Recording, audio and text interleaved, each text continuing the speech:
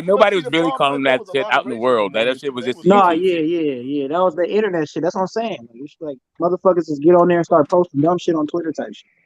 DNA feelings and shit. They do, bro. Like, baby.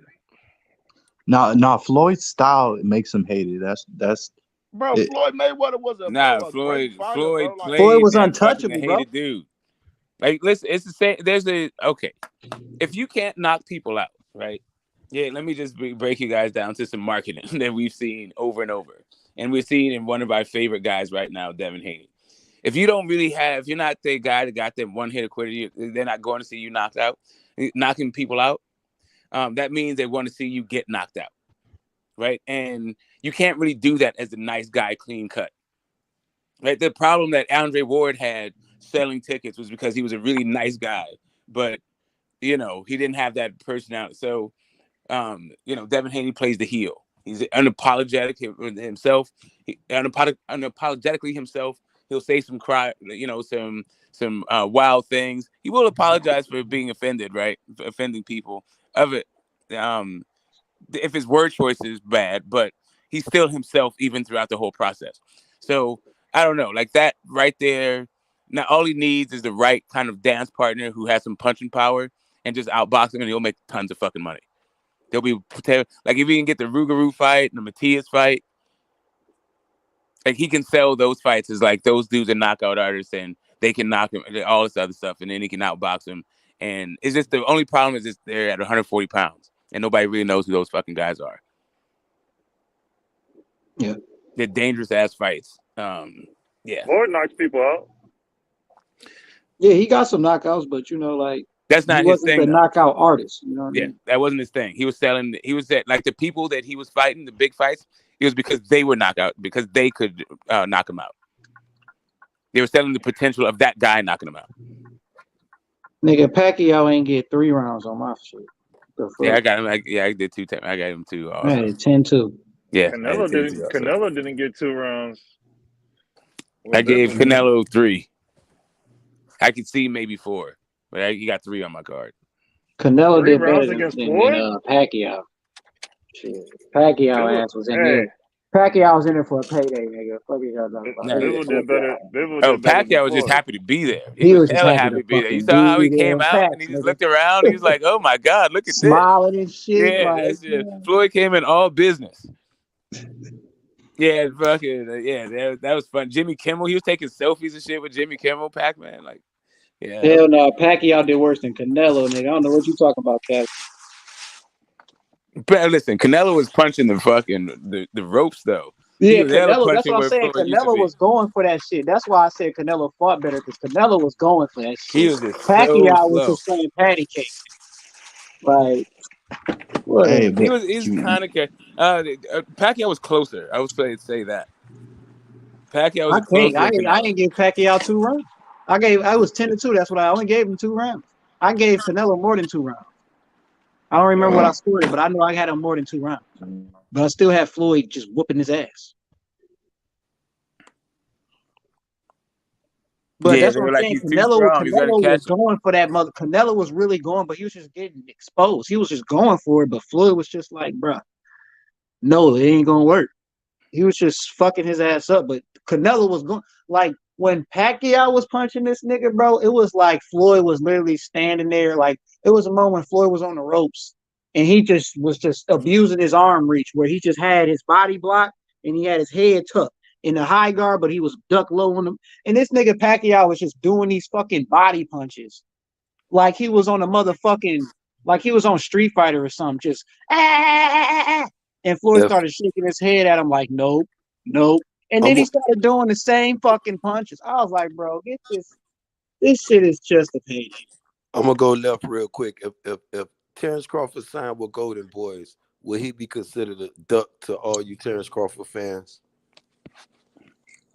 So I read the article. What I read was he had lunch with him and said that they could help him get the Spence fight and also explore the possibility of Alexis Rocha. And whatever people have turned that thing into, he's about to sign with Golden Boy. All right, but let's just say in whatever world he signed to Golden Boy to, I'd have to see the structure of the deal, right? If he comes out and they say they're about to give Terence Bud Crawford $33 million per fight in a 4-fight deal, and whoever the fuck they come up with, then I'm not going to say he ducked his fucking anybody. I'm going to say that dude, he just got paid. That's what I'm saying. Ching. Shit. Exactly. That's all I'm going to say. Motherfucker Golden Boy ain't did that for Canelo. He had to go back to court with that. Yeah, I'm just saying. They started off with that. Like that's what it, and nobody was worried about. And they talked about how they at some point is going to be Triple G. Like, okay, Terence will be a boss. He pulled that move off. He wouldn't have to be. His fans won't have to say nothing else no more.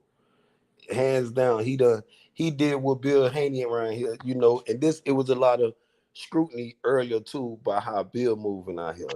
And I was telling dude Smoke, I was saying Bill Haney is marking Devin on the highest level. How many times you just take the father thing away, Bill? Smoke. Just say don't look at him as Devin father. Just look at him as a manager and trainer. How many managers, including Floyd, out here every day, YouTube platforms, fucking ESPN, everywhere, DHP business, bro. I mean, if Derrick James wasn't the man, I would have to give it to Bill Haney, bro. Just how he moving, how he pushing his fighter. You feel what I'm saying? He pushing him like I'm talking about anything. Started off with telling Calvin Ford, you mad because my son gonna knock Tavis the fuck out. And man, still my dick. Still my dick. You still his dick. Hold up. He took his glass. Hold up, Playboy. We talking about business of boxing. You around here like you on free smoking. I was like, oh shit. Yeah, that's it. That he said. My man said, "Get off my dick." I'm like, wow. Okay, that's what you for somebody show up to fight. Okay, Yeah, you really don't want can't. it. You don't want it. I guess. And I was That's like, shit, Bill on that type of talk. You feel yeah, I mean that's what I'm saying. Like you gotta, you're gonna have to just stir it up. You're gonna have to stir that up. But yeah, Devin Haney versus Tank. That's what I'm talking about. Is that kind of fight? You got the puncher versus the boxer. The boxer puncher versus the boxer. You can sell the hell out of like Tank gonna knock Devin out. Yeah. You know what I'm saying? I can't wait for that shit, boy. And that's the majority of the Tank fans. And when I ask them what Tank gonna do, you know the power. He gonna knock Devin the fuck out. I'm just saying, what if Devin? See, I was gonna let y'all rock, but y'all just had to do it, didn't you? What's that? Oh shit, fam! I was gonna let you rock. Okay, I guess what it is. I was gonna let you niggas rock. If I hear some more cap, nigga, I'm cutting into you niggas. Nigga. You mad my son go knock? You got one more chance. One more chance. I'm start cutting into niggas, bro.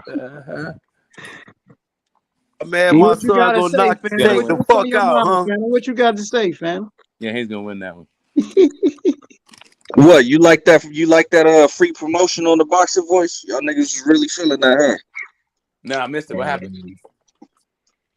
My son gonna knock Tank the fuck out. Oh yeah. That was a good one. Yeah, that's a good. Yeah, that was good. Yeah, man. What's the name? Calvin should have stuck around a little more, talk a little more shit. For what? That's exactly what Bill wants. Talk and help us promote this Loma shit. That's what it is, bro. I mean, you could also promote the Ryan stuff, right? Like, and to promote the fight that you're supposed to be having together, right? Because you want to fight him next. No. If he promoting Ryan shit, why is he gonna be talking to Bill about Devin Haney? Don't work like that. Because that's what they were doing when he was fighting Hector Garcia, talking about Ryan. Wait, what? Say that again. So y'all don't want Devin. Remember what when he was about fighting Devin Hector Garcia, but they were talking about Ryan?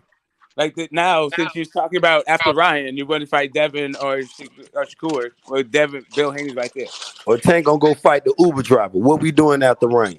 I mean, shit. He told you what he doing after Ryan. They gotta Tank the one speaking, man. We just responded. Cause then you gonna get offers you can't refuse. You're not gonna be able to say no, bro. Why would we refuse? Why would we refuse? That's the question. Why would we? The same reason you refusing right now, because Loma don't want to give you more money. I thought it's Loma asked for more money. Loma don't want to fight. What? Loma don't want to give up a portion of his purse to Devin Haney. It is what it is. What did you say? No, I thought Loma don't want to fight. Phantom, you got the facts twisted between Tio and Devin, bro. You know. That's what's going on right now, bro. Loma gonna fight. Yeah, I thought what's going on is that Loma asked for more money. No. What's going on is Devin wants more money. That's what it is. No, that's what I'm saying. And what's going on is Loma wants more money, and people are trying to spin it that Devin wants more money because of that whole Devin hate thing we're talking about. No, Loma's saying that you're engaging right now. No, because what I heard when Devin Haney first got in the ring, he said you gonna have to make some sacrifices. Fuck you think that mean? And now we at this point. Okay, yeah, we're at the point of you talking about Devin Haney wants more money when it's Loma who wants more money. That's the point we're at. Or is the fact that Loma don't want to give up no money? Is that what it is? Whatever it is, it's Loma who wants more money, not Devin. Like, it's not like it's coming out of Loma's pocket. Like, Loma's not paying for this fight. No, what it is there's a budget. Both fighters are getting paid. They each got their own purse. But you can negotiate and say, hey, give up some of that bread, you know what I'm saying? And we can make a fight. Yeah, Loma wants different times, and Loma wants more money. Loma wants to act like Loma wants his ass kissed on his way out the door. Yep. Loma don't want to fight. Devin Haney don't want to fight. Then after Loma, lightweight, you heavyweight. After Loma, Phantom, that dude out of Baltimore, Gervonta Tank Davis. Yes, sir. You know what I'm saying? No more They excuses. said they go see you. That's what they keep saying. They gonna see you. We gonna see you. Okay. Anybody want to bet? No more excuses, Phantom. Yeah, they're never gonna fight. We want to bet. You know, I don't think they're ever gonna fight. You know, either you that do I you think top 10 bet me? What? You want to Top 10 bet me, nigga. Bet who? Phantom? Let's go, top 10. I got Haney. That wasn't me, nigga. I'm the one who said you want to bet. That's top 10, right? No, it's OGPBC. OGPBC. Oh, who you got? We can bet whether or not Loma and Haney happens, and we can I got double Haney, nothing nigga. on Who you got? we But go I got double Haney. nothing on Tank and Ryan. Okay, you ready for my bet? Because I didn't mention nothing about Haney. Oh, okay. My fault. He's trying to fight Lomachenko and not trying to fight Shakur. And I'm saying Tank and Ryan Garcia. Who y'all niggas got? Oh, Tank Davis, fool. Oh, yeah. You ain't making no bets up here with that. Yeah. Tank putting that boy ass night. Yeah. I know. What happened to them boys? Ryan boys, you got the wrong panel for that one. Yep, sure do. There was niggas who came back there saying Ryan gonna win. Nah, they were just talking. Oh, you talking about Brotherhood? That's the only nigga I know. Brotherhood like to keep it juicy, man. He know Tank gonna knock Ryan ass out. Brotherhood know it Tank. Haney got Ryan, but he ain't here. Brotherhood was saying like Shakur is looking like a 7. Shakur versus Valdez is like a 7-5 kind of win for Shakur. It'll be a real close fight. Yeah. But Devin Haney about to move up. Yep.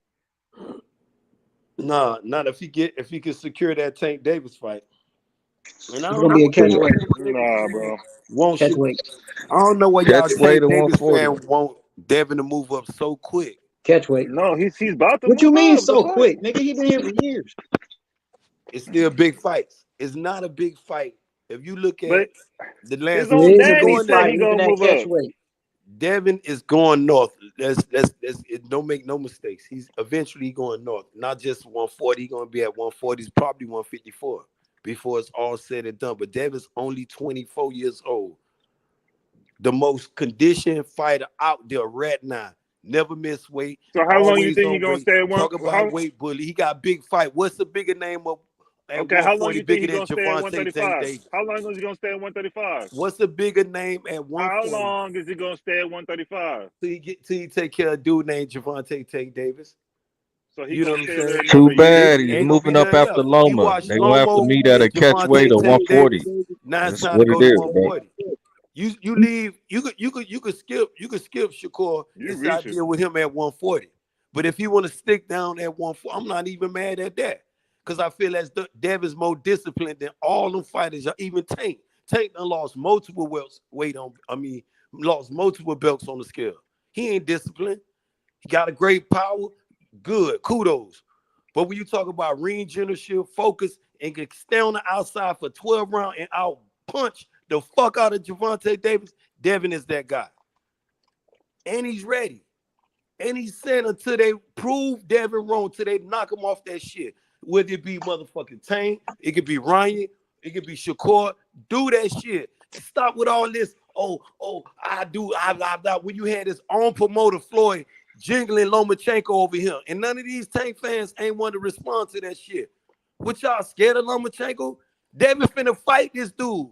After this man done ducked Devin Haney on many occasions. And the dude jumped up here talking about, Lomachenko finna knock his ass out. Why he didn't do it a long time ago? Clear that whole WBC shit up. Man, Devin Haney's on 140, bro. Shut up. Devin gonna move up after Loma, bro. Sorry. Man, if he get that Tank Davis fight, no need to go up right now. It's just like they were saying after Gamboa fight, man, go up. They wanted Devin to relinquish that WBC belt then. I'm like, nah, man, don't do it. He said it himself like a couple days ago. He said, I'm going up after Loma, bro. It ain't no different. Shit happens. With It ain't. I want him with the biggest name. And Devin, there's a lot of duck shit going on. Y'all do be up here with this duck talk shit. I want Devin to prove. Watch them motherfuckers will get washed. What the fuck going on? Y'all scared of the shit. I feel Devin not afraid of Lomachenko or a dude named Gervonta Tank Davis. And he ready to fight both of them dudes, and y'all trying to push Devin out the way. No, the niggas is just gonna fight later to catch weight at 140. They ain't fighting at 135, bro. Trying to push Devin. Y'all keep trying to push Devin out the way. Y'all keep motherfucking wishing for a dream. He didn't protect the custody no more. Tell him to go fight. He a gladiator. I wish all the rainbow. Tell him to go fight. My son gonna that nigga is not staying at 135, bro. He not doing it. Tank not doing it. Tank scared then. Cause one dude ready to fight right now. And y'all be saying the belt it does matter. Cause he's ready to fight Loma and move up. Shit, that's what he ready to do. Fight Loma and move up. Fight Loma. Got Loma scared to fight Tank act like he's scared too. And both y'all screaming, move up. Y'all know so what? Let all the belts just drop. And it's gonna be a good thing when Devin do move up and relinquish those titles. We're gonna see how many Mighty Mouse gonna forgive me. How many Tank Davis gonna collect? Yeah, boy. How many he gonna collect? He gonna go and do undisputed. He gonna go watch every champion at one. Loma ain't ready though. He need like 7 months. Hey, Mighty Mouse is the truth. Loma 3-division champion. You know what I'm saying? Former 2-time gold medalist. Devin need that win. And plus he been bucking Devin for the lonely. Push his ass in the ring, Bob Aaron. Throw Lomachenko ass in the Lions Den. Throw his ass in there. And they telling Lomachenko, no. Motherfucker, y'all forgot Lomachenko used to be Mr. Matrix. Mr. Better than Muhammad Ali. Come on now, keep that energy. Keep that same shit. No, Debbie gonna serve Mr. Lomachenko, Mr. Matrix, Mr. can beat Muhammad better than Muhammad Ali. No. No, fuck no. And Tank Davis, while you sitting up here with all that, you the man, go beat the man. Go show me one boxing fan at a time. Cause the rest of them gonna keep you in protected custody. That's what it sounds like with y'all. Y'all got Tank in protected custody. Cause y'all won't answer about when Floyd was over there, had Lomachenko over his head. Don't make me put you sign a fight Marvel and Capcom shit. Y'all don't want to address that shit, but y'all said he'll be. Haney Deadpool, nigga. Haney Deadpool if it's Marvel vs. Capcom. The fight though was never gonna happen. Yeah. Nigga scared of that shit. What ain't gonna never happen?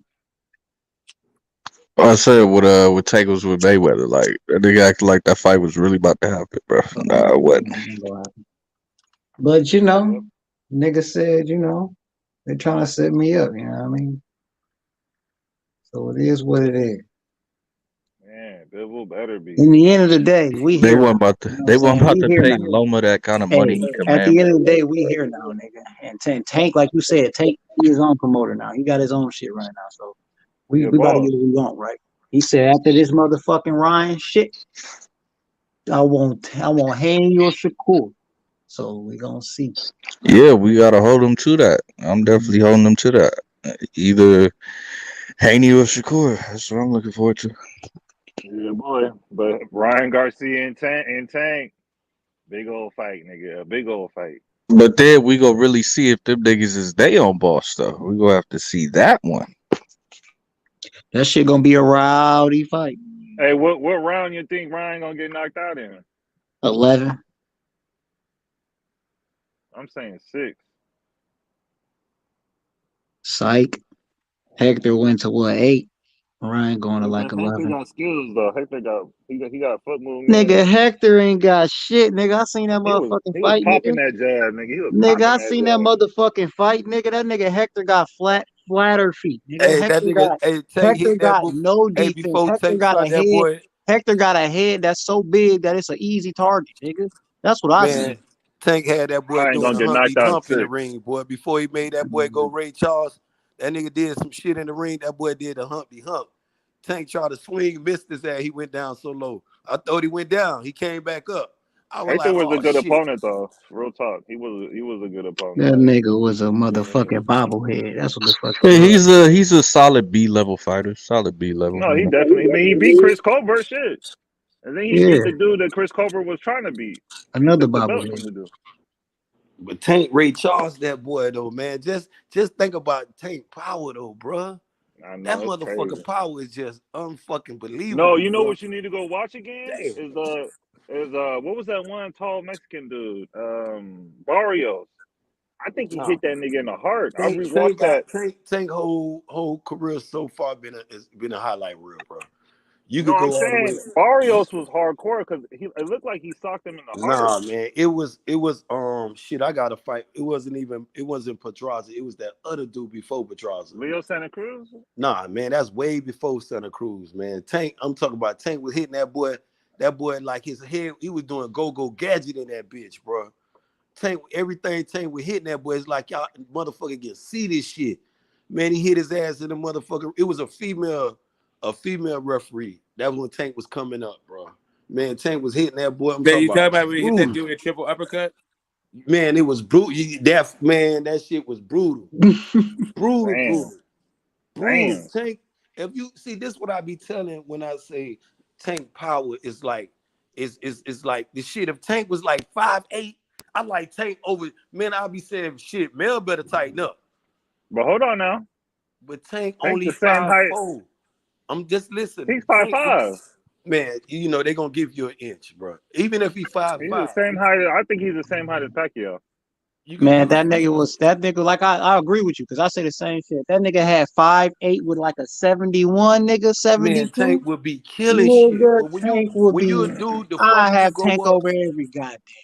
the further you go up your weight, by the time you get at 147, you're gonna have dudes 6'1", slim built but superb boxer. If they could keep a Tank at base, see y'all just when I be asking dudes, so what you gonna knock him out? Well, shit, whatever boxer keep, you get a pure boxer. Boxers little ass around for 12. Then what? Oh, Tank gonna come out with his superb boxer skills then.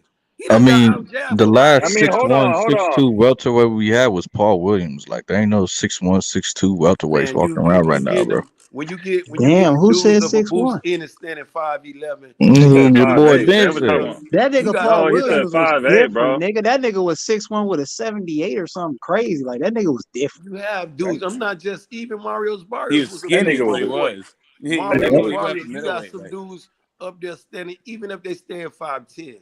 If they just if you get an A-level boxer standing 5'10" with Tank, it's just like when you look at the Keith Thurman. They wanted to really throw Keith Thurman ass in there with Tank. You feel what I'm saying? But it was a measuring beat the shit out of stick. that nigga. Tank, now, boxer like Keith Thurman, even though Keith can't take shit to the body, I like Keith over right now over a Tank. No, Tank will tear that body if up. Keith even stay still for a second, Tank could finish his ass because he can't take nothing on the chin. Barrio hurt him to the body. Everybody hurt Keith to the body, but Keith still a A+ boxer. Keith can box, bro. You talk your ass off. Keith can box, bro. Yeah, he can box. That motherfucking ponytail can box, bro. Yeah, he can go backwards. He done. He I'm got talking knocked about he down can box. going backwards too. Ask Pac-Man. Even though he lost, he boxed Pac-Man ass up. You feel what I'm saying? But when you talk about a measuring stick with a short dude and a person who a little taller than you who can box, this is the only thing that questioned me with Tank going in there with these type of fighters. An average Tank motherfucker. Tank the same height as Pacquiao. An average motherfucker like the average Joe, I don't have no problems with Tank. But if you take one of these, shit, it's a lot of dude at 147. I think Tank will go in there. I know he'll beat Sean Porter as Sean Porter retired. He'll beat motherfucking Sheedy Rashidi. He'll beat a lot of motherfuckers. There's a lot of motherfuckers he'll beat at 147. Keith Thurman. But would he reign as champion up there for a while? It's hard to say with the boost and the Virgil Ortiz. I doubt it. Like that kind of should be like at the very end of his career. Right? Yeah. The last hoorah. After he beats Ryan, he gonna be up there though. Man, I can't believe they're making that fight, man. Ryan wants a rematch clause.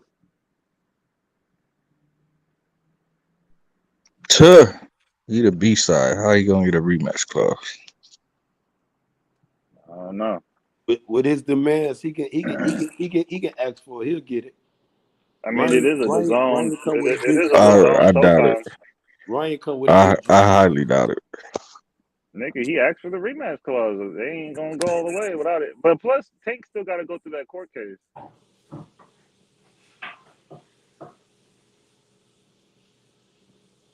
Man, Tank. Well, say that again. What was the question? No, I said That's Tank still got to go through that court case. But then that fight would interfere into a Tank. I mean, a Devin Haney fight. You know what I'm saying? Because after the Ryan Garcia, I feel as though Tank should be wanting all the smoke with Devin. I don't feel as though Devin should be having to hunt Tank down like this. And Devin been hunting all theirs down. He hunt Lomachenko down, hunt Teofimo down, hunt motherfucking Ryan Garcia when he was his mandatory, hunted his ass down. None of them dudes ain't want no smoke, bro. But yet and still we questioning Devin Haney. But now we got Tank that said he won't. And we got Shakur that said he won't. Exactly. So now we need them two niggas to go ahead and make it happen. And the thing, hold on. Let me just finish it because it's quick. Yeah, let him finish. And the best thing about it all, you know what I'm saying, is it's right there. It's right on the motherfucking brink of happening, nigga. So even if the shit don't happen at 135, we know it's right there at 140. So that's why I ain't mad at it. These niggas, them three, they all in a triangle and they gonna meet up real soon. Hey, I think Tank and Shakur might be after this one. That's it. Bob. You think Shakur gonna get the fight before Tank? I mean, before Haney? If Bob Well, I mean, allows I it, heard Bob Haney allows it. and Bill, like, they want to go up to 140 after this Loma. So, I mean, I don't really like to speak on that one. Because I didn't like how he... Hold on, I was going to finish one little sentence. Because I didn't like how in that last fight with, I think it was Gambosis, that weight drain was just scary. You know, he was discolored and shit. I think he should just be healthy at 140. Hey, I agree with you, but that's why I said that I still think the fight can happen because I think Haney versus Josh Taylor, that would be a good fight. Haney versus Josh Taylor, that would be a good fight. I think by the time Haney gets up to 140, Josh Taylor will be at welterweight. Yeah, I do too. And I think that he could still fight Tank because he's fighting Ryan. Ryan fighting the motherfucker. Ryan is at 140, but he's doing a catchweight fight. So that's why we tell motherfuckers, like, when it comes to Tank, let me just finish this real quick. When it comes to Tank, we already know. Like I said, like the Tank fans always say, the Bills don't matter. Blah, blah, blah. They want to see the big fights. They want to see the big names. So they can still get that fight with Haney and everybody still be satisfied. You know what I'm saying? And Haney can still go do his thing at 140. So it's like... Yeah, Haney, I mean, that weight drain was a little bit too scary, though. I mean... I would say it would have to happen next, like immediately after Loma and Ryan, because if he goes to 140, I doubt he's gonna want to suck down and do a catch weight of like 136. I don't know. I don't think so. I think that's what I'm saying. Like that's what I'm saying. Like, for instance, like that extra pound, those extra 2 pounds, like a 137, those shits will be enough for a motherfucker. It's like trying to push that fucking extra 135 out. Because if you notice when Haney show up to shit, he always be 1 pound less. Because I'm sure he the type of nigga that think that they gonna fuck around and try to play him on the scale. So he always come in at like a pound less than 130. I think he should or give 135. He'd be like 134 and shit, or 134.3 or something like that. He'd be like in a, you know what I'm saying? Yeah, I think he should give up the Loma negotiations and move on because Loma's acting weird. Me too. I agree. I want to be at 140. I don't give a fuck what anybody say. They can say what they want at this point. I really don't give a fuck. 7 fucking months? Come on, dude. What are you training? Where are you training at for 7 months, nigga? This ain't Dragon Ball Z. Niggas in a time capsule. Nigga got 7 months to train for Devin Haney. That's how you know you're pussy.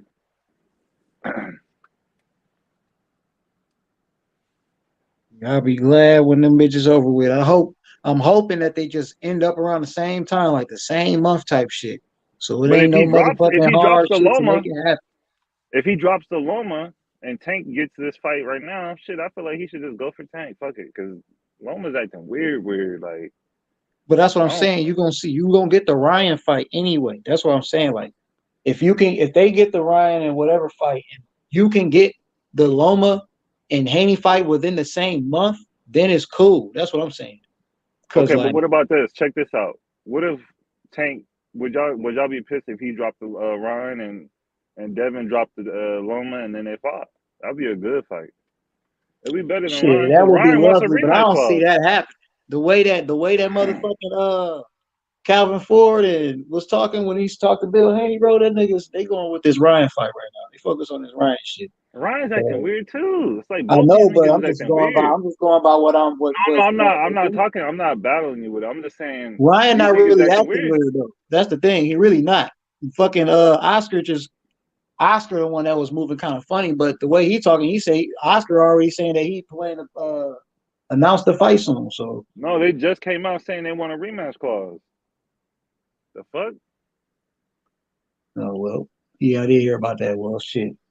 Oh, they trying to double dip into the Tank show, huh? I don't blame them. It was good money. Shit.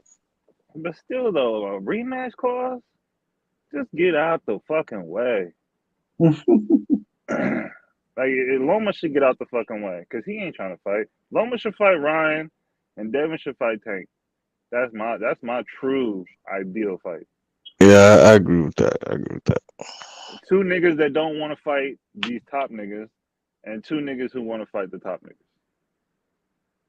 Ryan want to fight, bro. That nigga promoter he know what's gonna happen to that nigga. Exactly. The nigga was pissed he didn't take the warm up. That's why Rocha was the main person on that card. That was supposed to be Ryan.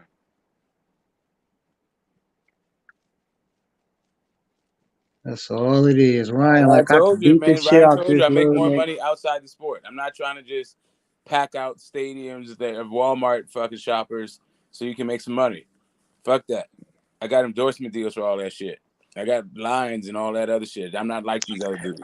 I want a Okay, big fight. Smoke. I don't give a fuck. So why you think he really want to fight Tank? Why is that? Why is this such an issue for him to press? Nigga, he's Because selling I himself right now. he thinks he can beat Tank and his actual money. That fight, there's money in it. He told they did the same thing. They tried to make him fight something like TBD opponent for $250,000. He told him that's where that quote came from. I make more money outside of boxing.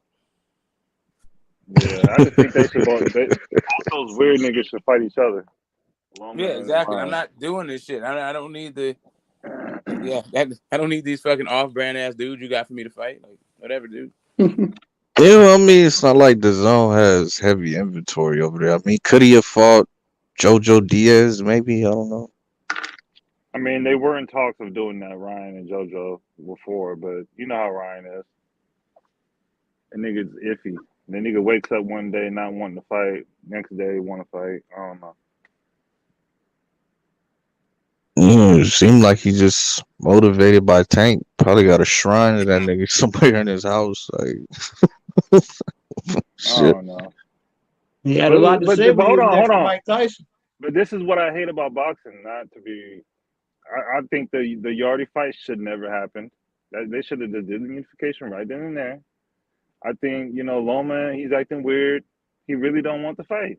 I can tell he don't want to fight. The way that nigga walked in the ring, he looked at him. He's like, "Nah, I don't want to fight him." He a heavyweight. Who says that? Now that's who should be asking for a rematch clause. That's who need one. Loma need one. Yeah. He probably already asking for it. Y'all don't even probably know. They probably told that nigga hell no already. Bob about to send that nigga back to Ukraine with a loss. Nigga Haynes said, I just got out of one of those. Fuck you. But that's what I'm saying. I mean, like, I really hate the fact that Yard got that fight. That was like the worst thing ever. Because everybody knew he was gonna lose. The nigga don't even spar.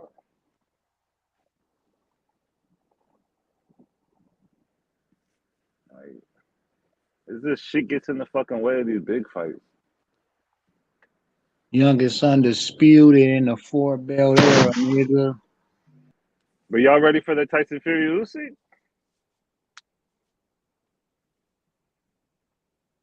Man, you know damn well Fury gonna beat the shit out that boy. Man, I didn't fucking second guess Usyk. I didn't second guess in the first fight because when I heard AJ say he gonna train to be a boxer and box him, I knew that was gonna be a loss. I can't downplay Usyk. Something about this dude. He's just different. Yeah, man. After I seen Fury get up from every goddamn knockdown Wilder gave his ass, I was like, ain't nobody gonna beat this motherfucker, man. It's over with. Yeah, it's the niggas that got will. The niggas who got will to really fight, are always gonna be a problem. But Tyson Fury got the cheat code. That nigga like 6'9". He's slick as fuck. Know how to box. Know how to knock you Fat out. as fuck. Can't forget that. I ain't even looking at weight no more. Now I see AJ get beat by fucking Andy Ruiz. That nigga push muscles back 400 years. That's what I'm saying, man.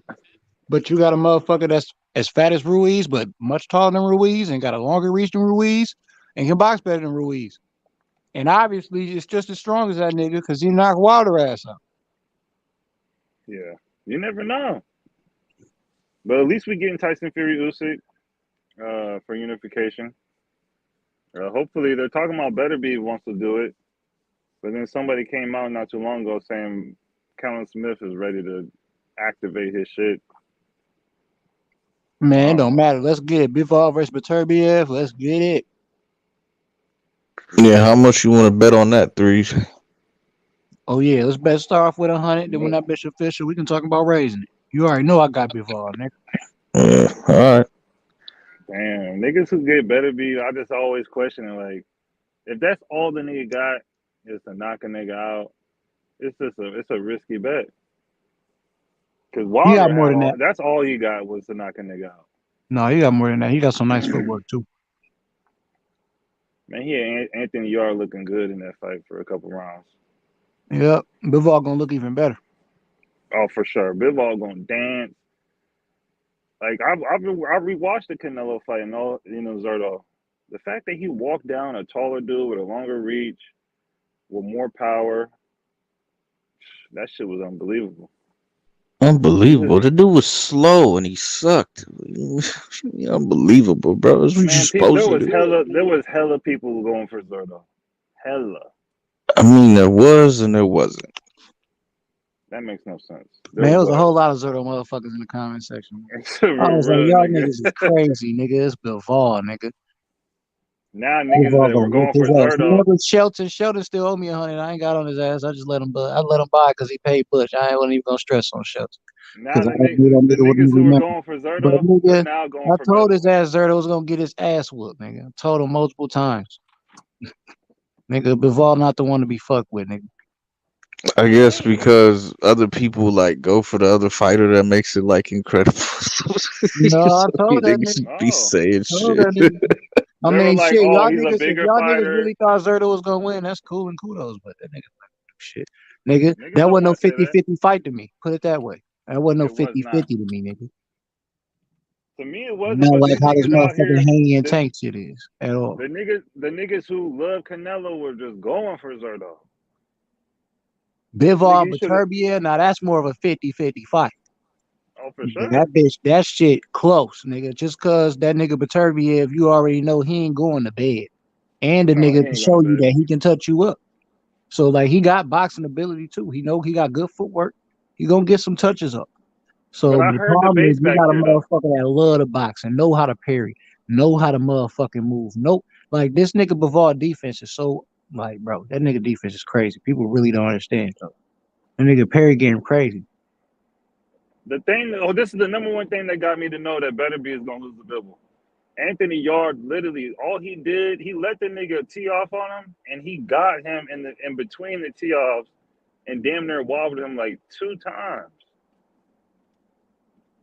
Bivol's been doing that to niggas. He's been allowing niggas to tee off, and he's going in between your punches.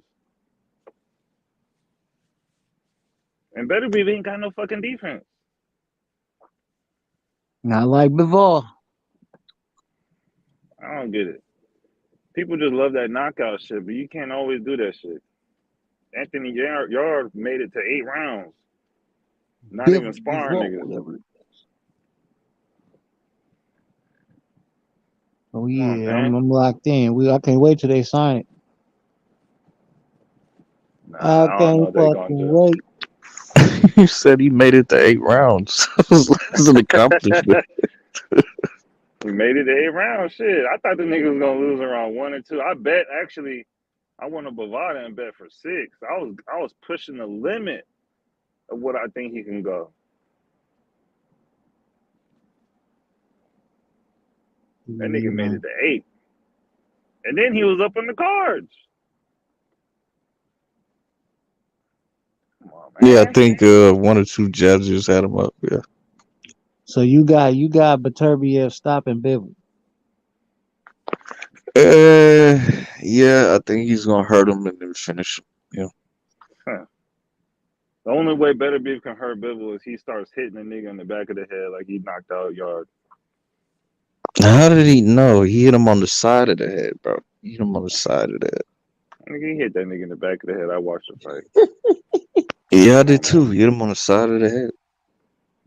The backside?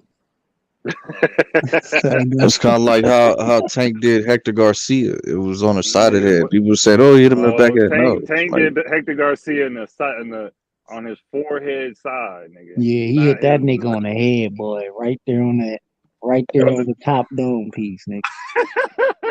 He hit him where the niggas be playing soccer and shit, be hitting the ball. Right. He hit him right there. Right where that bitch turned it, like where it's damn near the center, but on the side of the center, nearly the top, nigga. Like when he hit him, bro, that shit was crazy because you could tell Tank was bringing his hand down, like nearly when he was hitting him, bro. And like that's what I was saying, like my man should shut down for a second, bro. It's like he clicked the off switch on that nigga head, nigga. That nigga Hector went to he shut off, nigga. Somebody clicked the reset button on him, nigga. He said, "Doop," came right back on, nigga. Like, hold on, nigga, we still fighting. Nigga, let's not keep it. Let's keep it. That shit was crazy though. The ref set that nigga up, bro. No, he set that nigga up, bro. That nigga was trying to walk the Tank corner. He should have called the fight right there, nigga. That nigga quit. I truly believe he quit. Hell yeah, he did, nigga. You ain't hear what that nigga said? He said, "Where I'm at." When he was over there, he said, "What round is it? What's going on?" And then he told the niggas that he couldn't see nothing. That's why he did an interview. He did an interview saying, "I shouldn't have said that. I was good, but I wasn't all the way good. But they shouldn't have stopped it. No, I should have not said that." He did an interview saying it's because Meek Mill and fucking what's his name was fighting, and that threw off his momentum and shit. Nigga, you should have looked over there. For real. Nigga, man, yeah, that shit was fucked up, bro. That nigga, man, I was just looking at this nigga like he need to move his head, bro.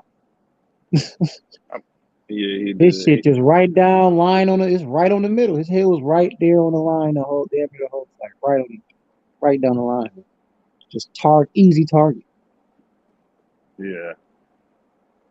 Man, that's how boxing is, man. Shit. If you don't protect yourself, you get knocked the fuck out. That's why fucking Yard got knocked out. That nigga had no defense. It's sad because he was the last black nigga other than Bouassi at 175 that, was getting shit done. It's all right. David Morrell be there. After he finish everything at 168, he gonna go up there and take over 175. You know I would love to see David Morrell versus Demetrius Andrade. Yep.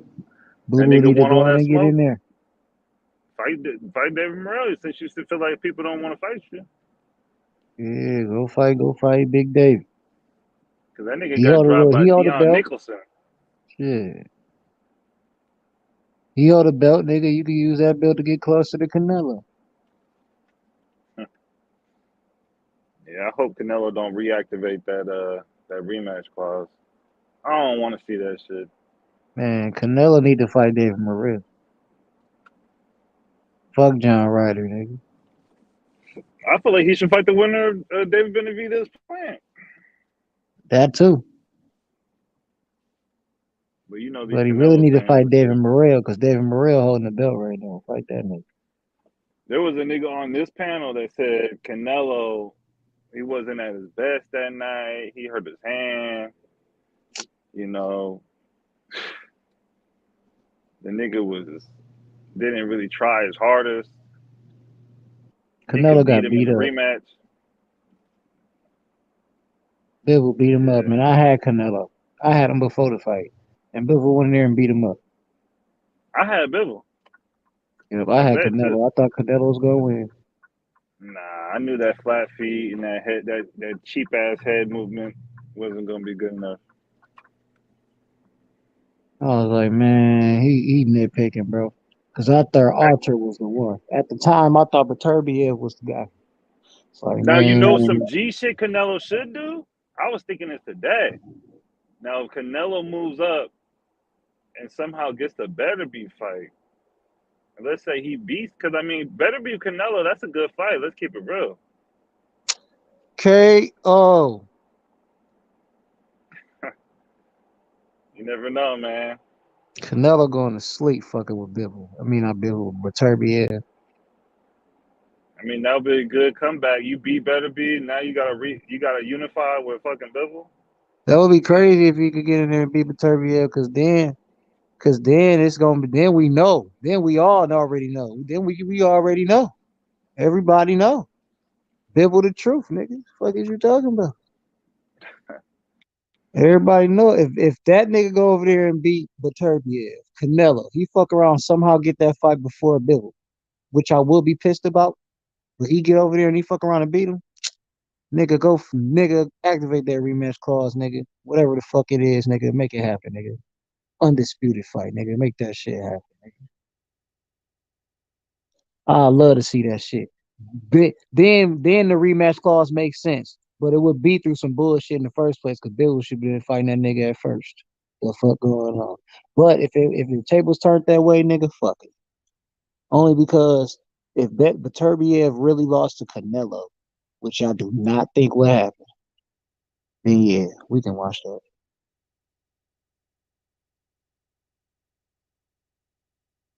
Shit crazy though. That nigga need to fight some real 168 fighters, not no John Ryder.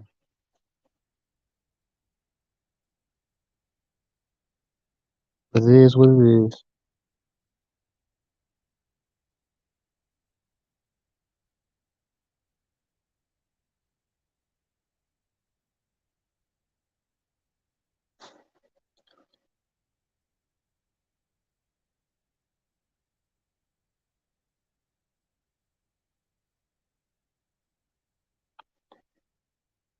Shout out to the panel. Shout out to the motherfucking chat, nigga. Y'all know what it is. It's H Money Boxing, nigga.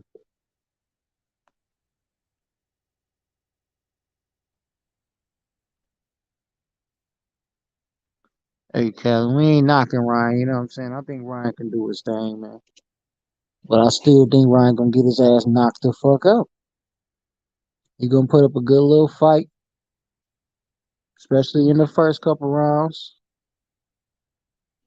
The crowd gonna be going absolutely nuts the whole fight. And then out of nowhere, Tank gonna put that nigga to sleep. That nigga ain't gonna get up. It's just gonna be a KO.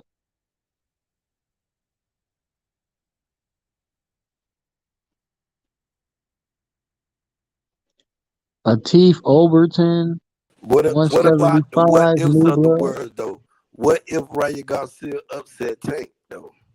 Then how would that affect the Devin Haney and Tank Davis matchup? Ooh wee. That would change the tides like a motherfucker. But I still think that it would still be a big fight if they still fought each other. I just think that shit would change the tides like a motherfucker. Though. That would literally make all of us look like we've overlooked the fuck out of Ryan. That's what I think. We literally overlooked the shit out there, man. But that would be crazy. Can't lie. But to those that didn't overlook Ryan, I do say he got a chance, but that nigga just came out there and just won in a very convincing fashion and like stop Tank or some crazy shit like that, bro. It's like, yeah, bro. Just gonna have to change up. Niggas gonna be talking about Ryan better than everybody. That's what niggas gonna be saying. But me, I'm gonna be like, Haney really the best. And that'll have a lot of people, if like you just said, we sat here and done overlooked Ryan, and then Ryan go out there and upset Tank, and then Ryan will be instantly the man, with no belts, and he'll be sitting here like he done accomplished, what I'm saying, undisputed by defeating Tank, and they will hold him as such. Sudamar will come out with an old diamond belt for him to give to him, some old crazy shit, and it'll just be it'll just be crazy, bro. I wouldn't believe it if I saw. It's a fight chance, so y'all think Bud is he a G, huh? He making boss moves. Well, what type of move he made? He sit down with Golden Boy and faking the move with Claus now, like what the fuck?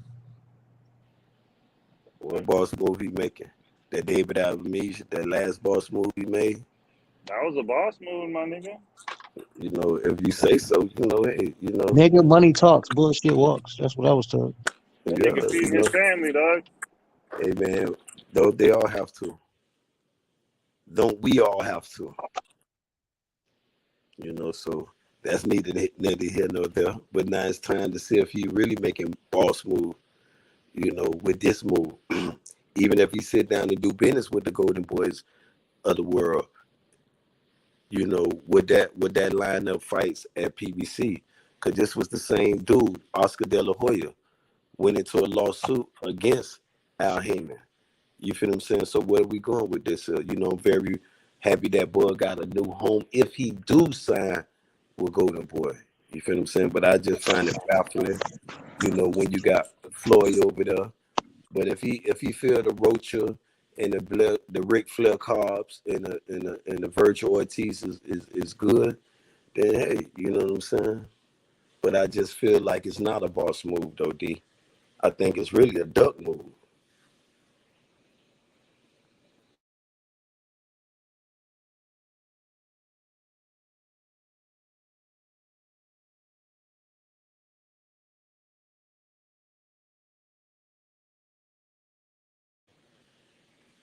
Y'all hit that like button, subscribe to the channel, man.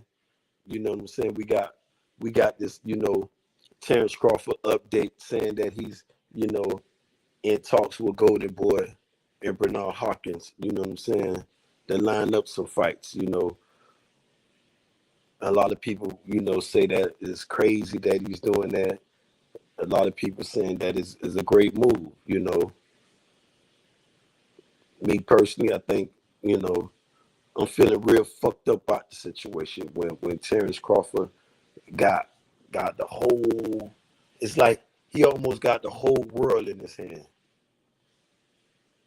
but yet and still he want to go and sit down there with the Kia dealership. He don't want to go over here and sit in with these Phantoms and Bentleys, and he want to go sit in the Kia parking lot. But hey. If that's what they want, that's what blow their head back, then so be it then.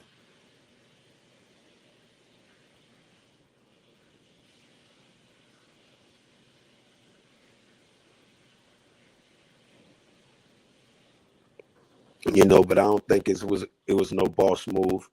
It was more of a last minute move, a ditch move, nowhere to go. Man, come on, some son help me. Very, very, very disappointed, I think he could have humbled himself a little more, got his sense together, went and talk business with the Al Haymans of the world, sat down and do a multi-fight deal. You want the 3-fight deals, you want the Rochas and the motherfucking Virgil Ortiz. Well, you could have got the Danny Garcia, a Uber driver, and Errol Spence. Line that shit up all in 2023. But if you sit up there and talk about you considering Golden Boy, and they talk about whatever made that fight happen in 2024, when boxing fan was already upset in 2022, and now we're in 2023, and now you still saying 2024? Shit. Just don't know. Got North Korea signed with Ukraine. You know what I'm saying? Everybody, we might be into World War III before these two motherfuckers start really fighting. Might be another war here. You know what I'm saying? But the fights that might happen, you got the Tank Davis. You got the Ryan Garcia. You got the Devin Haney and Lomachenkos. I hope Jamel having a speedy recovery concerning his hand, so we can get that 154 back up and popping. You know what I'm saying? Because we need these fights. Boxing need these fights. Because there's a lot of duck talk and a lot of chicken talk going on, man. Everybody on this in duck mode and shit. Motherfuckers don't want to fight. The motherfucker want to go in duck mode and then cry for care package. I need a care package. Trey, what happened, man? Oh, you got the droopy eyes. Big Chop in the building. You know what I'm saying? Got tied and pulled up.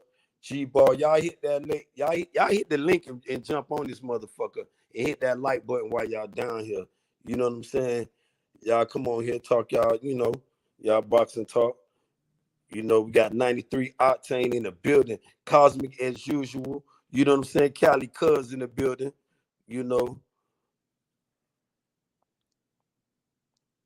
That's what it is, though, but it's a good move for Bud. Bud got a new home. I ain't gonna say he got one because he in talks, negotiation. He like to say he done signed everything and busted you. So I'm hoping he pulled one of them moves with Golden Boy. How about that? I hope Terence Crawford pulled a move like he did and say he done signed all this and finna do that and bust a move and pull up there in Las Vegas. TMT camp somewhere. And let's make this shit happen. Because there's a lot of people think Bud can knock out Errol Spence. You feel what I'm saying? A lot of people think Terence Crawford can switch in, beat the shit out of EJ. Make it easy work. Benjamin begged the different, that's all. You know what I'm saying, Big Chop? I just think different. I know you know what I'm saying? I just begged the different. It said we know MP didn't want the fight. No problem. Oscar got the hands over. I should be keeping that. But we don't know. You know what I'm saying? We got this fight. It'll make a lot of sense if Oscar gets signed before he make the Tank and Ryan fight, because that would be a good thing. It'll be like you could throw it on a co-main event. I don't know if Tank want to share that limelight like that with a fight of this magnitude. Well, shit, that would help Terence Crawford, stocks. That was shit. With a fight of this magnitude, only boost this shit up. It would be good marketing on that behalf. But will Terence humble himself and allow this to take place? Because everybody say he's a primetime fighter. He's a main event. Sometimes we got to humble ourselves, though.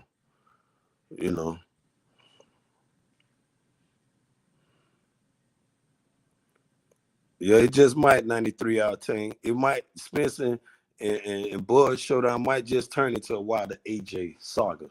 But if Bud signed to Golden Boy 93 out of 10, it seems like it only pulled the fight away further apart, though. I don't see how him signing with Golden Boy bringing the two together, though, my G. You feel what I'm saying? Who knows? Maybe Terrence can go over there and negotiate. Remember, his own boss now. He can tell Oscar this is what he wants, even though Oscar might be saying this is what we want to present to you. But Terrence can rebuttal and say, well, I don't want that. I want y'all to line that motherfucker Errol Spence shit up. Get that shit on the table. This year, 23, but I don't know. Maybe Bud just want paychecks. Maybe he want payday, all the way out, He might want payday, So I don't know.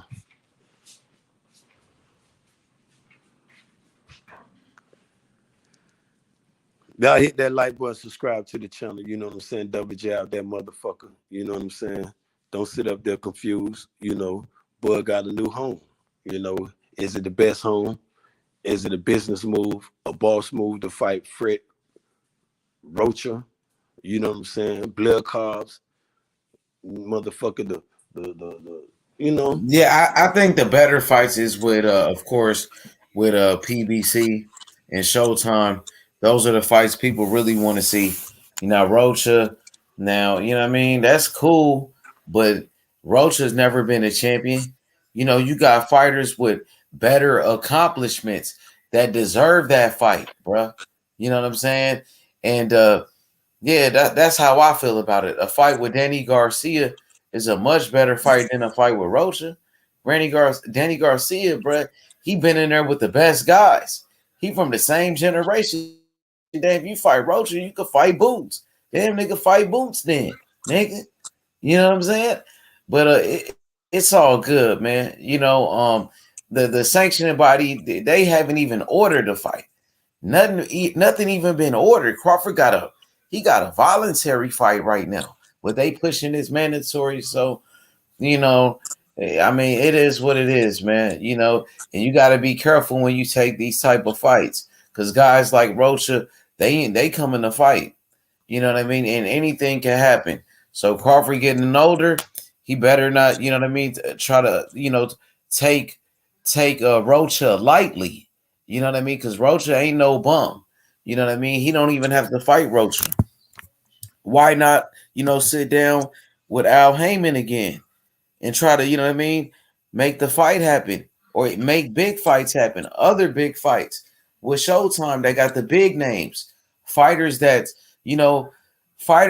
are established, fighters that got a profile, like a Danny Garcia. Everybody know Danny. He fought Errol Spence on pay-per-view. Everybody know Danny. He fought Keith Thurman on CBS. He fought Sean Porter, my nigga. Manny say he want to come back. You got Manny. He fought Lucas Matisse on the Mayweather Canelo undercard on one of the biggest fights in the history of boxing.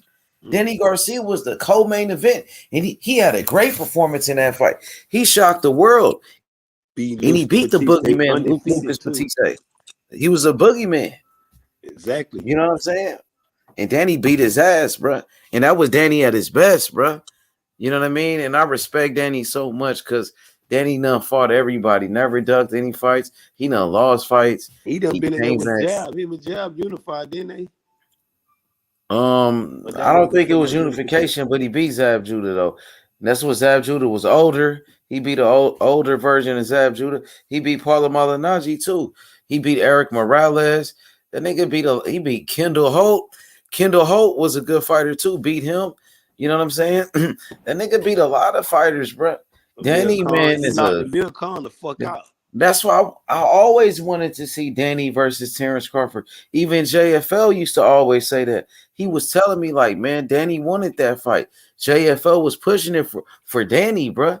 And that's why that JFL keep it so real. He free smoke. They want that fight for Danny, bro. Why he can't give Danny an opportunity, but he'll fight fucking Rocha.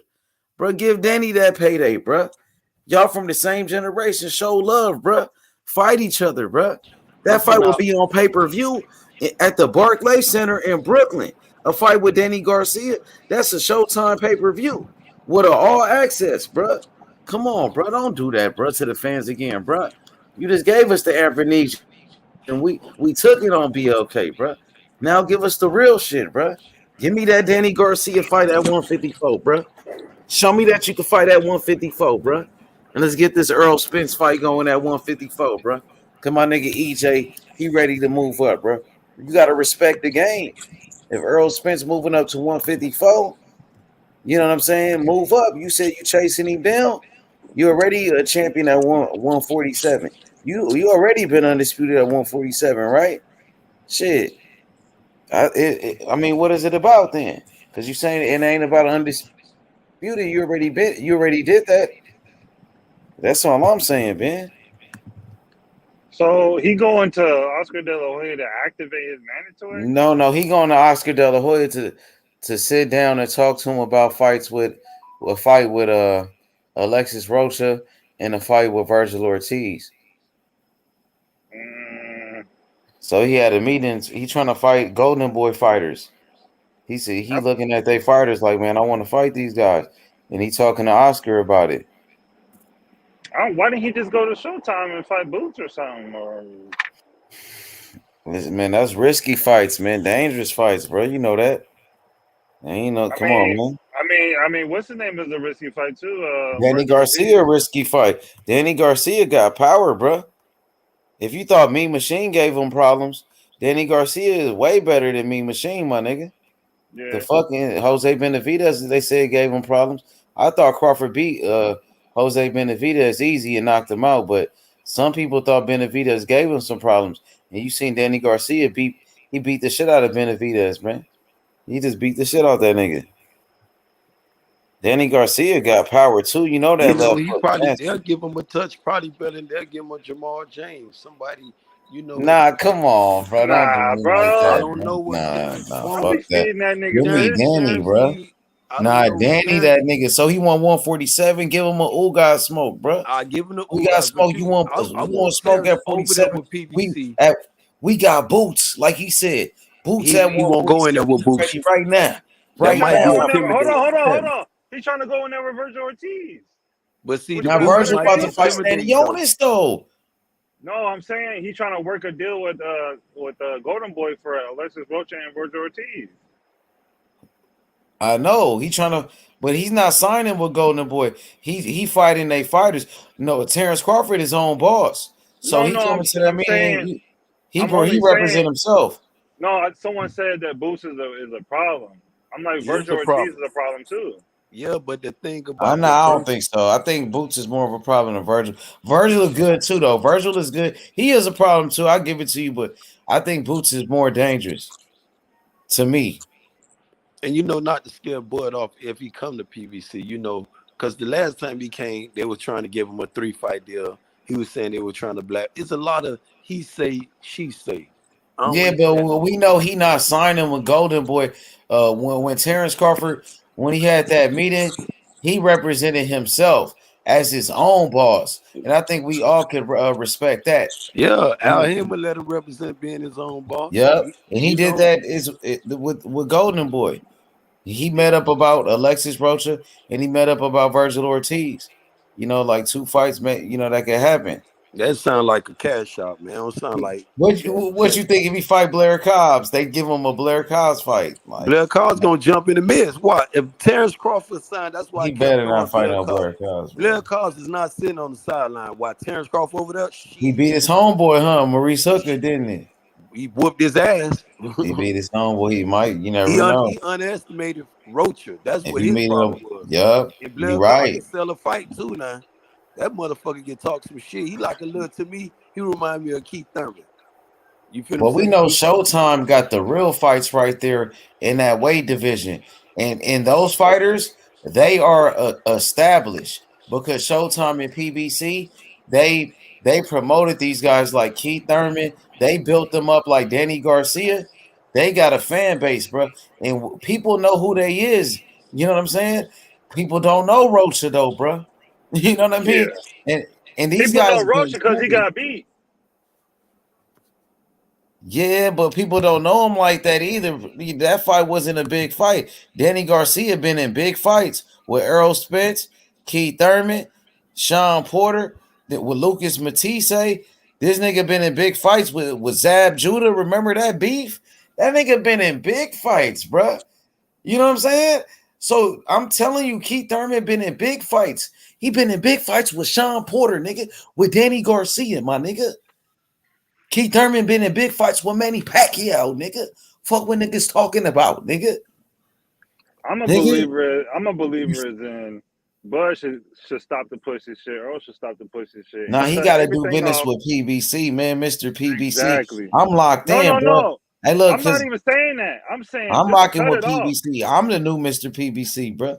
You know, I'm playing. I'm bullshitting. But look, my fighter that I'm working with and I'm pushing for real, my boy I'm locked in with, he with PBC. He with Al Heyman, David Morrell. That's my guy. And then Ben, your fighter for real from day one, man down with Al Heyman. So me and you, we locked in. I'm not an Errol Spence fan. I'm rocking with PBC on 100. I got Morrell with the Wilder. best in the business. I'm so happy for Morrell that he with Al Heyman, bro. So I ain't got nothing to worry about with Morrell, bro. He in good hands. I'm a Jermell Charlo fan and Wilder. That's it. Huh? I'm a Jermell Charlo fan and Wilder fan. That's it. I didn't like how Wilder was saying something about he ain't getting paid or some shit, and then he let these fanboys they try to run with it and let them run this narrative. Oh, Wilder ain't getting paid. He said something about it and try to say that's why Crawford don't want to fight because what Wilder is saying, you know what I mean? Like what Broner said this, Wilder said that. Like these niggas weird, bro. I don't really get into what niggas say no more. I just like them. Yeah, but I know because they bring it back to me and they be bringing it up. You know what I mean? They bring it over here sometimes. To me, if I go off of that, I feel like Bud is a petty ass nigga. I just feel like he is. But I really like his boxing style, so I think I like him. Yeah, I like his boxing style too. And he one of my favorite fighters, but so is Errol Spence. Errol Spence one of my favorite fighters because he remind me of one of my favorite fighters of all time. You know, Winky Wright. And then he one belt away from undisputed, just like Winky, man. You know what I mean? He really trying, bro. He's trying his best, bro. And he gonna take this fight with Keith Thurman. And Keith Thurman is a fighter that's, you know, that got accolades. You know, Keith Thurman, that's gonna solidify Errol Spence as a future Hall of Famer, bro. Keith Thurman is the other best welterweight of this generation. And now they finna fight. And we really don't know about the weight either, though, bro. That's why I was asking Ben earlier about the details of the fight. Like when could we expect an announcement? And you know what I mean? Because I want to know where the fight is gonna be and shit. Is it gonna be at Cowboy Stadium or is it gonna be in Vegas or something like that? You never know what they gonna do with Errol Spence, bro. Because they trying to build him up to be a star. But I like when he fight in Dallas, though, man. I ain't gonna lie. I like when he fight in Cowboy Stadium, bro. Hey, you know what? Keith was there when he fought Mikey. So Keith loved the surrounding. He loved the environment. He said he would love to fight in Cowboy Stadium. You know, the stars lining up. I don't think that fight's happening. Nah, it is gonna happen, bro. I need that fight, bro. Boxing need that fight. Earl Spence and Keith Thurman, bro. Ain't no duck mode going on with and PBC make all the fights. And that's they make all the fights. So when Earl Spence and Keith Thurman fight, and then with when David Benavidez and Caleb Plant fight, that shows that PBC make every fight possible. And then Wilder gonna fight Andy Ruiz. That means PBC made every fight within their stable, bro. And that's great for boxing. I love what they're doing, bro. You hear me, bro? PBC. Yeah, I mean, I like that shit though, Ben, because they, you know, when a fighter is with PBC, they with Al Heyman, you know, you're gonna get those fights, bro. And Hey, this is what I'm saying, though. This is what I'm saying. I'm not trying to cut you off, but what I'm trying to say is this. Niggas need to put the pressure on both these niggas. Stop playing this little Bud game, this little Earl game. They don't need to fight none of these niggas. They need to fight now. That's why I was pissed that Better Beef had the Yard fight, because Yard got in the way of shit. Just fucking fight now. Fuck later. gonna get worse or I'm later. saying why Crawford can't meet up with Al and them, bro. Why he can't go sit down and meet with Steven Espinoza and shake hands like he did with Oscar and them, bro, and be respectful and like, you know what I mean, and really be sincere and be genuine, bro. That's all what it's all about, bro. People don't play that shit, bro. You can't do stuff like that, bro. You know what I mean? Yep. And then you go around talking bad about Al Heyman, and Al Heyman, he don't even talk. He don't even say nothing about nobody, bro. He ain't never got on the camera, said anything about never, bro. You know what I mean? But Crawford and you know what I mean, and his team, they got all this shit to say about Al, bro. Come on, Yeah, bro. they That called shit him a is wrong, homosexual bro. and shit. That shit was weird. Yeah, that shit is weird, bro. And then if it's an Errol Spence fan that just love boxing, they call him they call them names and shit. Calling niggas out their names, that shit weird, bro. And that shit is disrespectful, bro. Because then when people start calling you guys bitches and shit and start getting on your ass, y'all say, "Oh, don't threaten me, don't do this, don't do that." But you want to call somebody out their name, bro. Because if you know, bro, if you would call somebody outside they name it in their face, bro, you know what's gonna happen. You wouldn't do that, bro. That's some bullshit, my nigga. My nigga Errol Spence, a great fighter, Ben. You know I gave Earl his credit, Ben. He the next Winky Wright, bro. Winky Wright was undisputed, bro. Earl Spence. He about to fight Keith Thurman. And this fight Terence with Keith Crawford, a Thurman, great fighter. listen, This fighter, when he fight Keith Thurman, that's like the best fight in the best, bro. And we don't even know what's the weight gonna be.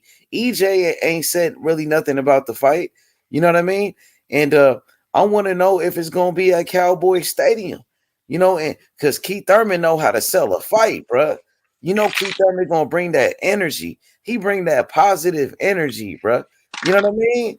And I love that about Keith Thurman, bro. You know what I mean? That dude is a class act, bro. He a class act, bro. You know what I mean? He give you 110% all the time. You can't deny Keith Thurman, my nigga. He a true professional. And that should take you a long way in the sport of boxing, bro. You feel me? especially knowing how to survive in that ring, though. And Keith Thurman showed you time and time again he know how to survive in the rings. And this was some of these. Exactly. And They this keep was some of talking these about fighters. Keith Thurman get hurt to the body. Yeah, he got hurt to the body, but he never went down. He got dropped by Manny Pacquiao, but it wasn't a body shot. You know, so this man know how to survive, bro, and he got that toughness. You see that man hurt, bro. You seen he was hurt, but he didn't go down, bro. That man, you know what I mean? He did what he had to do. He did what he had to do, bro. And now Keith to finally come back and get his shot again. You know what I mean? And that's what I want to see. And Al Heyman rewarding Keith Thurman as he should, because Keith Thurman been loyal to Al since day one, man. Al was building up Keith. He believed in Keith, made Keith a unified champion. You know, and Keith, he dealt with injuries. You know what I mean? He dealt with his trials and tribulations, man. That's just being a part of a champion. Because you win some, and you lose some. And that's a part of life, man. And I think we all dealt with that inside and outside of the ring, bro. You know what I mean? Because Floyd Mayweather said it best. He didn't take no losses inside the ring, but he took losses outside the ring, bro. You know what I mean? And Keith Thurman, he did. He took losses outside the ring with his injuries, and he took that loss against Manny Pacquiao, bro. He did. And I could talk about Keith like this, bro. You know what I mean? Because we know Keith, right, Ben? Because we seen the journey of Keith since he was a teenager. When he was sparring with Champ World. Clearwater, stand up, Clearwater. Exactly. You know what I mean? For real. That's that nigga Keith Thurman from Florida, nigga. You know what I mean? For real. Keith Thurman representing USA, bruh. You know what I mean? And listen, because to me, Keith Thurman's like, this dude right here risked it all, bruh. Put everything on the line, fighting the best, bruh. You can't even deny that, man. Just look at the man resume. You can't call Keith a duck. He ready to fight Earl right now.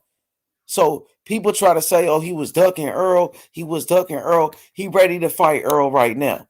So you can never call him a duck again. He ready to clear his name up though, man. So that's something else I respect about Keith, because that's what they were saying. You know, that's what people were saying. Oh, he ducked Earl. He's a duck.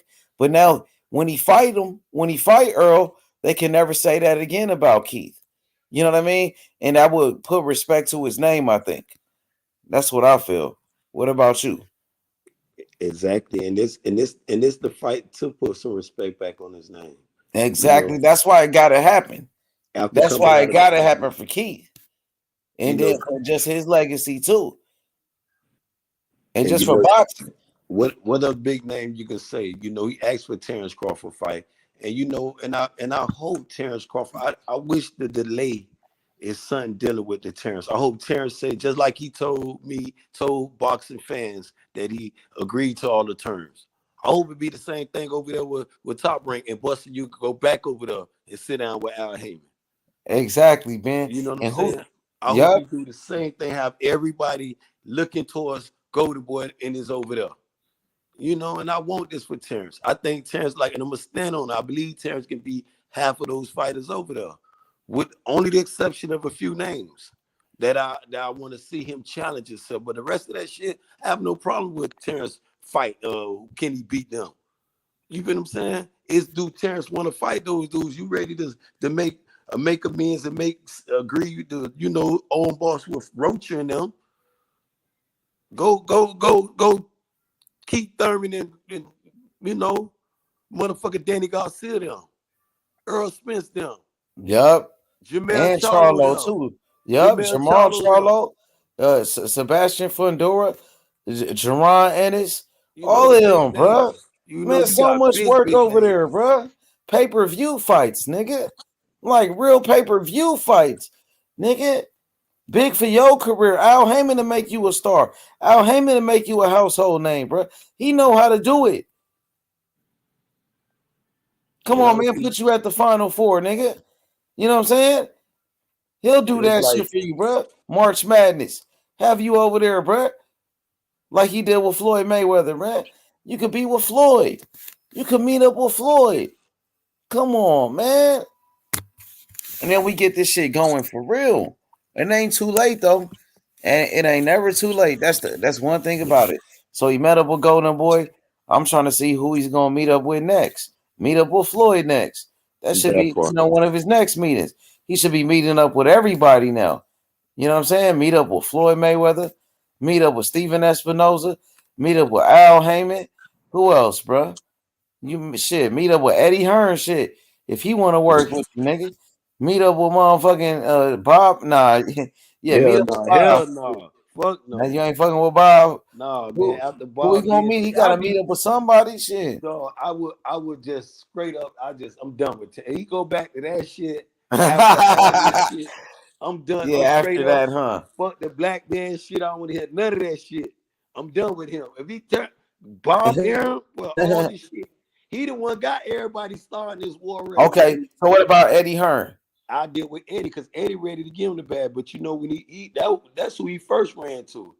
You know what I'm saying? Zone though. What about Floyd though? Floyd, that was the best. He could have been a TMT with Tango, all the energy, all Leonard Edderby coming out. Boy, you know how Leonard Edderby be out here, man. Terence Crawford, the new man, he'll beat EJ. Leonard was sad. Oh yeah, he'll do it. You heard Floyd say he the number one. Boy, they'll sell that. Boy, they ready to sell a fight. Eddie Hearn been dissing him too, though. Eddie Hearn was like, "Yo, nobody watching that fight with Avernesian. Nobody care about that fight." So Eddie really just ain't fucking with him. But Oscar and them really have been pushing for him low key though, because when he was negotiating with Al Heyman, like Oscar was saying like some hater shit. Saying, oh, Al Heyman don't make the fights. Oh, Terence Crawford is the best. And he was like defending Crawford when Crawford was doing that shit. You know what I mean? And that was kind of like speaking highly of Crawford. But Oscar was like kind of clout chasing, because when Crawford didn't take the fight, Oscar was like, oh, I told you guys Al Heyman and them don't make no fights. You know what I mean? I told you about PBC, and Oscar just was on some hater shit. You know what I mean? And it looked like he's trying to link up with Oscar, who's a hater of Al Heyman, who's a hater of PBC, will make it only even harder to make the fucking fight. You know what I mean? Because Oscar, I'm thinking now. This is what I'm saying. Damn, that shit don't line up and they ain't making exactly. Because you remember when Munguia, Charlo was supposed to fight Munguia, and Oscar stopped that fight, and you know, I don't know what's going on with the Tank Davis Ryan Garcia fight right now. And what else? Man, all of those damn fights. So he ain't been making no fucking fights, really. Really though. And you going to him? I mean, but he probably fight like Oscar fighters, unless you know Terence. I believe Terence went over there like a boss though. See, this is what people ain't telling you, man.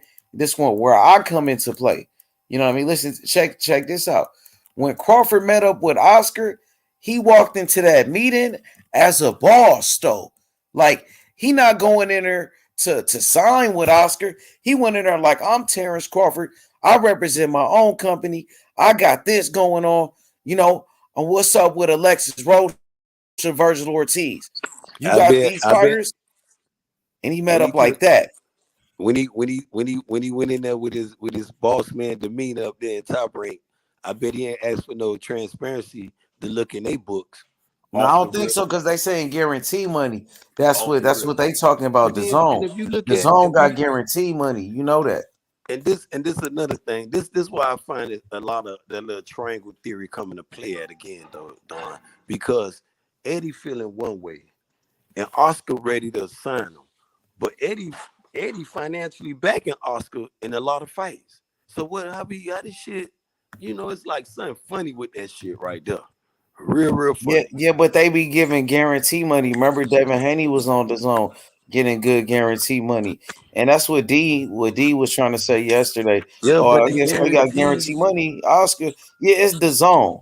The zone got guarantee money. It was a 3-fight held up about the first when it was in negotiation. The time, they wanted to give him a 3-fight deal. Well, he just wanted to fight EJ and Jamel Charlo. Then it went to, you know, Fox and Showtime, you know, then it went to this and that. But all the time, it was Bud sitting here with BLK, dragging these people, dragging them. But now you get, you know, walking up in here like a boss to talk to Golden Boy, but I don't see how this shit is a boss move or he boss playing when ain't nobody that'll make a boss move with but Virgil Ortiz. Yeah, I mean, he must be looking at Virgil like the big fight. That might be the pay-per-view fight on the zone. That's the only thing. That's probably what he's looking at. And that might be his last fight. If he could get Virgil in there, who's a young fighter, knock him out, beat him up or whatever, he could go out on top. That's like, you know what I mean? And you really ain't got to risk it all. Even though Virgil Ortiz, that's a risk though. Because Virgil Ortiz is a good fighter. He got some power. And Crawford getting older, he a young fighter. But I think Crawford will beat him though. I think Crawford still got enough to beat him. You know, I think Crawford might retire after that Virgil fight, to be honest. And that's what it looking like. You know what I mean? Because that'd be like a big fight. That'd be a nice big fight. And you know what I mean? And you could go out on top. Like, I gave him a big fight.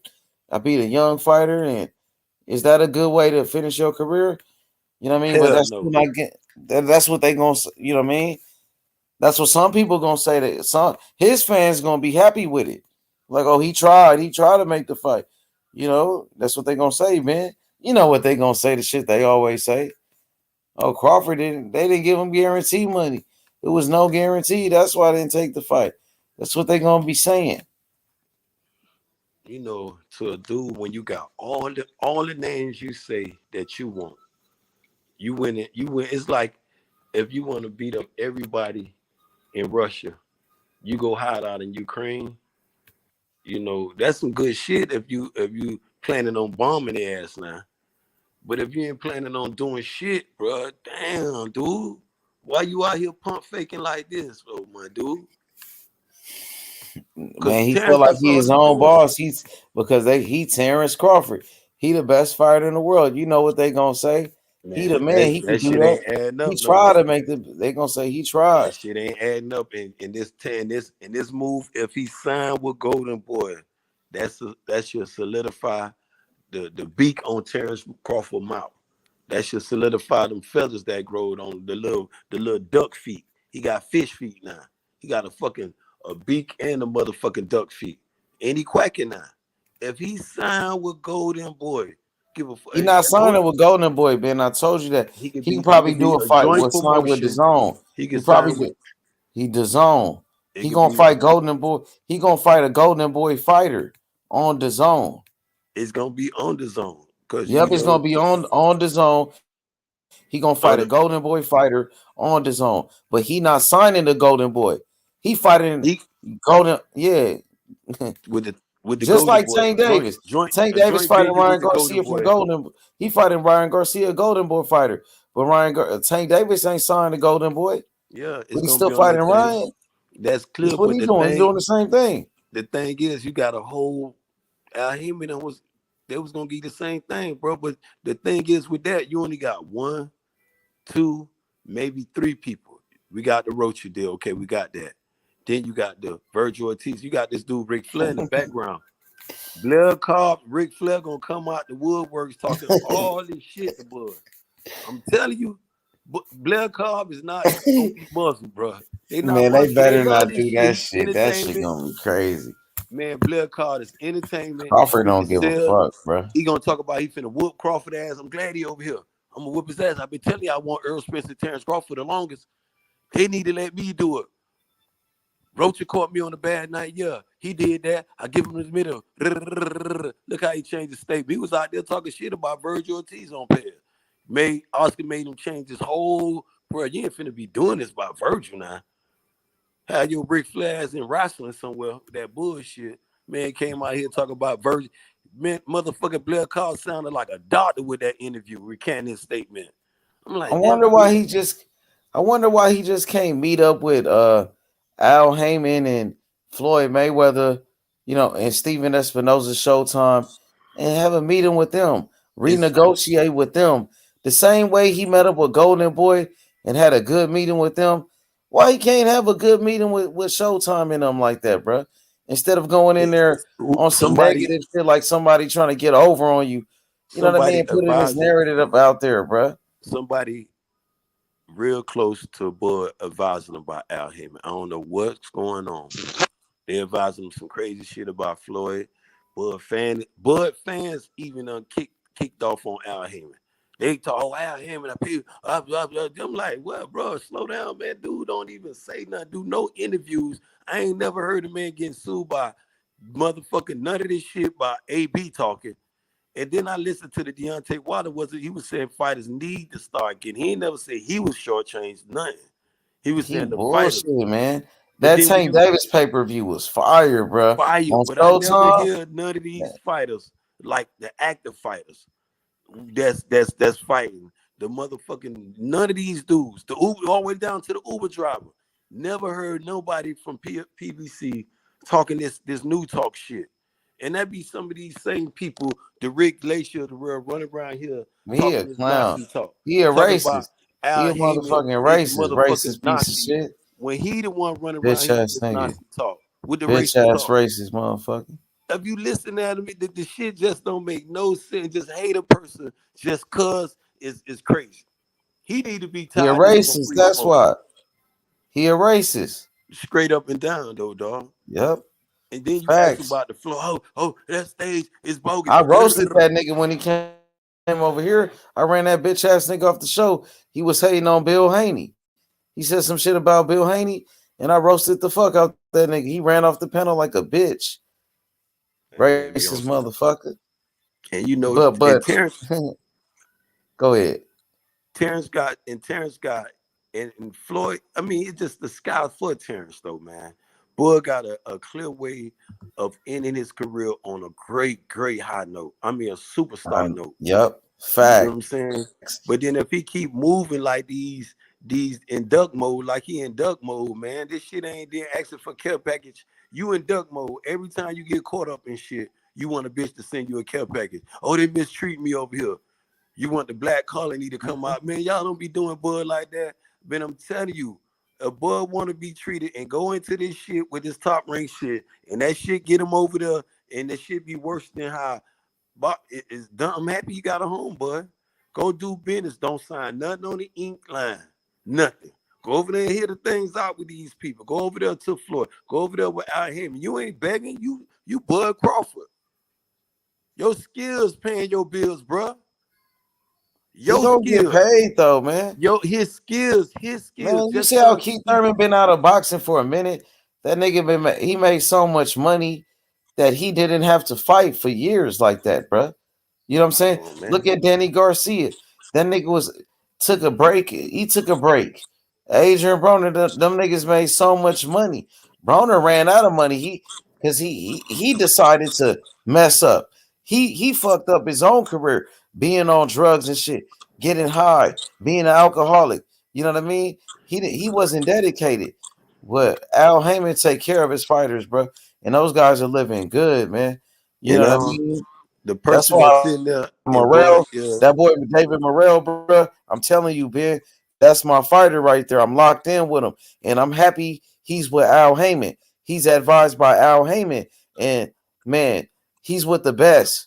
Al Haymon is the best in boxing, and for Morrell to be with Al, I think that's great for his career, and I could trust Al Haymon with a fighter like David Morrell. With that fighter has great talent. He has superstar potential. And Al Haymon, he only got 3 fights. He had 3 fights that made him a world champion. They made him a main event fighter with only 4 fights, and it was sold out. He had that bitch sold out. Put him on Fox, free Fox. Nigga, 2 million views in the fight. First round knockout, sold out in Minnesota. Nigga, had that bitch packed. His 5th fight sold out again. Nigga, main event on Fox. 2 million views. So now he fighting on Showtime, sold out in Minnesota. So the man doing his thing. He don't even have 10 fights.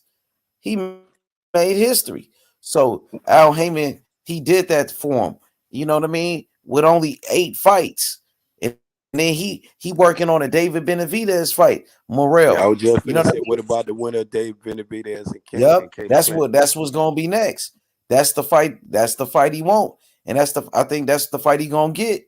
You know what I mean? And shit, with only 8 fights, if he beat Benavidez or Caleb Plant like that, he gonna be a star, bro. That's all he gotta do is win that fight. If he win that fight, bro, he gonna be the man, and he gonna win, bro. He gonna beat his ass, bro. He gonna beat Benavidez's ass. If he do that, he gonna be a pay-per-view star. He gonna be a pay-per-view star if he win that fight, nigga. With only 8 fights? If he do that, be the fucking man, Ben. Be the hottest thing in boxing. Al know what he doing, bro. You know what I mean? I'm telling you, bro. What's up, Threes? What's up with it? David Morrell, Nick. Hell yeah, he want the winner, Benavidez and Caleb Plant. He's next in line. They already set it up. He ready for the winner. If he win that fight, he's gonna be the man.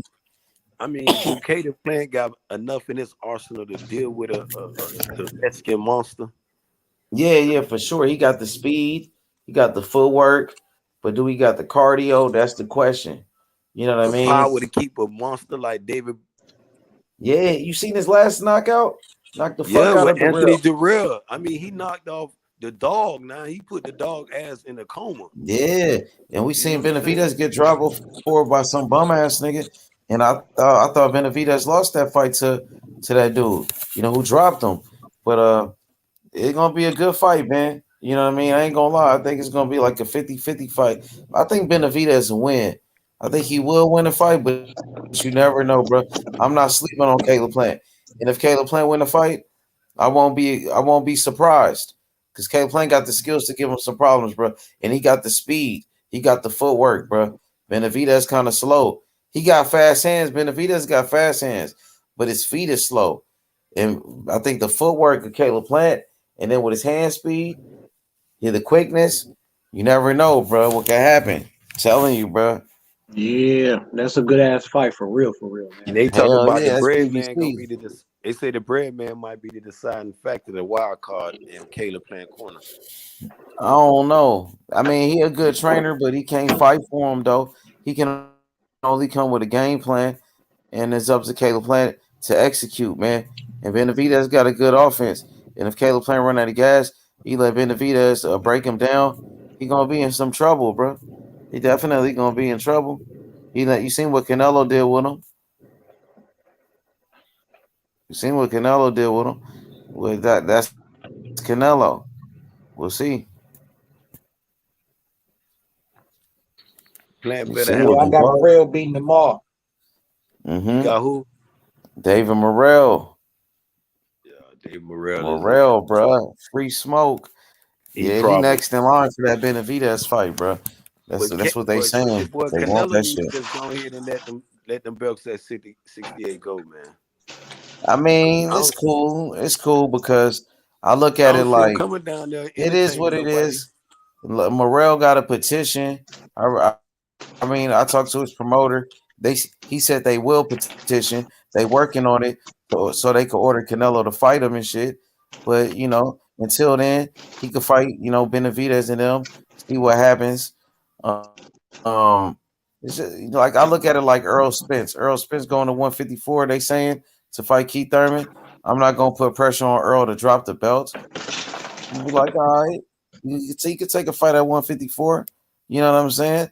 Canelo do it all the time. Canelo do shit like that. So I ain't gonna hate on Earl. For people, boxing fans, they just want to complain and shit. Boxing fans never happy.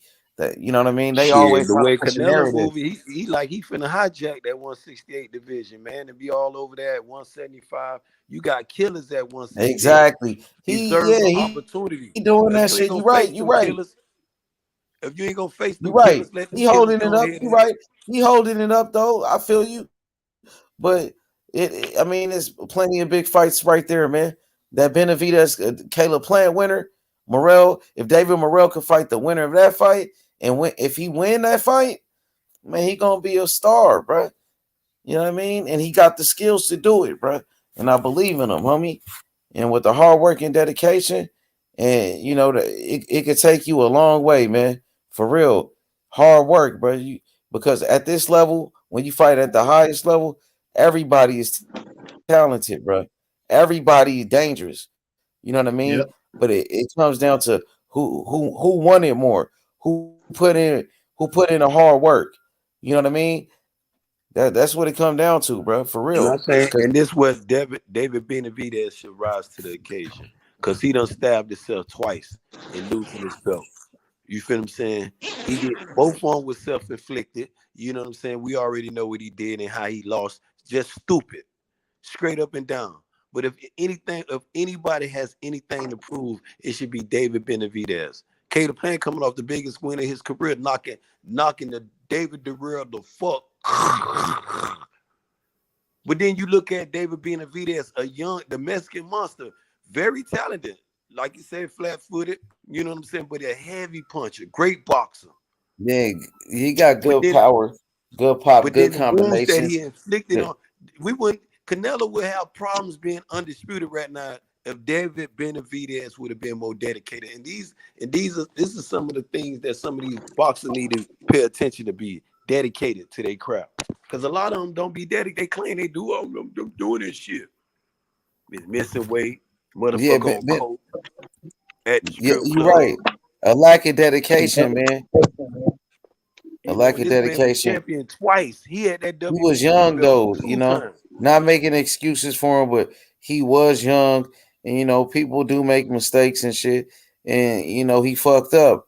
When now he got a great opportunity fighting on pay-per-view against Caleb Plant in a big fight, one of the biggest fights in boxing, bro. If he win that fight, oh man, everybody gonna be on Benavidez.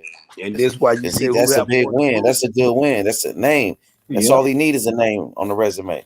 Yep. And then when you say who have more to prove, that's why I say David has more to prove. Yep, Cause he the do. cause the cause the infliction he done, the embarrassment he done brought on himself. he knock off Caleb Plant in a big statement, motherfuckers might, okay, he was just young. He sit around here and look sloppy and make Caleb Plant make him look like how he made the real. Oh my goodness, Caleb Plant back at the man. Motherfucker Jamel Charlo need to turn all his attention straight on Plant. Cause Plant showing you he ready. He ain't showing you he's scared. He done dusted himself off with the loss against Canelo. He went back in there with a big fight turned himself around. David can do it. A lot of these, and this the fight when I say, well, since Canelo, and when you mentioned Earl being tossed around between Suleiman, motherfucker, and Terence Crawford. But then Canelo is a different story because they say he chasing greatness. They ain't nobody bucking Canelo. Ain't nobody saying that, well, shit. You know, they ready to sign up. Everybody ready to sign to fight Canelo. They was mad at Spence. Well, shit, they were over Spence, you know, all type of shit. You know? But then we talking about an opportunity that present, and when if David Benavidez capitalize and win, because I feel I got him knocking Caleb Plant ass the fuck out. You feel what I'm saying? I believe the Mexican Monster gonna stand up and show out. Round by the 7th round, I think he gonna finish Caleb. Sweet hand plants. He gonna plant. The Mexican Monster gonna put Plant ass in the dirt. You know what I'm saying? Grow some little flowers with his ass. You know what I'm saying? And move on. You know, and then that's when you're gonna have the Cuban sensation against the Mexican Monster. But I don't know, Caleb the Cuban Monster, the Black Monster. Hey man, the Black Monster from Cuba. You know what I'm saying? That Black Monster, you know what I mean? You know what I mean? That's a different type of monster. That Black Monster. They talking about the Mexican Monster. I got that Black Monster, the Black Fighter, bro. You know what I'm saying? We gonna see. You know what happens, bro? Mayweather showed you how many times he beat a Mexican fighter. Pernell Whitaker showed you when he beat up on Chavez, homie. You know what I'm saying? I'm just gonna let you know. Morrell gonna take him to school, bro. Take him to the Cuban School of Boxing, homie. You know what I mean?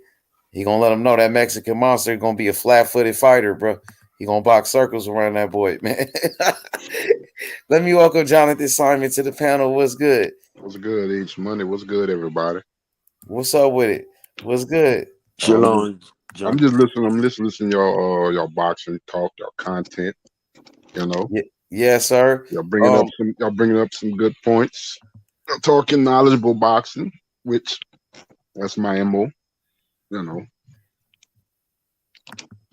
Absolutely, bro. What's your thoughts right now on Terence Crawford next fight? He met up with Golden Boy. Overall, each money been threes. I'm just overall disappointed in Terence Crawford. And the reason why I say that, I'm still a fan of Bud. I respect his talent in the ring. But the way he been talking for the last couple of years, he ain't been moving the same way. And he hadn't been giving us, especially his loyal supporters, the fights that we want to see. You know, Bud been saying a lot of things for a while. Like I said a while ago, he's not moving behind the things that he's saying. And it's to the point to where it's kind of frustrating, you know. And I know he's his own man, you know what I'm saying? You know, he got to make decisions what he think is best for him and his family, and I respect that, you know. But you can't hold a sport of boxing hostage. You got us law fans that's waiting for this big situation for him, regardless if it's Spence or not. You know what I'm saying? We just sitting waiting on our hands, and it's like we always getting disappointed. You know? And that's the thing with me. It's like with Terence Crawford.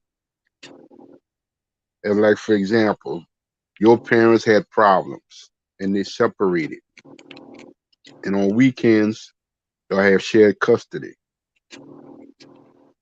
And you grab your bag, grab your little suitcase, put you some clothes in there, put you some snacks in there, all excited to spend the weekend with your daddy and he don't never show up. That's how I feel when it comes to Terence Crawford. He's sitting, waiting, and he never shows up. And then when he shows up, you know, it's a messed up situation. You know what I'm saying? It's to the point now we grown.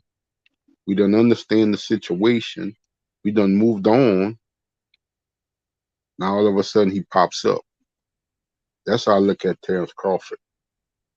Like a dad that made promises to his son that he never fulfilled. Had that kid waiting on that stoop because he loved his daddy and want to spend time with his daddy, and his daddy never showed up. And that's disappointing, you know what I'm saying? Because not just us boxing fans wanted to see him fight Spence or being at least in a competitive type of fight. You got a lot of boxers, a lot of celebrities. That's all they was talking about. Everybody and their mama was looking forward to that Spence Crawford fight. Athletes from different situations, celebrities, just everybody. You know, other promotional companies, other promoters, they even talked about the fight. They didn't need to happen and stuff like that. So the only thing I got to say, I'm just very disappointed in Terence Crawford. From a fan's perspective, I'm very disappointed. And I'm to the point to where these two, I'd rather not discuss these two. If they're going to fight separate fights, that's one thing. But the conversation of Spence and Crawford engaging with each other, because I know Spence wanted it. I'm done with that conversation. I'll let everybody else deal with that. I'm done with it. I ain't gonna have no comments. If the topic comes up, I'll just listen and just keep my distance from it because I'm not engaging in it no more. Now Spence supposed to fight Thurman. We can talk, break down, discuss everything. Still don't know what Bud's gonna do until we get an announcement. I don't want to see him fight Alex Rocha. I like the Verger fight and stuff like that. I wish he would take a fight at 54 and fight somebody on that PBC side at 54. That's what I want to see out of Bud. If it's not Spence or Thurman, that's cool. But at least fight somebody. Somebody that's marketable. Somebody, a fight that we really want to see and stuff like that. An engaging competitive fight. You know. That's all I got to say about Terence Crawford. H Money, what's going on? What's good? What's up with it? Ain't shit, you know. Hey man, let me get my thoughts, man. Hell yeah, Cook, bro. Where you been at, bro? Cook. You know, we was at the tank fight, you know, doing our thing. You know, now Relly got his own podcast. Y'all need to check it out, man. Work Sports on YouTube, man. Yeah, we gonna check it out. Hey, make sure you tell Relly come through, and we gonna promote his channel. Y'all go subscribe to him, and he could drop the link and shit, and we gonna fuck with him all day. That's my boy, bro. Hell yeah. But yeah, shout out to my boy Relly. Hell yeah. Yo, what up, Kareem? Hey man, this buzz shit crazy, man. What's up, man? My thing is, what has Oscar De La Hoya ever did for any black fighter?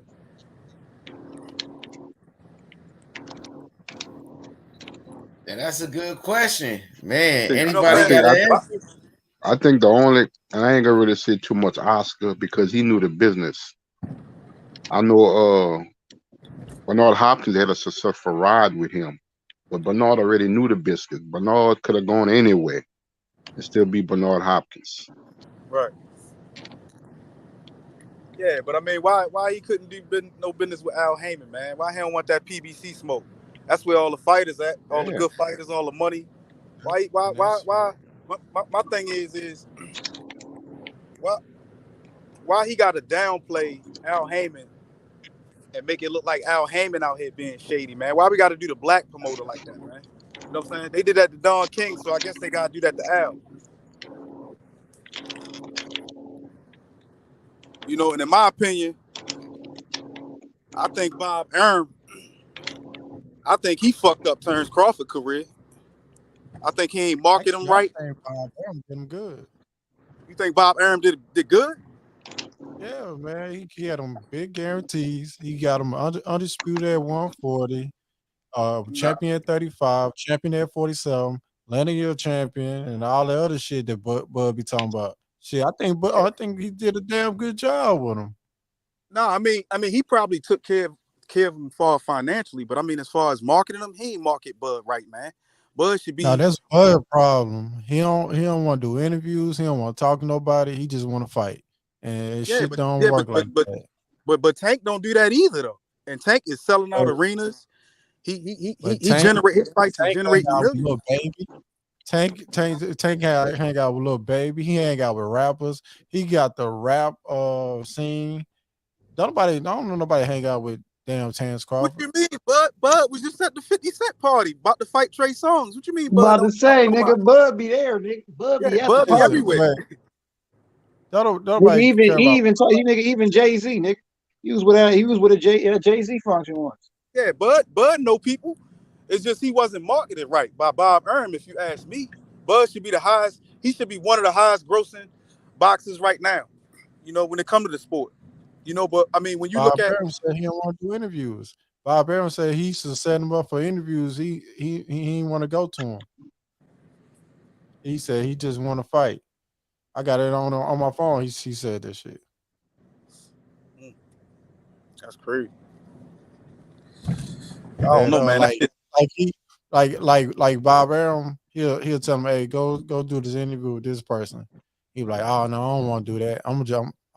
He said, I'm gonna just let my skills show. I forget his exact words, but he said, I'm just letting my skills show what I can do. That was his word.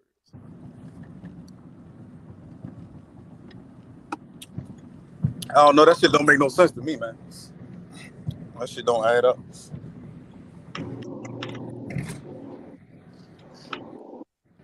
I mean, he could have talked to Bob and did a 3-fight deal with Errol Spence. You know what I'm saying? Maybe did a 2-fight deal with Spence and one with Errol and made more money because he on the tail end of his career anyway. So it's like, why not go out like that? Why not go out that way, giving the fans the fights that they want to see? Don't nobody want to see him fight. Nobody fights on Golden Boy, on the Zone. Don't nobody want to see him fight nobody over there. He don't want to see Errol Spence undisputed. That's all it is. You don't want to see Errol undisputed.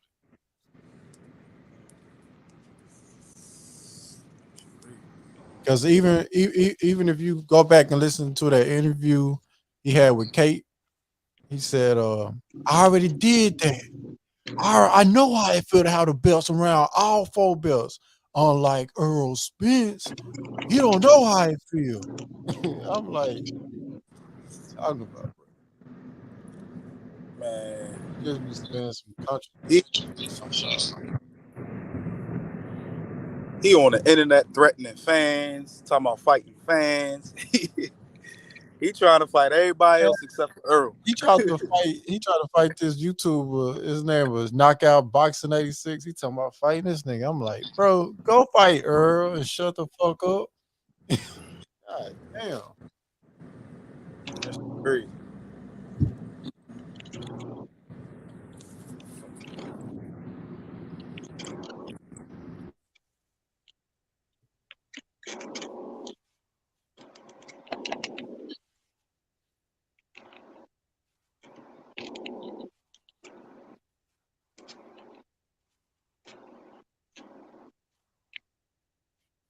You know how many times I got a bunch of videos on my phone. I got about like 20 videos on my phone right now with Terence Crawford saying this fight is past me and this fight ain't gonna never happen.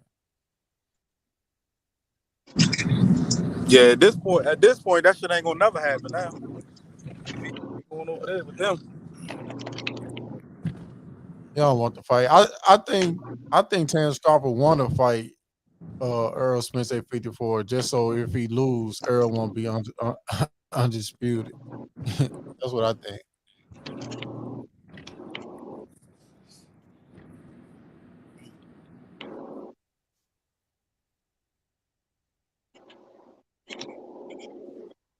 Damn, you feel like Bud don't want no smoke with Earl like that? That's how you really feel, bro? You want me to play a little video for you? Go ahead, play. Oh shit! You can play the audio for me. I don't think we can play the actual video. Let me know if y'all can hear it. How are you feeling about the prospect of a unification fight with Errol Spence? I'm not even worried about Errol Spence no more. I already told everybody that fight is history for me. You know, I'm not thinking or worried about Errol Spence anymore. You know, that fight is behind me. Well, you're worried about Maurice. Damn. Yo, so it's over. Right? Was that after the David man, this Avenesian nigga fight? cooking, ain't it, Ben? It's over. Go ahead, Threes. It's over. I knew it. Was that after the David Avenesian fight? Nah, I think that was old though, kind of. Hello, watch this. Within 2 divisions. Okay. But what I'm telling you is, if I leave the sport and to accomplish becoming undisputed at 147, it doesn't hinder me or make me feel any way because I already did it before. I know how it feels because I already was undisputed before.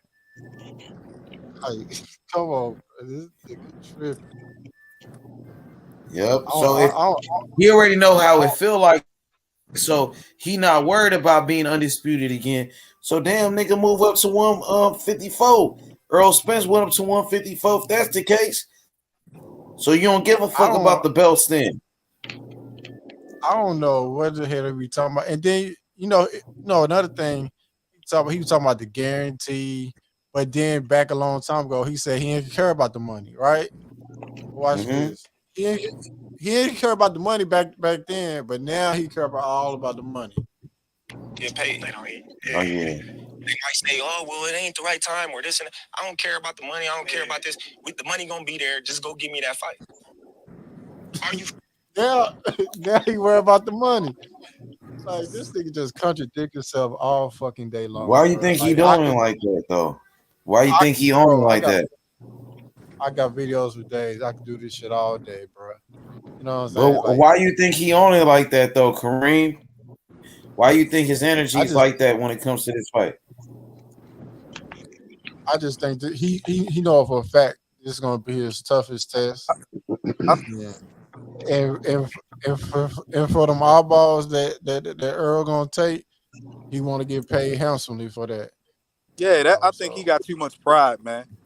He got too much pride that if he loses that fight, it's gonna hurt him inside. But the thing, because if it was about money, he gonna get the most money fighting Earl. He could fight Earl 2 times and get the most money. But he got too much pride. He got too much pride. That's why. Even if he took the 35%, that'll still be probably like 3 of his fights in one, at least taking 35%. But and then how you gonna agree? How you gonna agree to everything, and then pop out with a nigga named Avenesian? Man, get this nigga the fuck out of here, man. This nigga tripping. Man, when I heard that shit, this nigga ain't gonna never fight him. He just using that nigga name for promotion, and then then this nigga gonna talk about I'm my own boss and he making allegedly $10 million with BLK. If you made $10 million with BLK, what the fuck you doing over there with Golden Boy?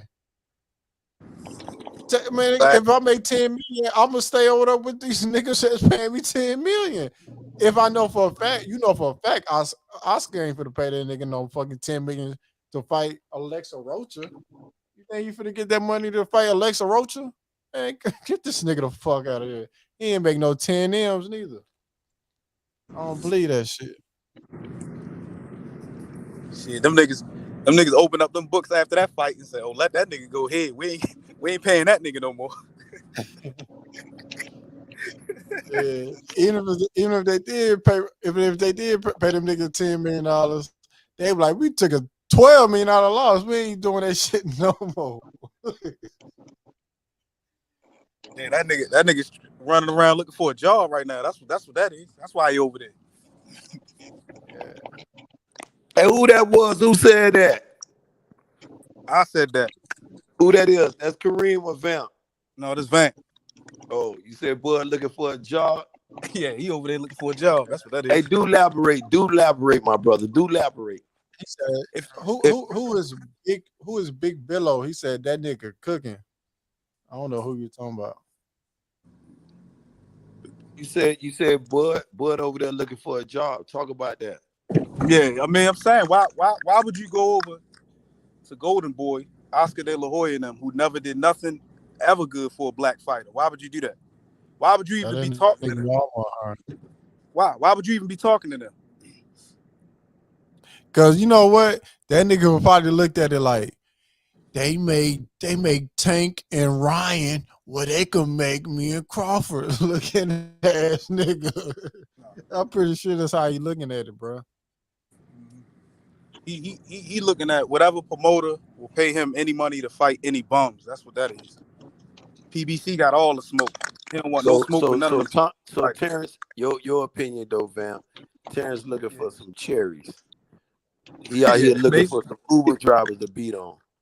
Basically, he looking for the next UK nigga with 4 losses to beat his ass.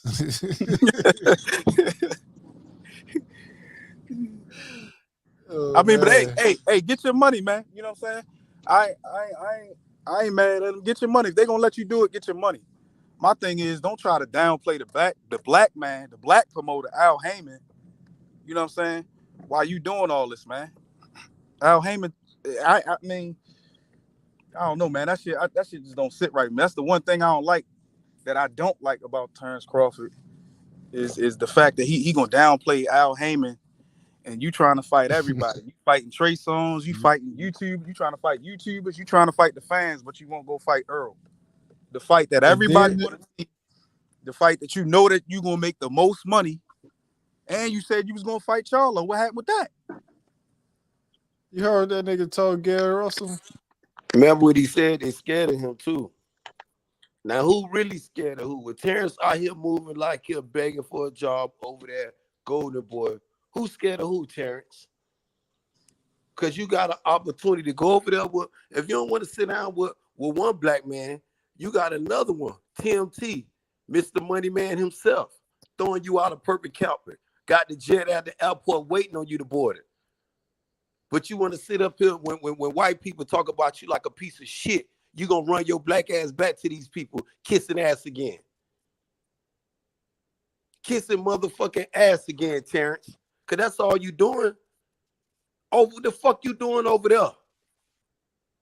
Begging for a job. Go ahead, fam. My bad, my brother. What you doing? So did y'all hear that video he was talking about Gary Russell, talking about he'll break his neck and shit? Yeah, I seen that one. I was like, bro. He might just would do that to a little bit to little Gary Russell. Pick on somebody your own size. But Gary might be his own size though. You know, because you know Terrence ain't no real big, full-blown welterweight. You know, he came up. They want to talk about these little dudes coming up. Terrence came up and he could defend himself though, Vamp and Kareem. Terrence will whoop half of them dudes' ass at PBC.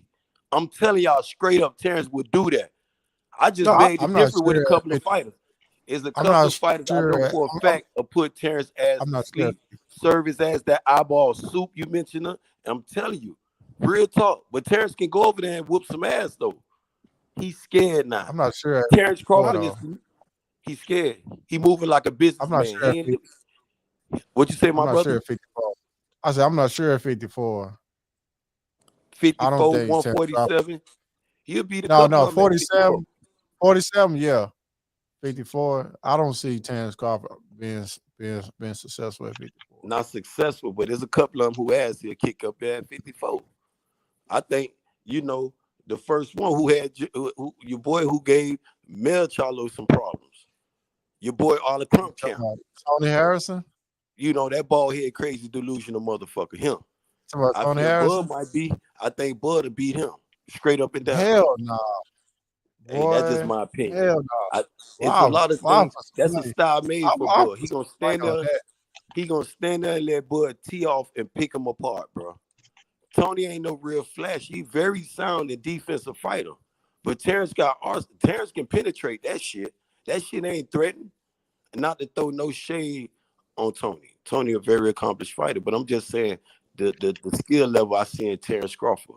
I can see it in him. He might not see that in himself today, Kareem and Vamp. I don't believe Terence see that in himself. Nah, he don't see that. He don't see, matter of fact, I believe what you saying, Vamp. He can't get past 147, let alone going up there at 154, but I still believe in Terence because he used to be T-Rex. Now he end up with a piece of canned fish material, bro. Mm-hmm. That's all. That's it. I think if move around with that weird dude acting like a groupie now, bro. Sit up here with these weird names. Sit up there and shit on Al Hammond. Sitting up here with all these just throwing rocks at Al. But when Bob Aaron was talking about him like a piece of shit, I ain't heard Fat Mac or retarded ass Bernie saying shit. But they can sit up there and put all this weird shit in Bud ear. Man, don't do business with them niggas. Man, fuck them niggas. They ain't paying you. You can hear the weird shit coming from them. Every time shit come out their mouth, you think they talking out their ass, bro. Because ain't nothing but shit spurring out their mouth. Straight up, ain't nothing good if you mention out, if you say Bernie out here. Motherfucker, whole energy change.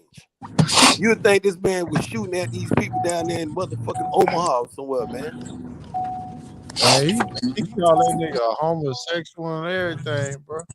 But see, this the things when you don't know a person. He don't even know.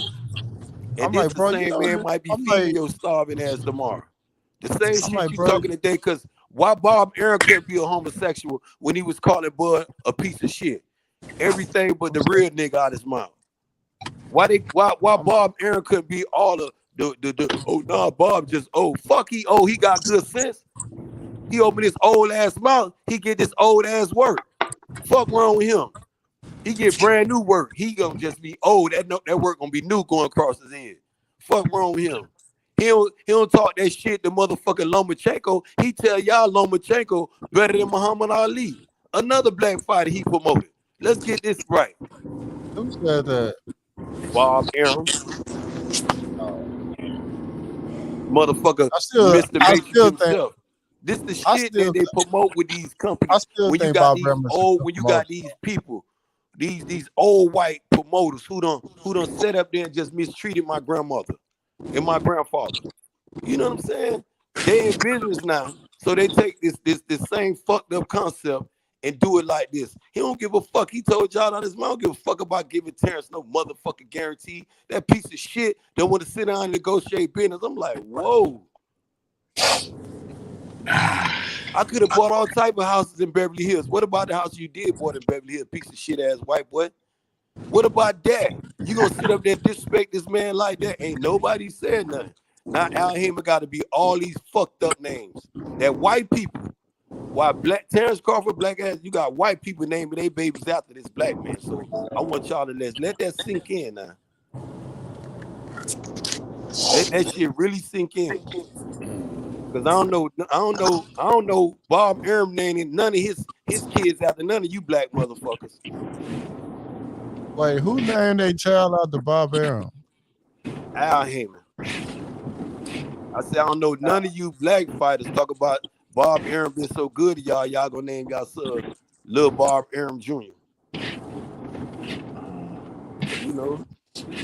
I mean, then you got this man sitting up here, then you bust a U-turn and go to Golden Boy. A dude done sued Al Hammond about the same shit this weird fuck-ass Bob Aaron spurring out his mouth. Went to court against Al and lost. But since you won't, maybe you trying to take notes of how to sue motherfuckers. Maybe that's why you went to Golden Boy. Because then you lied to us about the suing Bob.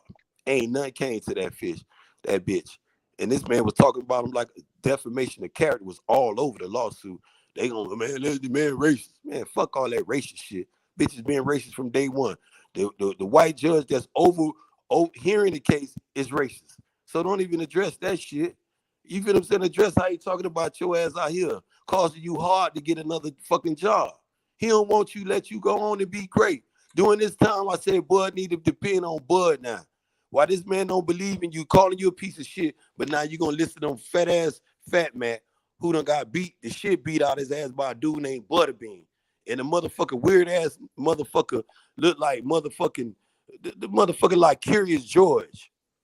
You know what I'm saying? You got motherfucking a Fat Mac and Curious George over here talking shit about these. Just fucking Terrence whole thought process up, man.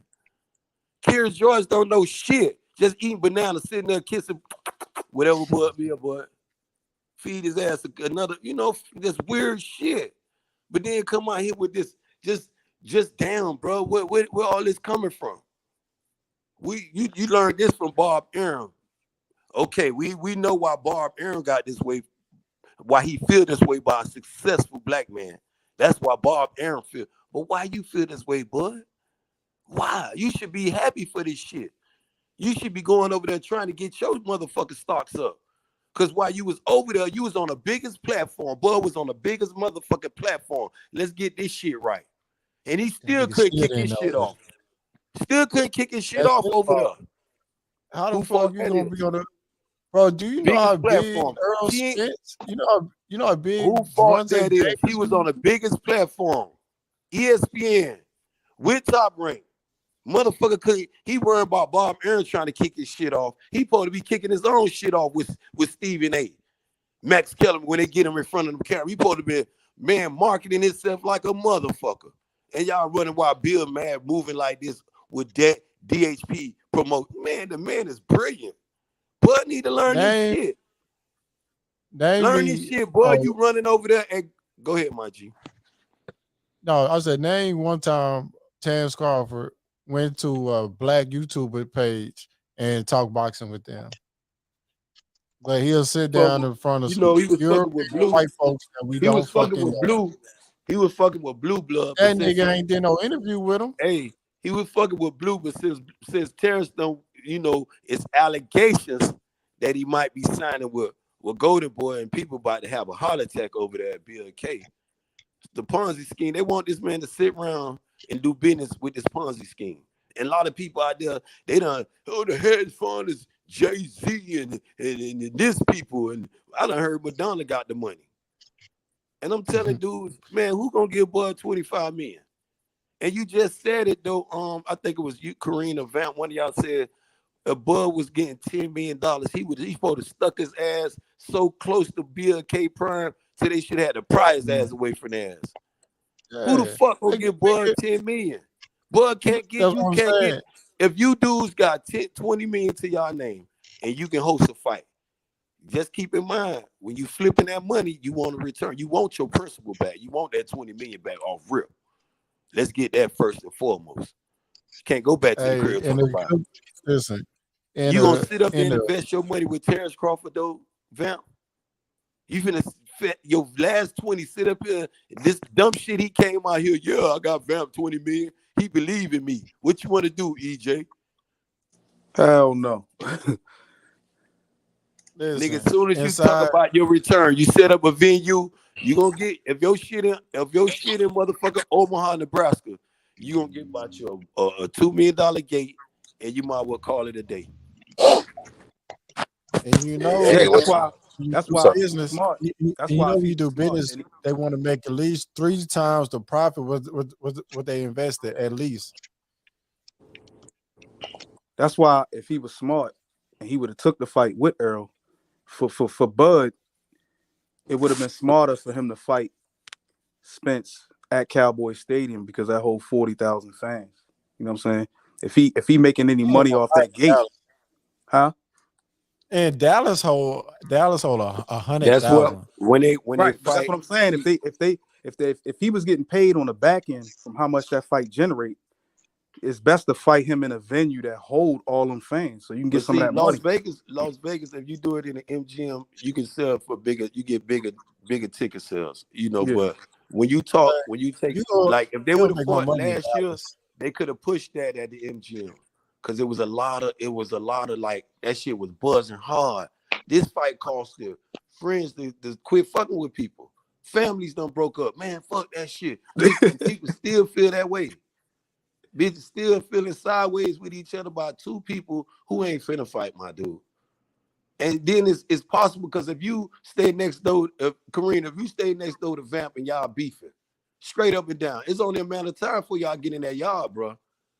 Y'all pulling away, going to work early morning, easting each other. Coming back to work, easting each other. In the backyard, looking at each other. Your dog done pissed too close to the gate. It's on. Some dumb shit gonna trigger y'all. You know, your dog pissed in the yard. Man, look, he was in my shit. Yeah, it is. But you don't see that with Bud. You don't see none of this energy. I don't see none of that. Dude talk about for the come take your shit. Take what shit? Take what? Come get it. I'm here. Where you at? He supposed to been still, he supposed to been, man, I would have been all in TMT parking lot. I would have been I'd have showed us so much at Mayweather looking for EJ. Oh, he in Dallas. Okay, let me go and spin a block over there. I'd have been looking for him now. Now I know you want it. I know you want it. That boy gonna spend. Like he gonna spend it with a D. What? He gonna spend it. He gonna spend it. Hey man, you know, dude say he want it, you can get it. Hey baby, Terrence, I come up for that motherfucking belt. Terrence Crawford come for that motherfucking What belt. time it is, baby? Terrence, I come up for that motherfucking belt. Hey, man, you go. I can't wait till they just fucking fight, bro.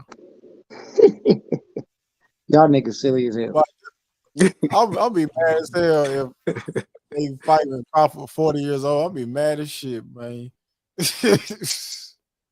That nigga silly as shit for that. Coming for that motherfucking belt.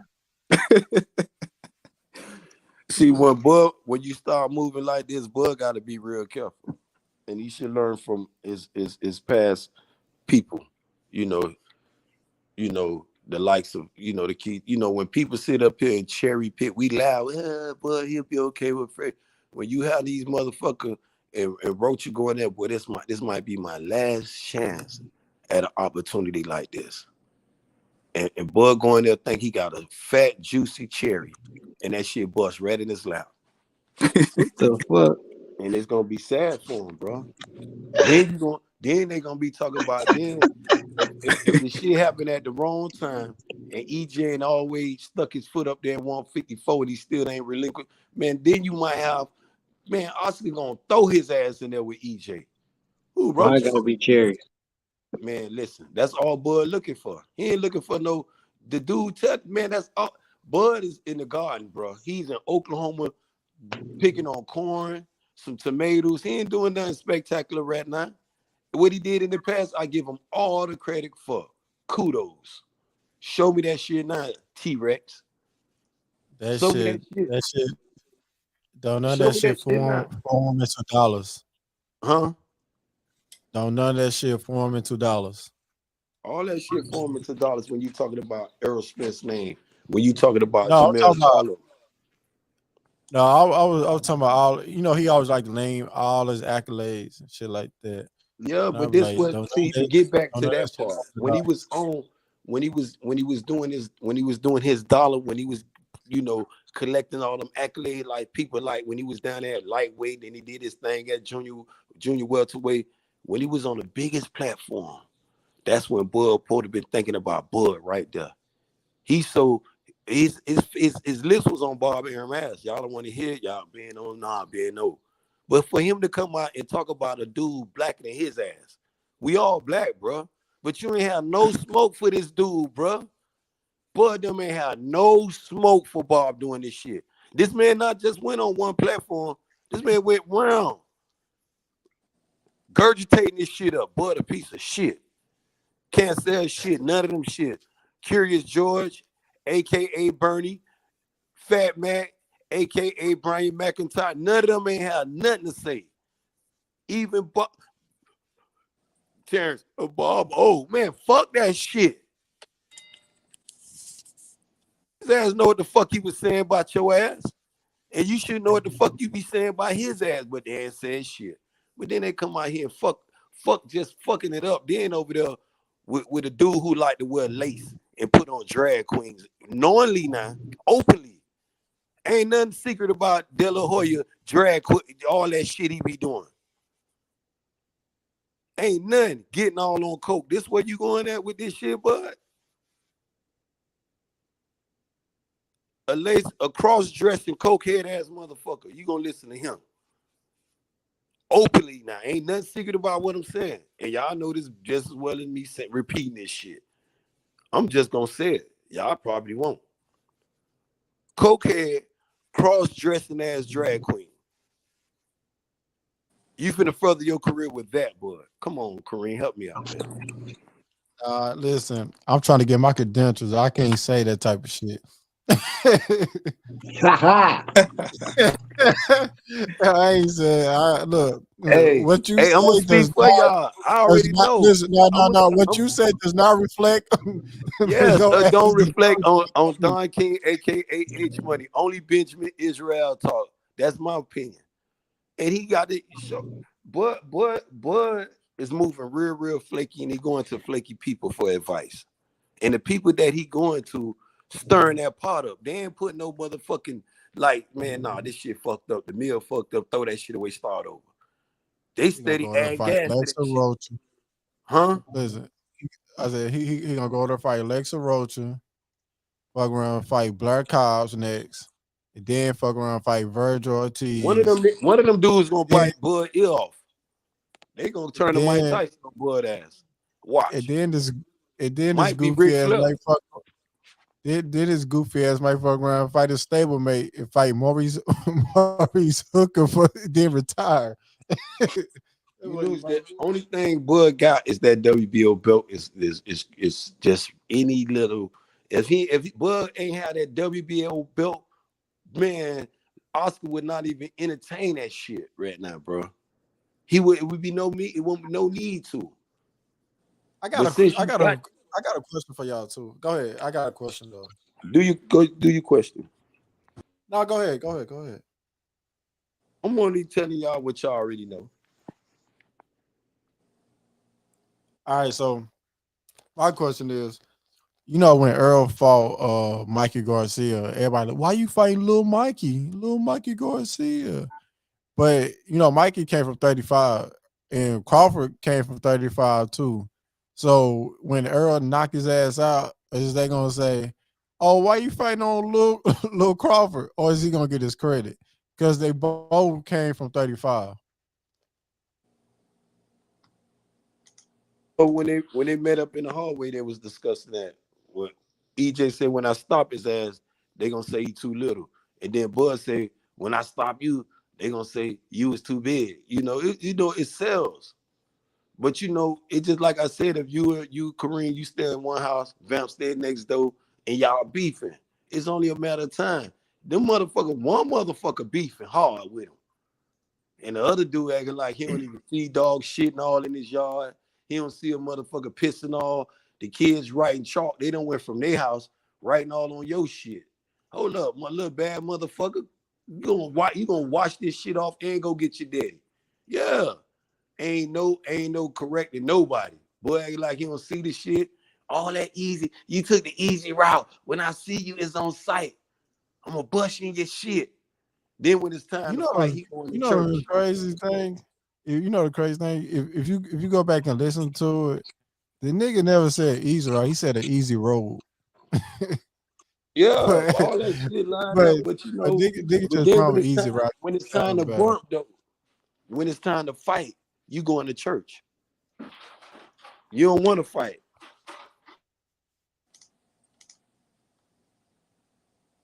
Want to talk about change your life and all this stuff.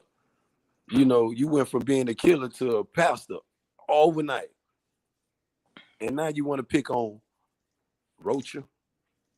Then these dudes, the same dudes out here talk about mandatory Trump unifications and all this stuff. And I was telling dude when Maurice Suleiman was out here mandating the Keith Thurman fight, I'm saying, why you don't mandate motherfucking Terence Crawford? Oh, they didn't want to hear that shit. Nah, Keith Thurman. Now y'all got, Hooker. Oh yeah, that's a good fight. That's a great. So Terence, you really don't want this shit. Because every time you get this shit lined up in that scope, And I don't know, man. Maybe y'all need to. Maybe Terrence need to move next door to you, fam. Hell no.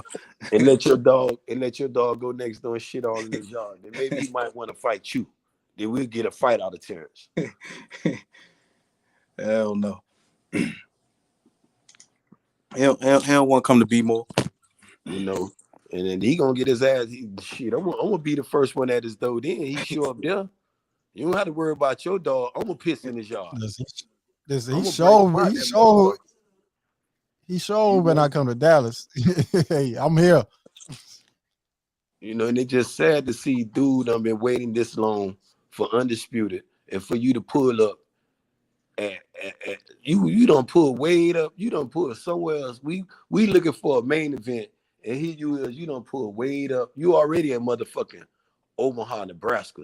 It's like, bitch, you don't pull up in Seattle, Washington somewhere. Like you pulling farther away from the fight. You know, you think you're gonna show up in California, PBC headquarters. Here I go. What y'all want to talk about? I thought y'all were looking for me. You know they're gonna treat him like a care package, greet him at the door. Oh yeah, we know who you exactly know who you sit right. Hold up, we got him down here. None but executives gonna come down there and greet him. What you want, sir? Who you want? Bring him the whole colossal of fighters. Pick them out. This is what they're ready to do for him over there at PBC. They letting him pick who you want, not who we'll give you. Who you want? Who you want, bud? Bud was out here selling that WBO belt 5 years ago when he was out here talking about he'll whoop EJ ass. And I was like, nah, that energy don't sound like a dude who want that smoke. And the same thing you played when he was saying the money don't mean you played it. Man, you just played the shit. I'm gonna whoop his ass. The money ain't gonna mean nothing. Then he told y'all, lied to y'all. I signed everything, agreed to everything. Oh yeah, Bernie said on his page, the man signed everything. The man did everything. He signed everything. The ball is in your court.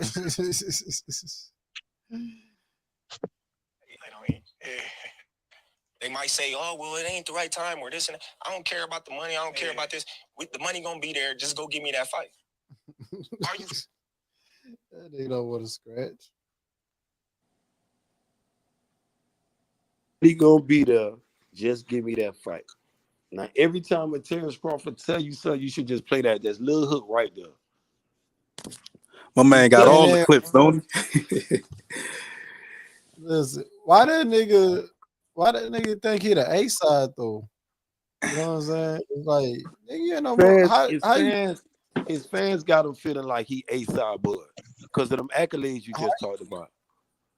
How you think you A side and you got one belt and the other man got 3 belts and the man got one pay-per-view that's more than all your pay-per-views combined and you think you're the A side? Man, you must be out your rabbit ass mind. Hey, that's what my mom used to say when I was growing up. You must be out your rabbit ass mind.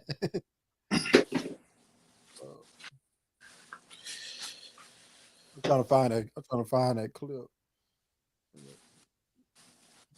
Say, if you can't get Pacquiao, who would you want?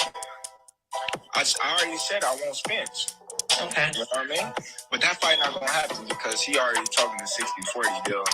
And if it ain't 60-40 in my favor, then that fight is not going to happen. Period. Okay. 60-40. And that was one of them quotes I used to tell people that boy ain't changed his mind on. I was saying, y'all remember when Bud was talking that 60-40 shit, his way, a no fight. This was the time I was saying Bud ready to sell that WBO belt. Because back then and now, that's when he became canfish, crawfish to me, bro. He became that shit. He was ready. I was like, damn, dude, you no honor in this shit no more? Then he turned around and told you, I know the money gonna be there. He know what the back end. Floyd showed the whole world what the back end about. Those people lined up over there at PBC banking on themselves like this. Fighter after fighter. And I'm trying to find these lawsuits that they talking about. The Golden Girls and the motherfucking Bob Arum of the world against the Al Haymans. I'm trying to find out all these fighters that's allegedly being robbed by Al Heyman. Cause these are some lawsuits, bro. You can't play with a person's wages, especially a fighter that's going in there risking his whole life. Bitch already ain't getting these people no motherfucking insurance. Bitch got to pay for their own shit after they get the shit knocked out their ass. Damn, bro. Boxing is a deadly sport, bro. So why you gonna shortchange a person? I'm not. When Bud was talking about that shit, oh, you gonna get this? I was laughing. Bitch lying again. Y'all see it's a lot now. That's why y'all laughing about now. He definitely ain't get 10 out that deal.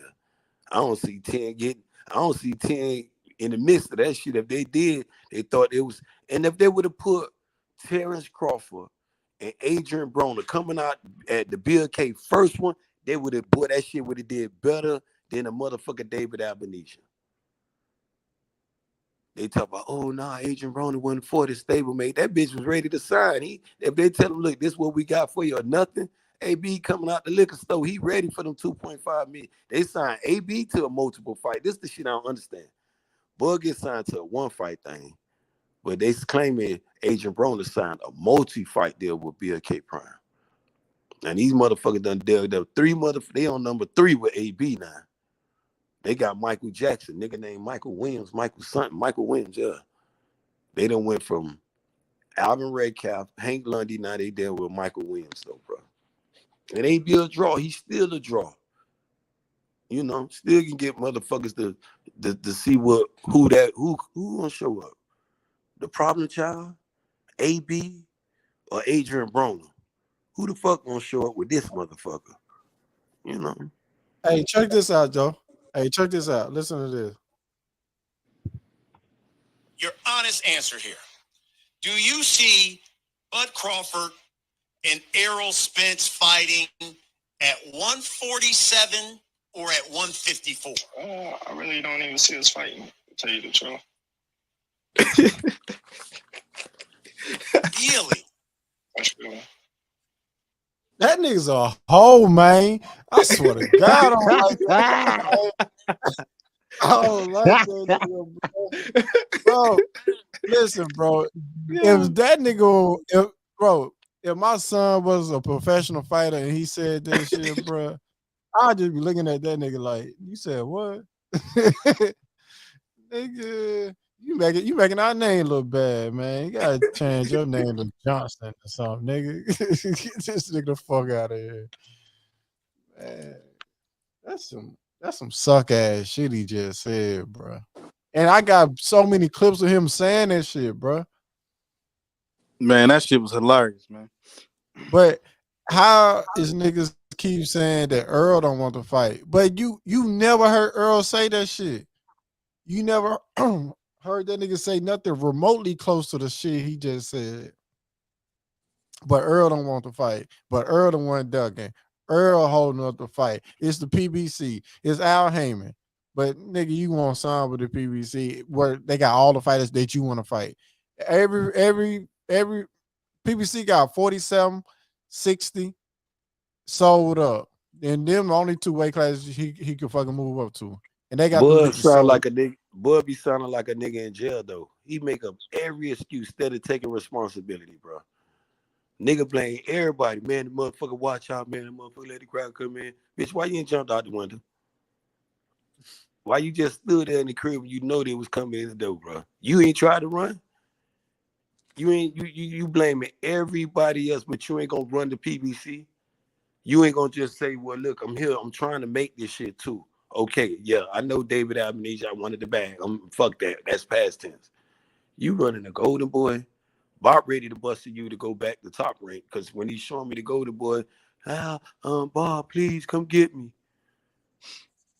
That's what it sounded like he ready to say, bro. And Bob was telling y'all this dude was fucking up. He don't want to sit down and negotiate. The man don't want to negotiate.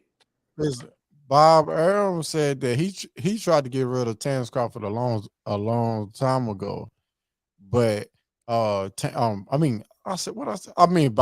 Bob Arum tried to get rid of Terence Crawford a long time ago. Bob Arum said that Terence Crawford and his stepson got like a real close relationship, and his stepson made sure that they kept Terence Crawford on the roster. That's the only reason he was even there that long. Bob Aaron wanted Ben get rid of his ass. When Fat Aaron was talking about the ball, what I know, he said he done with that piece of shit. He said he let Todd the Buff, which is the son-in-law you talking about, deal with Terrence. That ain't sounding like somebody you dealing with with respect and honor, with pleasure. You gonna show me off to your motherfucking son-in-law, huh? Where you hear that at? Where I hear that, I heard it out of his fat ass mouth in the barbershop, sitting there the barbershop conversation. Yeah, sitting there gurgitating this shit out, telling you how Terrence a piece of shit. That's where it started from. Then he left that. He took that shit over there with Nasdem too. And then Bob Aaron was free mouth with that shit by Terence Crawford. During this time, he's a piece of shit. I'm losing fight.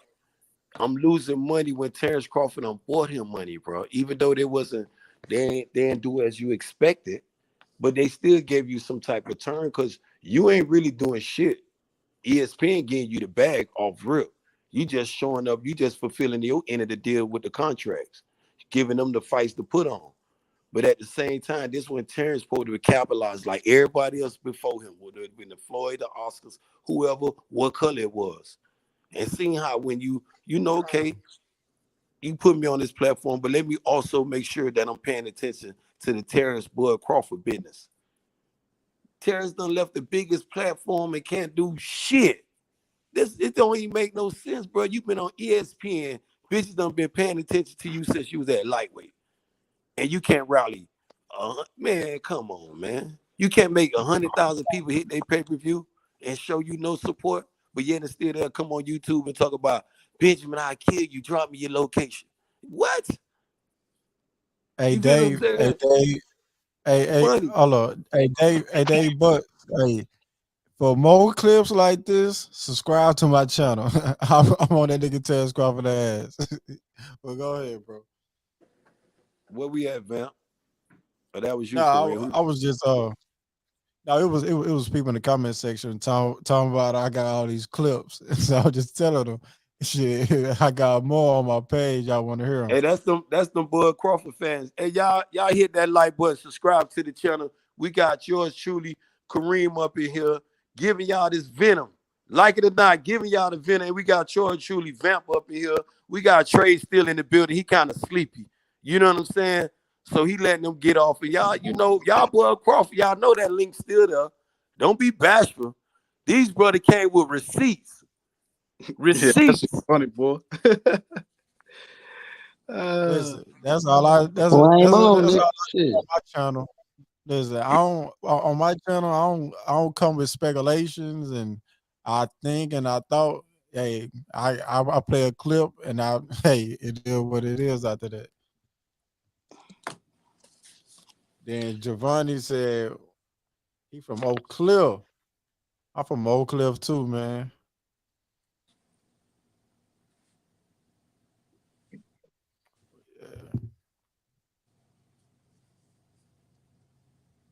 Kareem, what's up with the channel? What's the name of it though, man? So we know where to go at, man.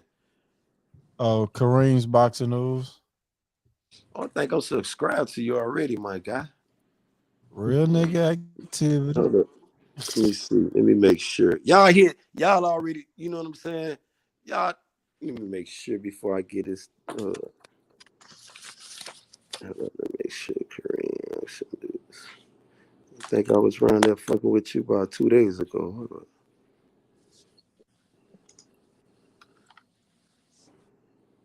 Yeah, I'm gonna download the Kareem Boxing News. I don't think I got this one. But yeah, though, man, I'm loving the energy. I'm gonna definitely be there when you pull up, represent, show support. You know, y'all hit that motherfucking like button. Kareem Boxing News, ladies and gentlemen. You know, it's kind of weird over here, Kareem. Some of them got boyfriends now, so you know. Hey, Wait, what? Hey, man, it's free smoke, man. It's sometimes this shit goes up. We talking boxing. You came in at a great time. You came in at a great time, my brother. Ain't nothing. I'm just letting you know. It's like boxing. Keep your mouthpiece in, your guards up, bro. That's all. Motherfuckers come in here. That's like I'm telling you, coming in, all you Crawford fans, the link's still in there. It's right there. We got Vamp and Kareem coming with receipts, bro. And they coming for the smoke.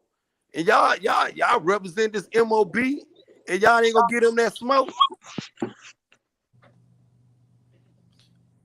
So, like, this my first time being on this panel. Is this like more of a pro Earl or pro Crawford? Nah, you got it's more balanced. It's more balanced, but the most niggas that really defend him ain't really here right now. That's all it is. You got more Bud Crawford fans than you do EJ fans over here, though, man. No, it's more even. It's definitely even. It's like split down the middle. Sometimes you come on here. Sometimes you come on here, be more Bud fans. Sometimes you come on here, be more Spence fans. I'm the nigga that got the draw, so I'm right in the middle. I play both sides and shit. Devil advocate. So who y'all got out of David Benavidez and Caleb Plant? Man, I'm still on the fence with that one. I ain't gonna lie to you. I still haven't decided who I'm going with. That's a good 50-50 fight. The Mexican monster is digging a hole right now, my dudes.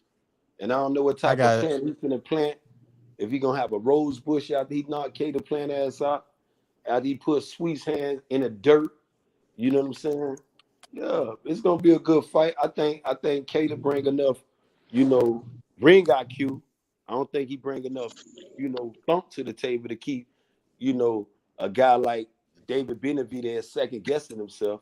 I understand what he coming off one of the biggest wins of his career, planting motherfucking face first, and the dog just walked the dog. He just did the dog dirty. Well, the dog did itself dirty. You know what I'm saying? That nigga say he ain't no motherfucking monster. Oh, that's probably somebody too said wild. That's what somebody said in the conversation. But look, like that. You got dudes who mess with Cato. Sweet Hands is a fighter now. He been in there with some good tests. Well, who you like though, Kareem? I got David Benavidez about brutal stoppage. Ooh, do tell, my brother. Do tell. Oh no, I think it's how many rounds do you think it's gonna go? Between 9 and 12. It's gonna be late though, because I gotta see if Caleb Plant gonna be running around the ring or not. So he like to move around a lot, just going in circles and shit. So David Benavidez got to chase his ass down. Yeah, that's what he do. He move around the ring a lot. So I give it about 8 or 9. I really wouldn't call it moving. I say running, but that nigga be on skates, man. I be like, man, get out there, it's fight, man. Y'all ain't running. What about you, Vamp? Who you like in that fight? I'm taking Benavidez. Between 8th and 9th round, knockout. My guy Trey on the fence though, so probably as the fight approach, he might decide who he like though. You know what I'm saying? But I don't see.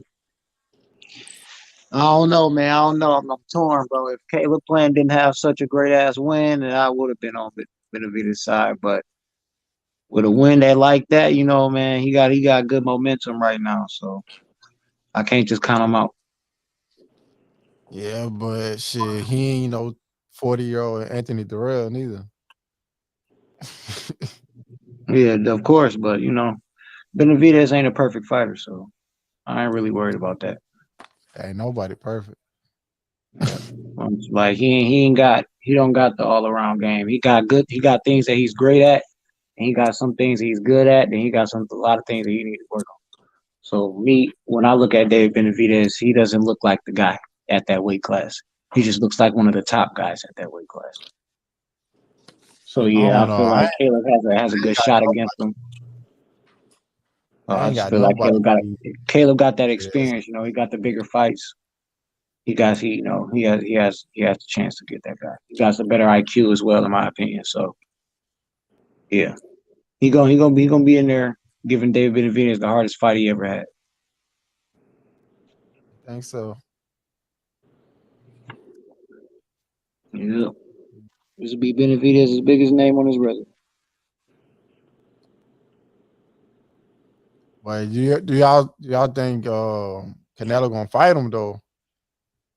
That's the thing. Nope, I think from what I'm hearing, I think David Morrell going to end up getting the fight of whoever next. And I love that. I don't think Canelo gonna fight none of them guys. I think he gonna relinquish them belts though, bro. You know, I mean, the table is closing in on Canelo at 168. I mean, Killers is he allowing his shit. They just circling his ass like a motherfucker. And the longer he just sitting there letting these brew, it's like he fucked on any. If he go left, they gonna shit. You got this dude knocking at his door. You go right, you got that dude knocking at the door. You got David Benavidez. You got Cater Plant coming off the biggest win with David Durrell. He trying to make another name. Then you got motherfucking the Cuban. You got David Morrell Jr. He can invoke the motherfucking WBA. Now you got problems right there. It's just like in this other names that we ain't even mentioning that's out there want to fight him. Canelo, I mean, and he have no desire to fight none of those guys. None of them. If it ain't a dude, Get the fuck out of here, man. Get the fuck out of here, man. What the he nigga ain't say? fight none of them. He ain't let none of them get no payday. No payday. You won't pay? You ain't Get the get fuck no out of payday here, fucking with Canelo. So he man. might well go ahead and relinquish the belt. He holding it. Get the He holding fuck out of 168 here. hostage. Why hold a division hostage like that? If you ain't gonna fight none of these killers, let them fight each other then, bro. I know that. You know, you just want to walk around undisputed. You know, you damn near doing what Triple G doing, holding all You these see which one he motherfuckers. chose to fight? John Ryder. And you know the worst part about it, after David Benavidez lost his belt, he decided he want to go undisputed after David had lost his belt on a fucking scale. I'm like, bro, what? When you say he wanted to go undisputed, you mean chase out the Canelo at that time? No, when Canelo went undisputed, that's after Yeah. When David lost his belt, that's when Canelo grabbed motherfucking your boy after Darrell just whooped his ass Adrian and made him his mandatory. Had everybody confused with that move. But this was a power move because at the time it was controversial about that franchise belt. And Canelo was one of these, he was the first franchise champion. But he know he can't be undisputed with that bad. So he know he had to go out there and get that WBO belt. Darrell just lost it. Motherfucking, I don't know why he ain't mandated Darrell when Darrell beat Eugene, but he did the loser and made the loser his mandatory. Come on, man. That shit, when I seen that move there, I was like, oh, they let Canelo do what the fuck he want to do now. That's really the business side of boxing. And make that nigga, and make the boxing fans accept this shit, bro. Come on, man. For real. After a dude just got his ass whooped. Dude just got his ass whooped. Canelo boss. Oh yeah, that was a boss move. That nigga is truly a fucking boss in this shit, man. Taking you know what I'm saying? Dope, that nigga getting do on dope and letting them people he ain't on dope. Then when he get caught on dope, it's some beautiful. Then it's the wild boar nuts and all type of shit. It's some he said let him get off with all this shit. Another fighter, they would have suspended his ass 5 years. You know, all type of weird shit. That nigga said boy nuts. All type of shit. You know, them people, him and Tyson Fury came up with some of the crazy excuse, bro. And they got Conor Ben over there talking about boar in the T9. Oh man, come on, man. Y'all dudes make up terrible. Y'all get caught and be, bro. Y'all, I don't be understanding that shit. Big Baby Davis ain't even come. Big Baby Davis did the dumbest shit. He ain't made no excuses. His dumb ass just popped dirty again. And somebody had a picture of Conor Ben when he was in training camp, but old dude just got knocked out, and then they had a picture of him now Bro, that nigga looked totally different, bro. Like all his muscles and shit was gone. All that shit was gone. I was just man, I think that nigga was using, bro. That nigga say all day he wasn't using it. That nigga was using. But then they was talking about suspending that nigga for like 7 years, I think, or some shit like that. You know, but I'm like, damn, why the fuck Canelo didn't get 7 years? He only got like 6 months. You know what I'm saying? And fighters only fight twice a month. I mean, twice a year anyway. So that shit really want no suspension like that. They gave Canelo enough time to get that shit out of the system, bro. That's all his suspension was about. His suspension wasn't about really no real suspension. His shit was, boy, we're going to give you 6 months. You part dirty, you're in trouble. So take your ass back home. Sit your ass down now. Don't be sitting up here talking about.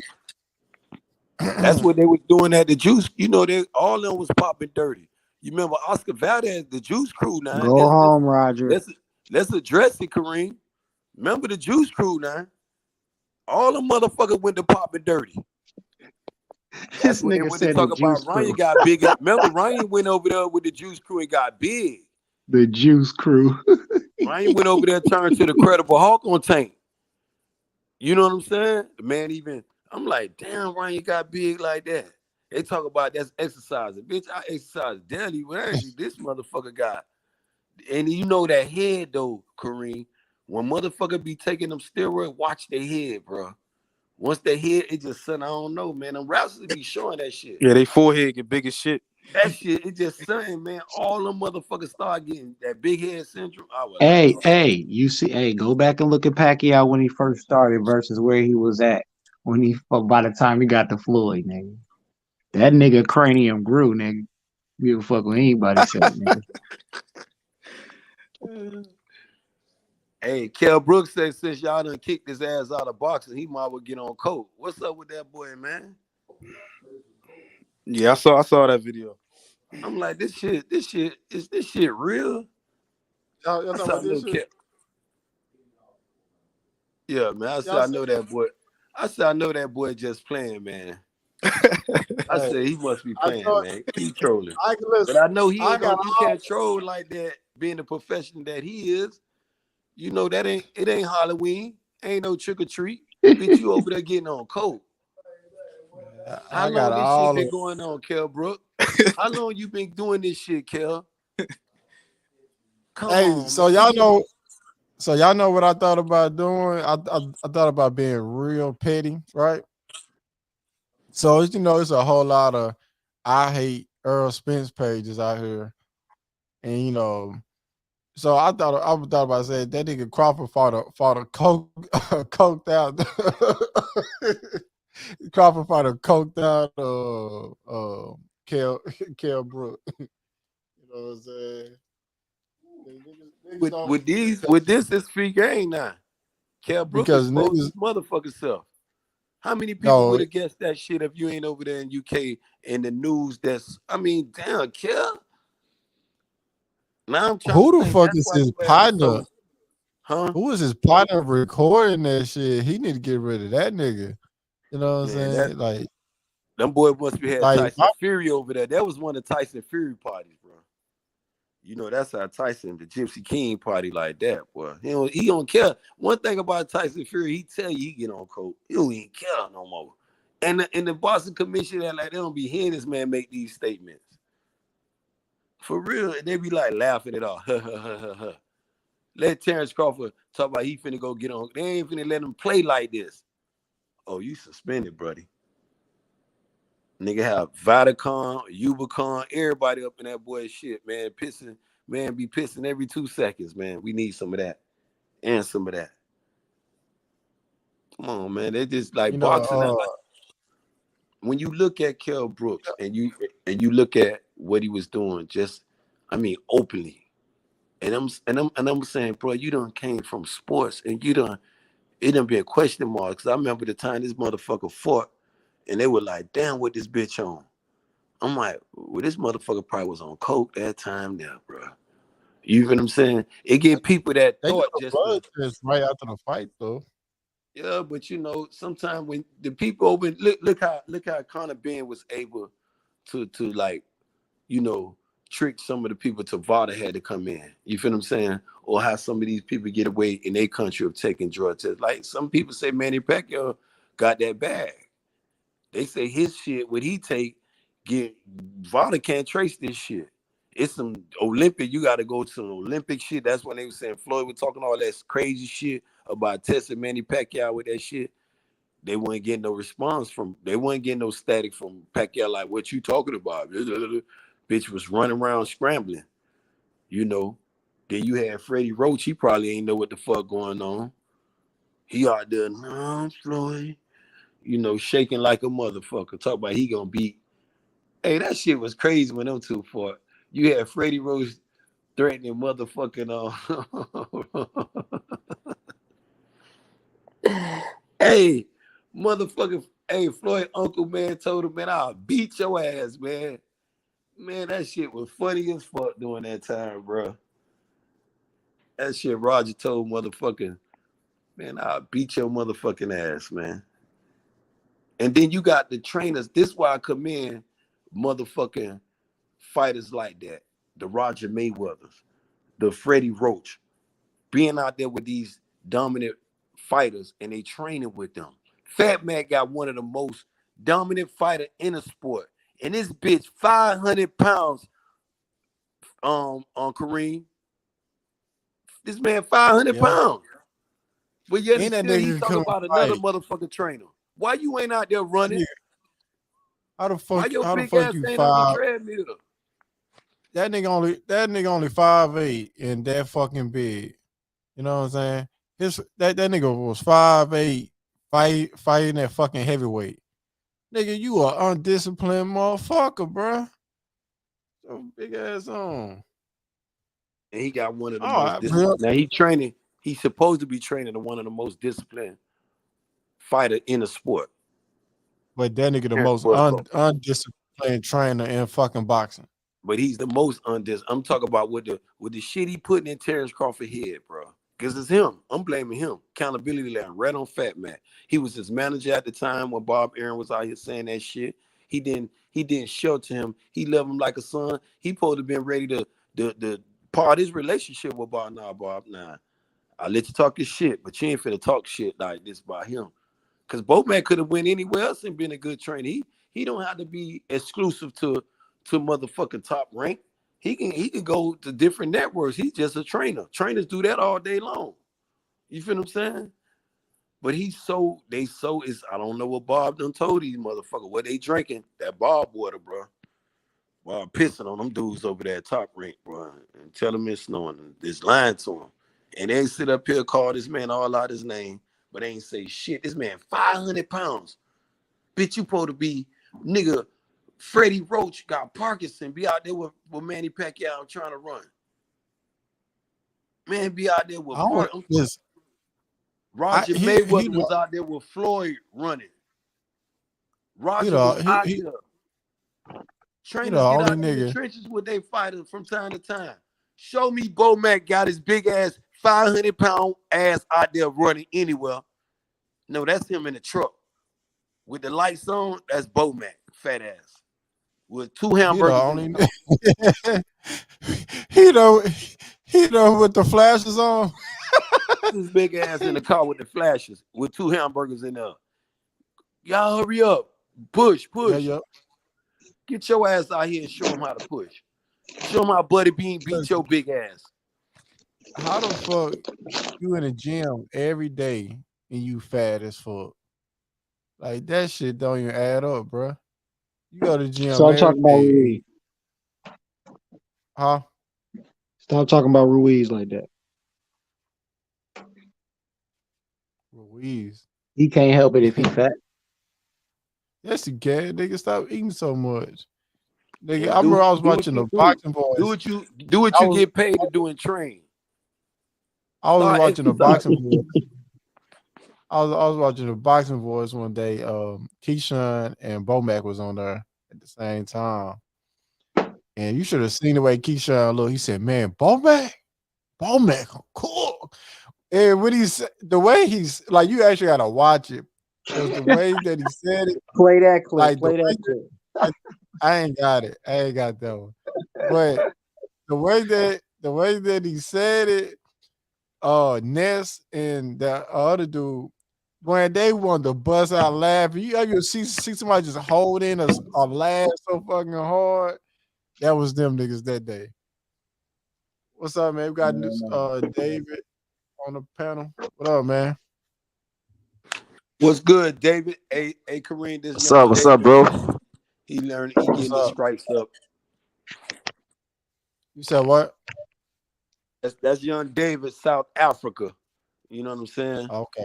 He joining us from North Africa, South Africa, David. South Africa. South Africa. Nigga said North Africa. South Africa's a country, bro. Hey, that's my dog. You know that's my guy now, 3. You know David, my dude now. You know, that's my little dude. We got Kareem and we got a dude Vamp up here. They talking a boxing thing. We talking about Terence Crawford. We all over the place. We talking about, David Benavidez, Cater Plant. How you feeling today, Lil G? I'm good, bro. Just woke up, bro. About to go eat right now. What time it is over there in Africa right now, my G? It's 8:11. Oh, okay. That time, 8 o'clock in the morning. So y'all on the 6-hour difference from the West Coast. Yeah, we 6 hours forward. 6 hours from the East Coast, 9 from the West. I thought there was 12 hours. And we 2 hours away from Butch. 2 hours away from UK. Oh, y'all 2 hours away from UK time. Yeah, so by Butch like 6 a.m. right now. Yeah, okay. So what's good? How you feeling, man? What you want to talk about, my dude? Let's talk about Caleb Plant and David Benavidez, bro. Who do you see y'all winning that fight? I got David Benavidez brutally stopping Caleb Plant. Yeah, I feel like Benavidez has already won the mind games, bro. They already went to that gym, bro, and tried to gang up on Caleb Plant, bro. He felt intimidated, bro. You know what I'm saying? Because Caleb Plant has been talking shit about David Benavidez' trainer. So they went up there to say what's up. And they were running backwards, bro. They crazy, bro, by that side, bro. They want to kill him, bro. They want to kill Caleb Plant, bro. They don't like each other. Like what I was telling them earlier. Like I said, like what I was telling them earlier. Most of the people who got a YouTube channel, most of the people I heard they picking Caleb Plant, but David Benavidez, he a minus 300 on a betting odds right now. Yeah, if David doesn't win, bro, he has to knock him out, bro. I feel like Plant has the skills, bro, to outbox him, but he has to knock him out, bro. He has to get him out of there. Even Canelo stopped Caleb Plant. Do y'all be gambling and shit on the boxing? Sometimes, bro. Not always, bro. Okay. You know, here in South Africa, bro, a lot of people watch a lot of rugby. You know, that's the sport they really like, bro. A lot of soccer. Yeah, because soccer's whack out. It's whack out here, bro. Football. They're not disciplined. They're not disciplined, bro. Nah, it's not football in South Africa. It's soccer, bro. It's football in UK. Y'all have American football, then there's football of soccer. Y'all got South African football? Nah. We got rugby, bro. We call it soccer, bro. We don't call it football over here. That's because y'all speak English and shit sometimes. Hey, David, they talking about the Kell Brooks situation when you saw him getting on coke? Yeah, I saw that shit, bro. But why, bro? That guy's a great record, bro. You only lost to Triple G, Errol Spence, and Terence Crawford. You're like 40-3. Why you gotta get like that now, bro? You had a perfect record, bro. Like you only lost to elite fighters. Why you doing that shit like you went down in your career? Something like that, bro. I was disappointed, bro. The guy gotta stay in the gym. He was sniffing cocaine, then he did some shadow boxing. Like, that's crazy, bro. But we never know, bro, what's going on in his private life, bro. Just like Jamal Charlo. Jamal Charlo is going through a lot too. You say he might not fight again, bro. And I think his wife is gonna leave him. Shit, Charlo. No, I don't even want to get into people personal life. Me too, bro. I'm just concerned about Charlo, bro. He hasn't fought in 2 years since 2021, bro. His ass need to go fight Demetrius Andres. I think he has to get a tune up before he fight him, bro. I don't know. I mean, Reggie says he does stay active, but nah, bro. He's not ready for a big fight like that, bro. Off 2 years and then come and fight Dre. Demetrius Andres ain't even got no damn power. Like, man. You can see Jamal Charlo, bro. He's looking a bit chubby. You can see it, bro. Even his face, bro. Something's going wrong, bro. He's drinking a lot, bro. He shouldn't drink a lot as a fighter, bro. You know, shouldn't drink at all. If Maul going through some personal issues, I hope he overcome them and come back to the sport. I hope it's not nothing, you know, whether it's family related, but the shit that Triple G is out here displaying. You know, when we look at Jamel Charlo, it get kind of, I'm leaving that shit alone because we already know where that shit going at. And that's like some shit that can take you away from boxing because, you know, Kareem, you know, a dude growed up in Baltimore, my G. And when I had done, you know, I left, I went to federal prison from Washington, D.C., my dude, trapping. You feel me? When I see Tank Davis just got caught up in his little shit, you know, it made me think. You know what I'm saying, though? When you see these type of fighters, Kareem, and you can get hold of Tank, you keep them out that environment that you know what I'm saying? It's easy for Tank to get caught up in some shit, but getting them out of that shit, that might be an uphill battle. Tank don't got no reason to be getting caught up with none of this dumb shit, whether it be a fender bender. You know, accidents do happen. Bitches running in you run into a person, but you got to have people around you, you know, if you're going to do something, do it right, what I'm saying. You know, when you getting caught being sloppy out here, leaving the scene of the crime, allegedly, you know, one time you know they got you on film, they saying you dragging her. I don't know, but just the thought to getting caught up in this type of situation, Kareem. Yeah. That's the shit we got to push. And at that time, Tank was drinking a lot of alcohol, bro. No, I ain't gonna say what Tank was doing. I ain't going on that though, David. But what Benjamin I'm a Tank fan. I'm a Tank fan, bro. But he's been drinking a lot in the past. Even if that was, I don't know the case. I don't want to even entertain that. But what I do want to entertain the fact that him not get caught up in those situations.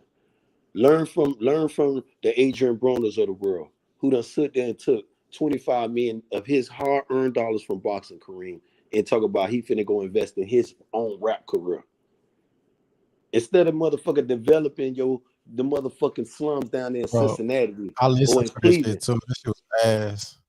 Taking these $25 million and investing in Cleveland and them run down ass, you know what I'm saying? Give back things like that. You can see your money back, bro. But when you sit there and talk about you gonna go from the problem child to AB about millions, you finna go invest sweat, blood, and murder money because you could have got killed murdering in that ring about that money. And you gonna go invest in rap, bitch?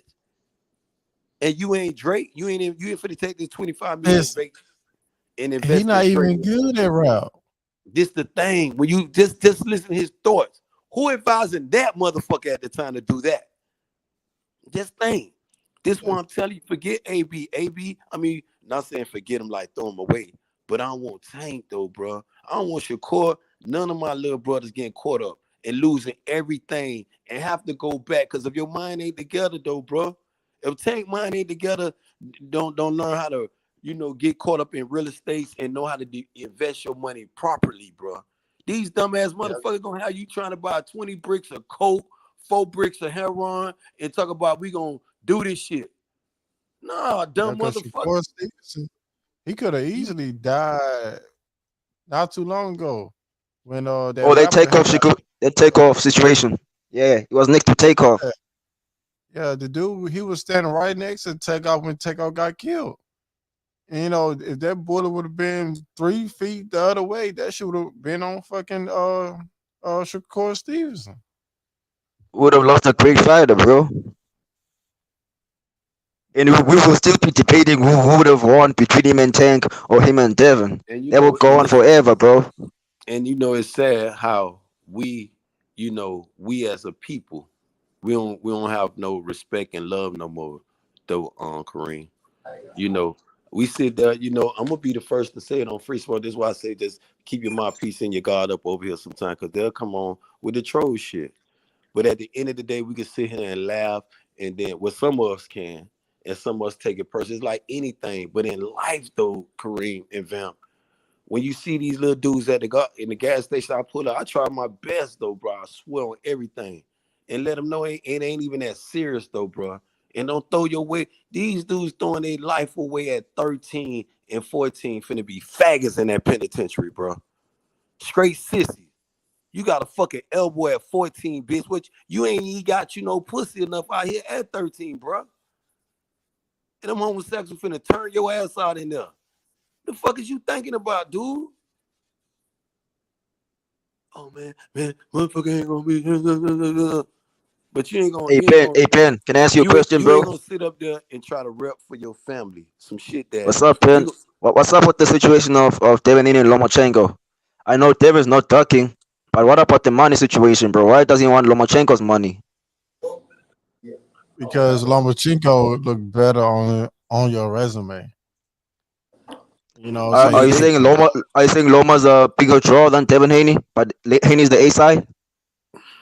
When you talk about the Loma, A side, but you always want to beat up on the fighter that white people think they're white. I can't even get the shit out. You always want to beat up on the fighter. The great white hype. That white people think that's the best fucking thing going. You know what I'm saying? So you always want to beat up on them.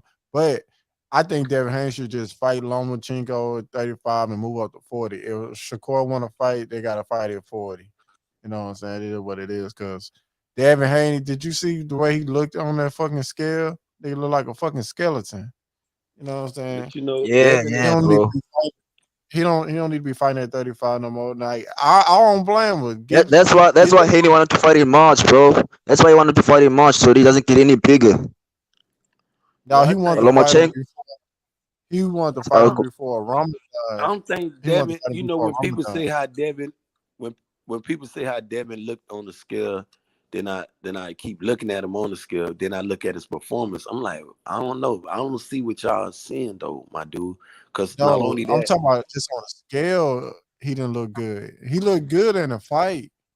Just on the scale, he just didn't look good. I done seen some motherfuckers needed help getting on that motherfucker and had the nerve to talk about sending them in the ring. Man, what? And you know what I'm saying? But I'm just saying, bro, about the situation of Devin Haney, bro, he wouldn't have worked with you if he was fighting Tank, bro. Saying Tank must give him a bigger cut. Tank was gonna say, nah, I don't care about them belts. I'm fighting for money. If I wanna make money, I'll make as much money as I can. I'm the A side, even though I don't have the belts. So that fight wouldn't have happened, bro. Tank and Devin, because Devin was gonna say, hey, give me more money if you want the belts, bro. So he wouldn't have worked with Tank, because Tank knows that he's gonna attract the bigger crowd for the fight of him and Devin. Devin is the B side. Them belts don't mean shit when you fight fucking. That's what I'm saying, bro. The fans were saying that the belts matter the most, but the money's important, bro. The money's important, bro. It's like working 9 to 5. When y'all work 9 to 5, bro, y'all working for money. The money's important, bro. It's the job, bro. That's both of them is important because who's the bigger draw determines the A and B side, though, David. But the belts do play a role in solidifying your legacy, my G. Sometimes when you get the Tank Davis and the Ryan Garcia, when you get these two young athletes in they prime now, that can be a bigger draw than having a championship fight. See, when people be saying the belt doesn't matter, they got to explain to the people, because sometimes you got people belt don't matter, and you ask them to explain what the fuck they do. They some fights they don't. It all belts. When you talk about championship matter, it does. But when you talk about being a bigger draw, though, on Korean fan, that was Korean, right? Yeah, that's me. Yeah, but when you talk about being like you could say when Devin and Tank, because Tank is the A side, he the bigger draw. Even though Devin is undisputed with all these belts, Tank still selling out. He can match him, and he's doing pay-per-view numbers, and his numbers is there. So therefore, that's hands down who's gonna be the A side. But that doesn't take away. Go ahead, my bad. Go ahead. That doesn't take away what this type of magnitude. This fight for undisputed, this for all the belts and bragging rights. Two young fighters that came up over there in the Floyd Mayweather camp. Well, one came up, Devin, and one was, adopted over there. You know what I'm saying? But what it was, and both of them flourished though. And both of them having a successful career right now. And for us to be so close to see that fight, where we just but hey Ben, but Ben, sorry to cut you off, bro. But some legends of the sport were like maybe Andre Ward. I've heard him in an interview, bro, saying that he regrets getting them belts. He wish he just fought for money because you have to pay for them belts, bro, to keep them. I think. It cost you to have them belts, bro. They regret, bro. See, David, that's his opinion though. But when you look back on your career and you can be talking about, well, I made this to fight him and I made that. Even Mike Tyson, Ben, bro. Mike Tyson said that them belts don't mean shit, bro. The belts mean something when you're just coming up. If you're a young fighter, you can't jump into this business talk about the belts don't matter. Because you ain't even made a name for yourself to be in that position yet. Yeah. This with a trick with me, it's tricking fighters like that because they gonna jump in thinking, well, the belts don't matter. And it ain't even a fucking draw. This is why you got so much controversy with the Errol Spence and the Terence Crawford negotiating. They don't understand the accolades don't put asses in the seat. Because Terence Crawford was a former, undisputed at junior welterweight, that shit don't transcend the shit. These motherfuckers on YouTube, Terence Crawford, the man, won't hit the button, won't pay $40 for none of his shit.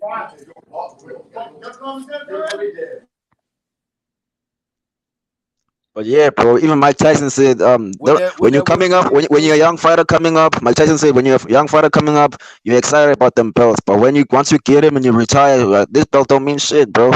They don't mean shit. But that's what Mike Tyson says. Mike Tyson, and it always be the dudes. That's what Mike Tyson said. No, but see, Mike Tyson, when Mike Tyson was coming up, when he was with the motherfucking when he was with Cuss, belt was mattering to Tyson. Because that's all Tyson was worrying about, being undisputed, being one of the greats. You can't be one of the greats and you ain't never been champion, David. So how can, and Ryan Garcia never held a world champion. Tank 5 times, 3 divisions. So he been there. What would solidify Tank being undisputed? He'll be something Floyd never been. This one, another thing, Devin only fought one nigga to be undisputed, bro. But Devin road to undisputed, Kareem, was the most avoided. He was damn near blackball. I'm talking about the right. I'm just saying, I hear what you're saying, Kareem, bro. Lomachenko requested to be a franchise to avoid to start the bullshit right there. Then the shit was passed to T.O. T.O. went on with another shenanigans. It took Devin Haney to take a pay cut, leave Matchroom, take a pay cut, take this contract. A lot of people still, Devin Haney, they was gonna blackball the man. You had motherfucking Teofimo Lopez talk about this man need 5 years to get on his level. Then ran up on Eddie Hearn, telling Eddie Hearn to give him $10 million to fight. I mean, the shit that was getting crazy. We know Lomachenko ain't wanted to fight him because Lomachenko and Bob Arum, Suleiman put them on blast. Told them, say, man, they came to my office requesting to be franchised. I ain't solicit them, they solicit me. And I took it in consideration and granted an opportunity. That's what made Devin became WBC champion. He went from being a mandatory because Devin wanted to fight Lomachenko and earned that. Lomachenko relinquished. They started calling the man the email champion, disrespecting Devin. And I'm saying, damn, you are gonna call Devin an email when you got this French fry motherfucker over here. Oh, he's a super champion, and he might be undisputed with him and T.O. The shit went to their head. Canelo, with the great point you brought up, Kareem, Canelo when he got Yurju, beat the shit out his ass for that WBC belt. Became undisputed. These motherfuckers walking around with the franchise champion talking about I'm undisputed after he whooped Lomachenko. That's T.O. And then he realized, damn, I'm not undisputed. Then he went to playing games with the Cambosa. Oh, that fight too, by the way. You what? Yeah. I chose the upset with the T.O. and Lomachenko. No. Cambosa. They ain't Yeah. I called it. I called it. I called the And upset. and I was telling dudes, I said George Kambosos a one-hit wonder, bro. I said I go down to 135 and beat his ass. I said Devin gonna watch that dude. He beat Till ass so bad, Till ain't even want a rematch from this dude. Till tucked his stud and went to 140 and getting his ass beat up there ever since. They say he was dehydrated. That's what him and Daddy was saying. Man, Till was out. Nah, Tio said he almost died when he fought Campbell. That man Nah, had more excuses. Teofimo ducked Devin Haney though. Now He this the ducked Devin same Haney. dude he was on Wilder neck by all the excuses Wilder made. But this motherfucker got his ass kicked. And this nigga still making up excuses to this day. T.O. and his daddy still making up excuses. And why they getting their ass up there at 140, they still You making sound like excuses. Deontay Wilder over there to this day. For real, they was still, man, you should have seen when them motherfuckers had that belt. Oh, when they beat motherfucking Lomachenko ass. Oh my goodness, boy. It was the takeover. And I was damn near sold on that shit. Cause I thought that the takeover was going I called that fight too. and I was so you knew Tio was gonna beat the shit out of Lomachenko. Well, I didn't think he was gonna beat the shit out of him, but I chose him to win. I picked him. And he just made it real simple, real easy to beat Lomachenko. And Lomachenko was on his high horse. He was Mr. Matrix. He was Mr. Sliced bread. Better than Muhammad Ali. But I said if they fought again, I'll choose Lomachenko. Because I think T.O. won like the first 6-7 rounds or some shit like that. But then after that, Loma came back. Lomachenko went into his mode, and that nigga won like 5 rounds straight, 5-6 rounds straight, bro. So I'm like, and then I'm talking about T.O. wasn't. I think Loma said he was injured too, Kareem. I think Loma said he was injured too in that fight. You know, everybody say they injured when they lose, bro. That's just part of the game. Niggas don't never say they was injured when they win. You know, I ain't never Just like Manny Pacquiao, yeah. Even Manny Pacquiao said he lost to Floyd Mayweather because of a shoulder injury. That's cap. And then Floyd went and say, "I'm injured too." Even Floyd said, "I'm injured too, bro." Niggas only injured when they lose. Just because they feel like they disappointed their fans, so they're trying to make excuses for their fans. Like, I'm injured, don't worry, I'll come back. That's fucked up, bro. You ever seen the nigga win a fight and start grabbing the shoulder like, yeah, my shoulder hurt? No. You know what I'm saying? It was injured before the fight. They say their shoulder was injured before the fight. They want to cancel the fight. Yeah, that's cap. Niggas just Flo would have beat Manny Pacquiao 10 out of 10 times, bro. He said it himself. You be fight 100 times, I'll beat you 100 times. Floyd is just that good. I'm a big Floyd Mayweather fan, but I hate that nobody beat his ass. You know what I'm saying? Because now it's like everybody want to be undefeated for their whole entire career. You know what I'm saying? And it's like boxing ain't really about that. You know what I'm saying? You win some, you lose some. You know what I'm saying? Some of the greatest boxers, they got 3 or 4 losses on their fucking record. You know what I'm saying? That doesn't take nothing away from it. But everybody want to chase behind Floyd, though. I really even Manny Pacquiao, bro. For example, bro, Manny Pacquiao fought Floyd. I think he already had 4 losses. I think he fought Floyd Mayweather, and it was still a huge fight, bro. It was Floyd's highest payday, bro. Because Manny Pacquiao got a lot of fans, bro. Win or lose, bro. That guy's a warrior, bro. He came from like 112 pounds, and you went all the way up, bro.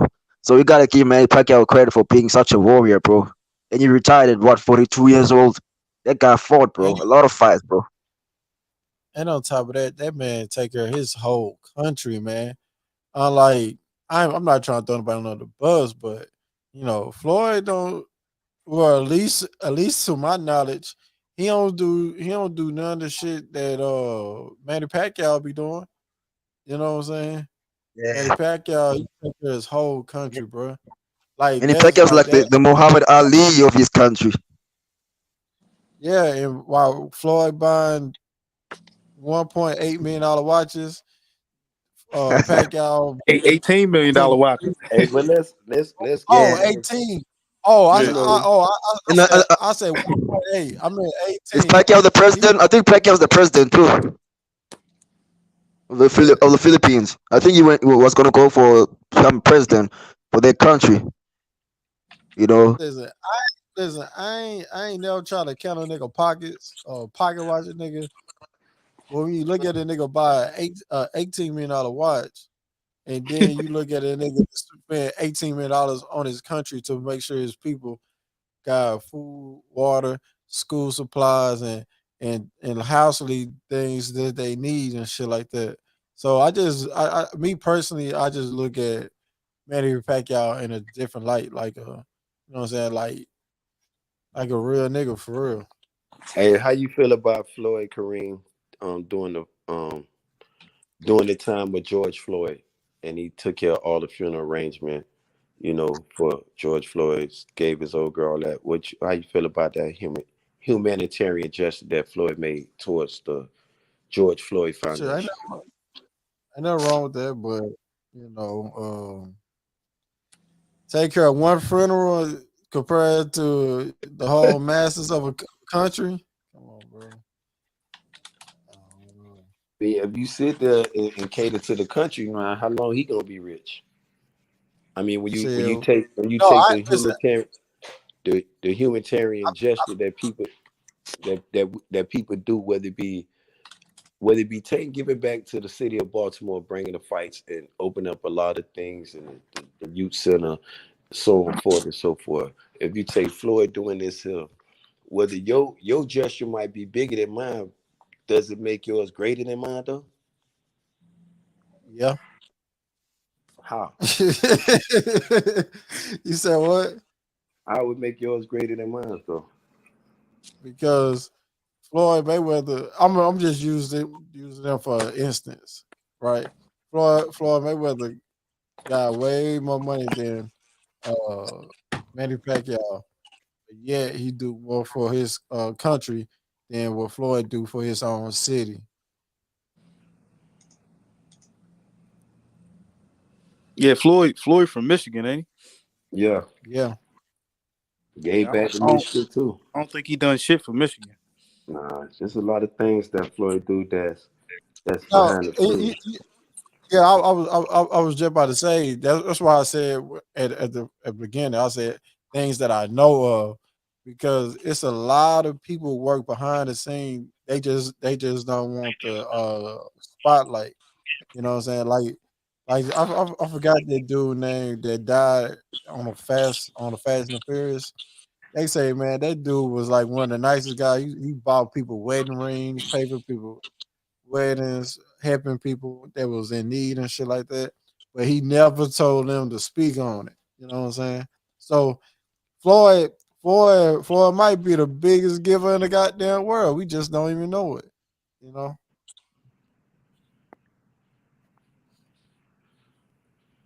I know who not doing shit for, you know what I'm saying? That motherfucking Canfish Crawford though. He ain't doing shit for boxing fans, period. He ain't even trying to make the big fights. You know. And give back to the sport that you claim to love so much, Canfish. That nigga there going through the path of least resistance.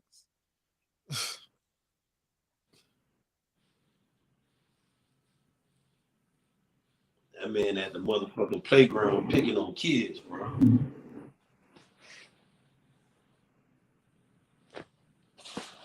And they gotta do better, man. That nigga ain't gonna never change. No, he might just do.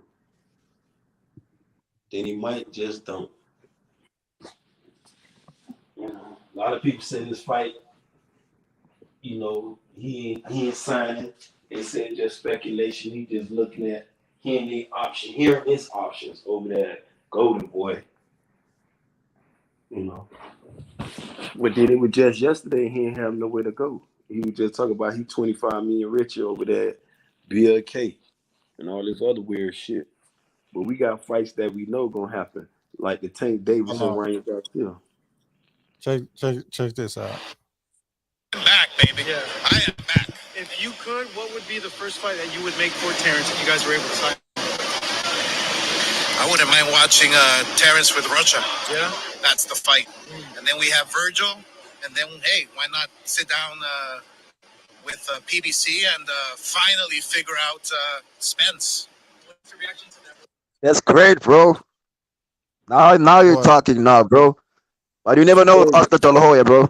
David, when you talking about the just those two names gonna send you in 2024, bro.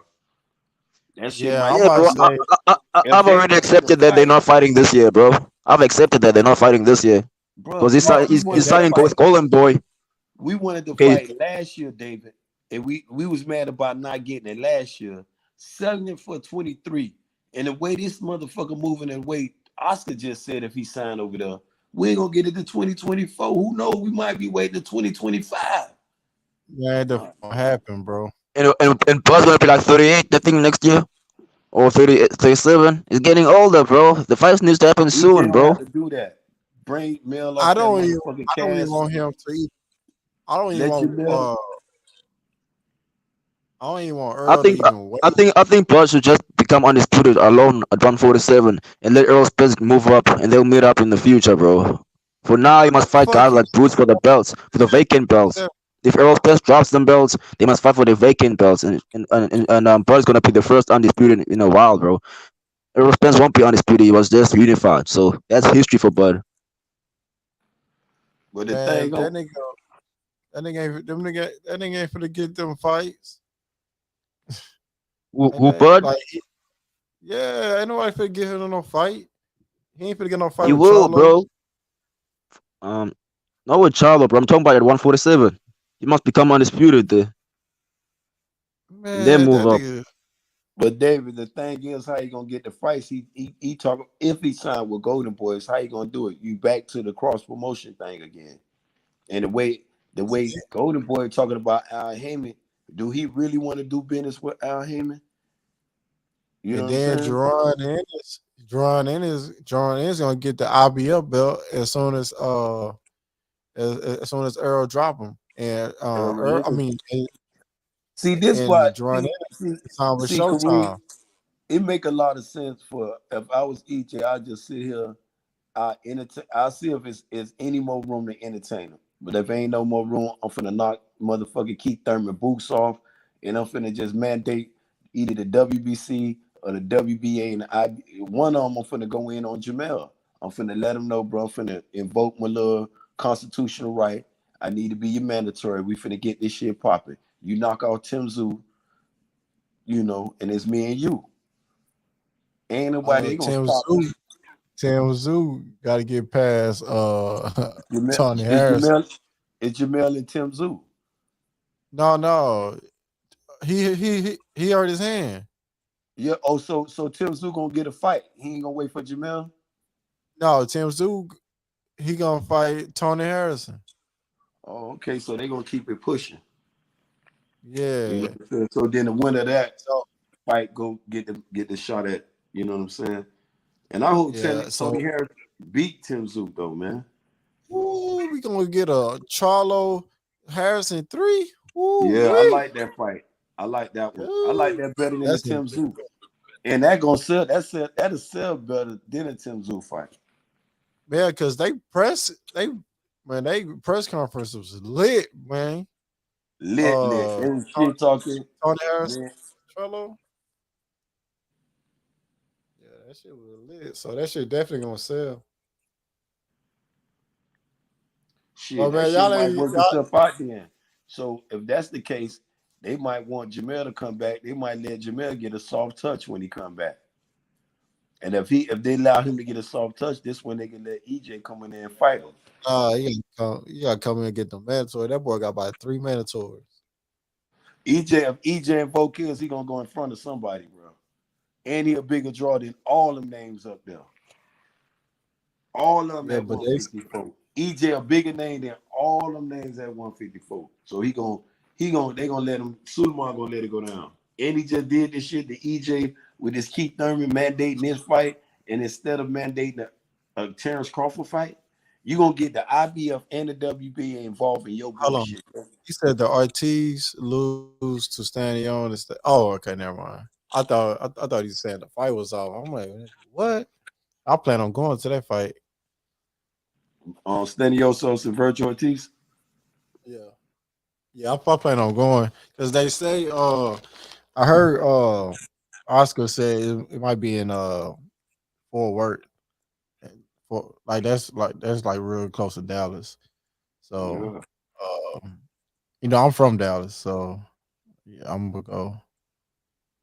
I'm gonna definitely put my credentials in. I'm gonna put my credentials in and see can I get the back the press press pass and Get your stuff. press pass, get up in there on them fights. That part. Yeah, man. I get it.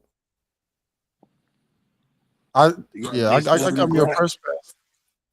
Huh? I got my first press pass, so I'll be in San Antonio in 2 weeks. Oh, okay. So you ready there? Yeah, what's that dude name? Ray Vargas and O'Shaky. Yeah, Foster. and then O'Shaky Foster. Yeah, and the co-main event got Mario Barrios on there. So I'm gonna go. I'm gonna go in 2 weeks. So I'll be in San Antonio. So you seen the interview? We were talking earlier about the little interview with Kevin Ford and Bill Haney the couple of weeks ago on the Boxing Voice. Yeah, that shit didn't go well. We was talking about that matter, how Bill is doing an all-time great gesture in promoting Devin Haney. You know, kind of like work Kevin. I wonder why he was so mad. Calvin. Like, yeah, like he said, I don't want to talk to Bill, Bill free smoke though on Green. So Bill know how to, he know how to work both management and both, you know what I'm saying, promoter. I'm gonna use that because as a promoter, you got to keep that shit juicy. You got to keep the shit all, you know what I'm saying, hyped up and stuff. He go on and say that Kevin Ford is not the dude who they portraying him to be in The Wire. And Tank is not even a WBA champion. I was like, he said both of them faking. So he faking to be a person that he's not, and Tank faking to be a. Hey, Bill can talk some shit, bro.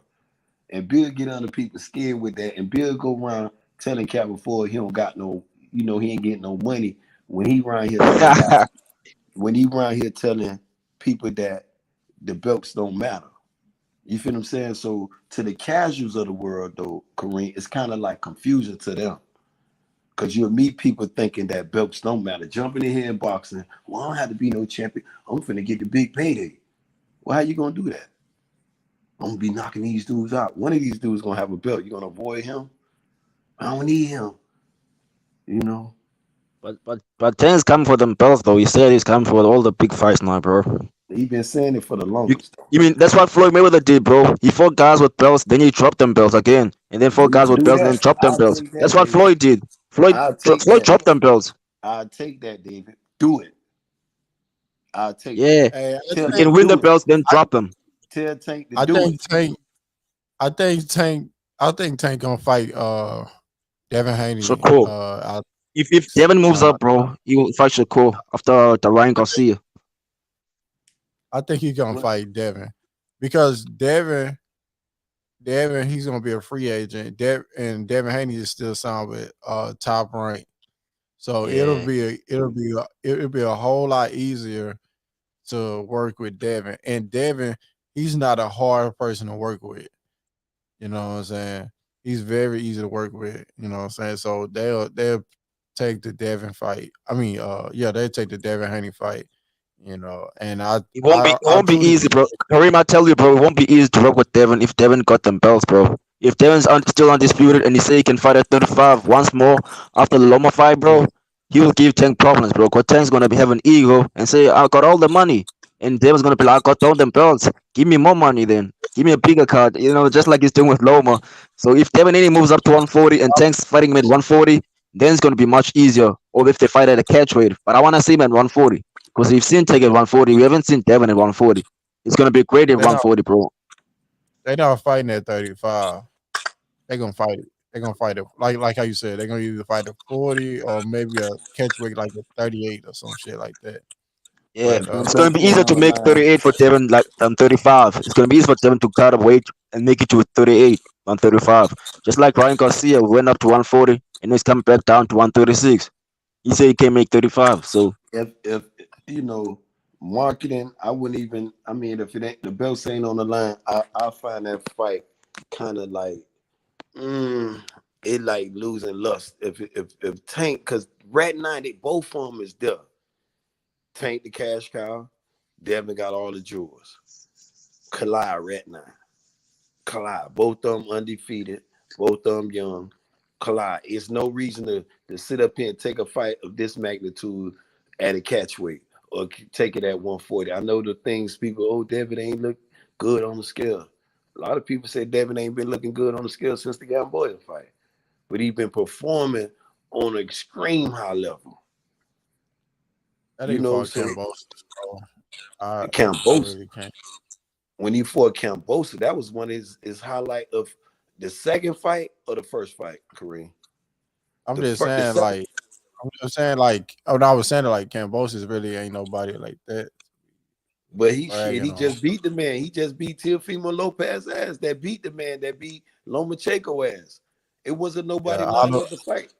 It was all of them niggas do like a fucking domino effect, losing to each other. the only reason Devin was fortunate to get that shot because Lomachenko ain't want to answer that call. He was in war. Well, no, yeah, I'm about to say he was in war. They set it up. It was up for Lomachenko and Cambosa over there in Australia. Lomachenko was in war. They told Devin, take a pay cut. We'll do it for you. He did it. Went over there, took the motherfucking belts. Then the second fight, they were trying to push Lomachenko in that shit again. Lomachenko the one came out of war. I need a tune-up. But then, if Lomachenko fought Cambosis that December, bro, after that fight, bro, do you think who do you think Devin would have fought, bro? Because Loma would have went to to Australia twice to fight Cambosis. Loma was gonna beat Cambosis and go there twice, just like Devin Haney. Who was Devin Haney gonna fight then? Who Devin would have fought? He wouldn't have fought George Cambosa or Lomachenko because both of them dudes was avoiding Devin Haney for one. I'm saying while Lomachenko's fighting Cambosis twice, what's Devin Haney gonna fight so long? See, during this time, you would have to be soliciting the Tank Davidson of the world or the Frank Martin. If not, now it's time to entertain 140. Because it would have been real sad for Devin if Lomachenko would have answered that fight. Because they would have had the black ball all in the bag.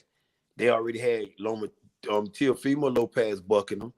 Lomachenko went the French fries route. They drug him out of war for to give another motherfucking unification bout. While Devin's still over there with that WBC belt.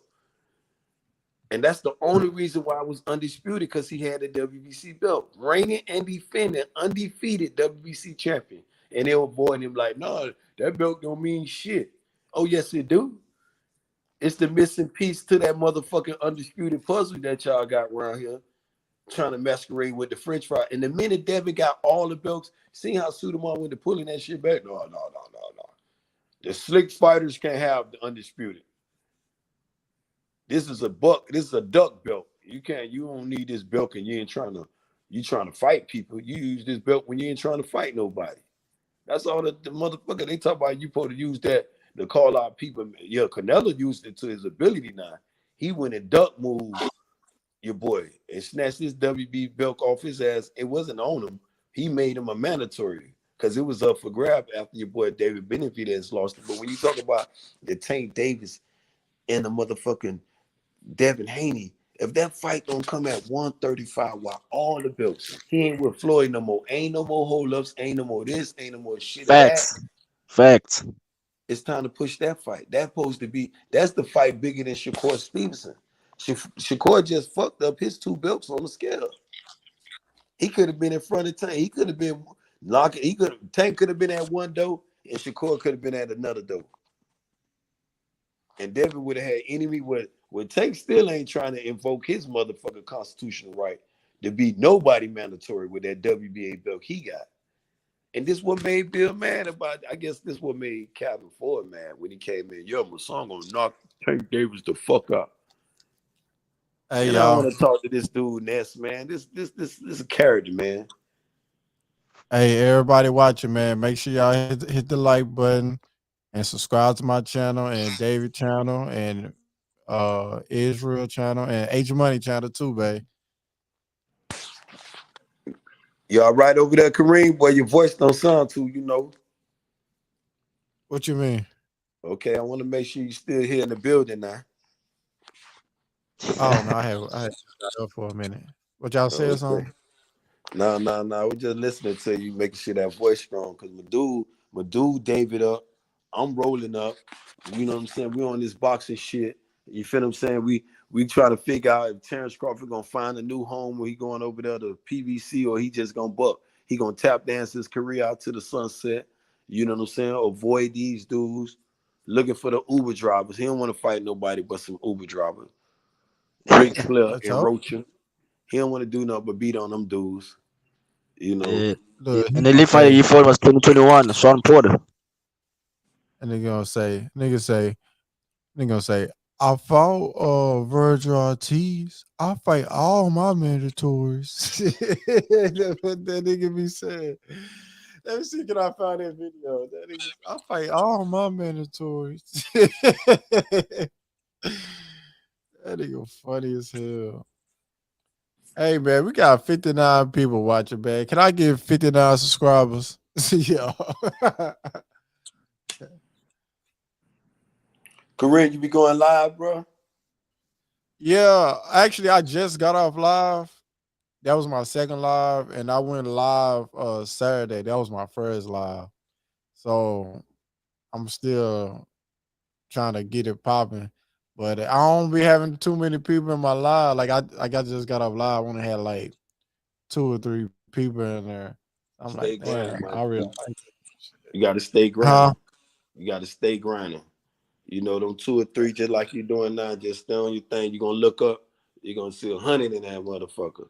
You know, they just be there. Sometimes people don't have, what to do or just don't know where to go at. You feel what I'm saying? You keep them, Kareem Boston dude. You sound like you a man of receipts. So this gonna hurt their feelings though. This is why I want some of them Bud Crawford fans to jump up here and talk to you. Explain some of that buffoonery going on. Some of that cap move. They in duck mode. Them dudes in duck mode. They in duck mode looking for a care package. They talk about we kill us. We looking for EJ. Man, y'all in duck mode, man. I'm looking for what he say? I'm looking for the big fish. The water fucking ankle deep. At Disney World looking for the big fish. He at Disney World. He looking for the big fish in ankle deep water. Where he at? Go out there a little more. You gonna find him. He gonna come to your ass.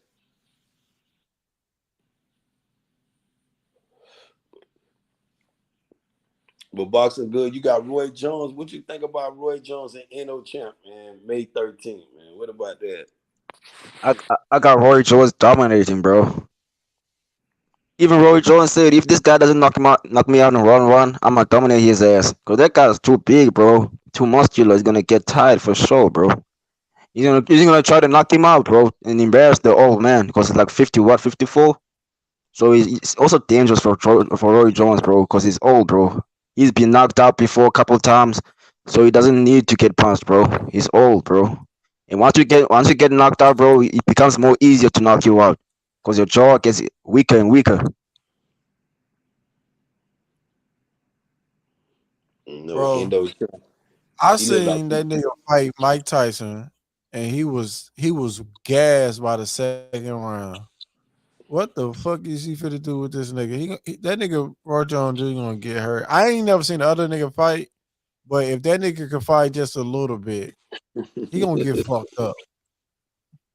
Again, I don't know who that. I, I I, don't I, know I who that see that nigga do some mid work, bro. I see him do some mid work, bro. He gets tired too. He's too big, bro. was. And You he know, was trying to talk tough. niggas with muscles is slow and get tired fast. Yeah. Roy in there with a big one though, man, and it's funny though, man. And during the same time when they was doing their little thing, I seen a clip about motherfucking Evander and Reddy Bo. They had like they wanted to get that shit had me laughing like a motherfucker. Reddy Bo barely can get his ass up and shit. I'm like, Hey man, man, y'all better. But if this guy end up champs beats on Roy Jones, I think Mike Tyson gonna want to step up and say, "Let me knock this nigga out." Mike Tyson gonna make a comeback and beat this guy. You will knock him out, bro. Mike Tyson still got that crazy power, bro. He's still fast. He just needs to work on his stamina and stop smoking a lot. hey man. So I was at this little small boxing event. Roy Jones Jr. He got his own fighters, right? And so they had came out to Dallas, and so I had went, and Roy Jones Jr. was over there, Errol Spence was over there, Frank Martin, some old people was there, a lot of people there. So I had turned around, was talking to my partner. Somebody had tapped me on my shoulder. I turned around, it's Roy Jones Jr. I'm looking like Roy Jones Jr. is like one of my favorite fighters, bro. So I turn around, it's Roy Jones Jr. I'm looking like, what the fuck?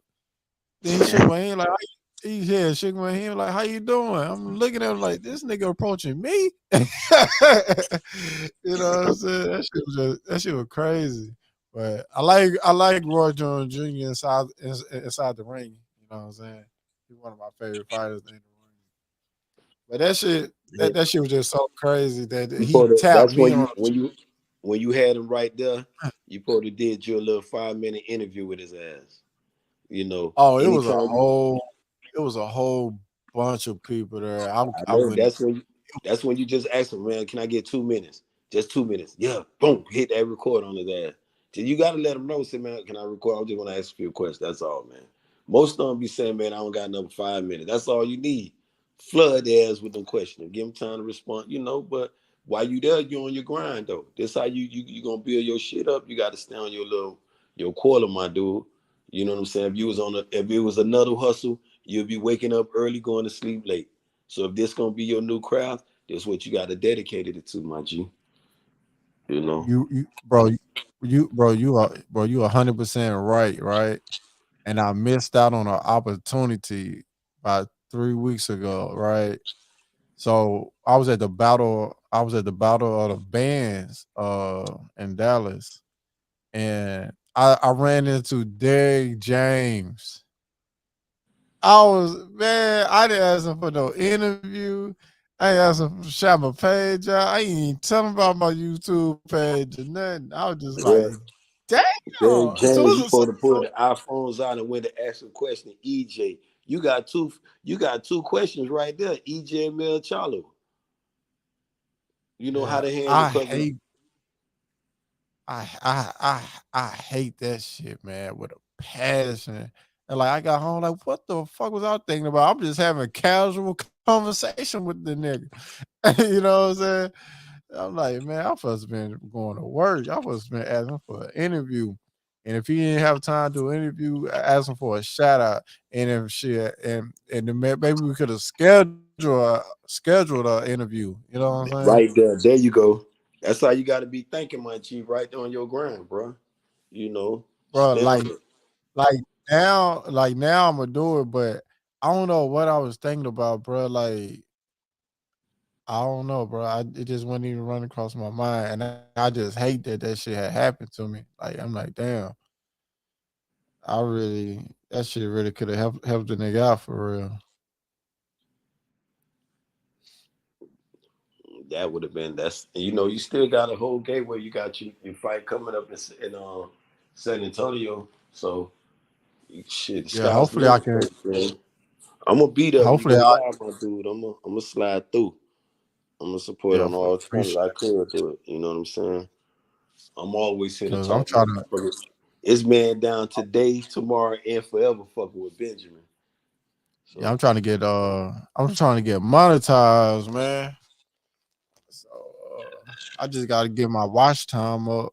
I gotta get my watch. I need, you gotta have 4,000 hours. I think I got 26,000 hours. So you gotta have 40,000 hours. Or what you mean by that? 4,000. And you got 2,600 hours. Yeah. Oh, you're not far. You're not far. You know. Once I get that little time, payday. You want payday? Payday. You want payday? You want payday? Get the fuck out of here, man. Get the fuck out of here, man.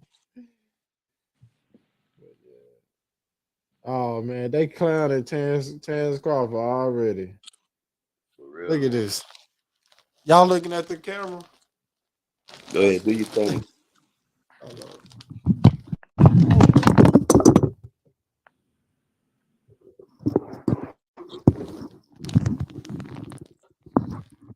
Drop my mic.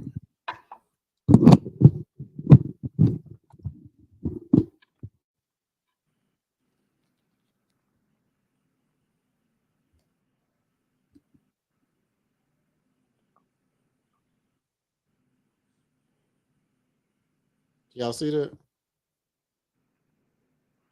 Yeah. What that is? Who that? That's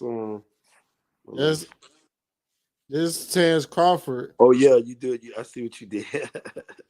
And that's Alexis Rocha.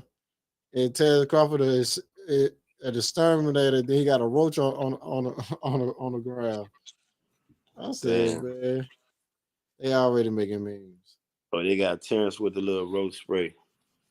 Oh, and they got and they got Terence Crawford sign on the ground like he a roach too. Man, these niggas be having a lot of time when they hear the people bullshit. I'm gonna say this, boy. I'm gonna use that for a thumbnail. They be ready.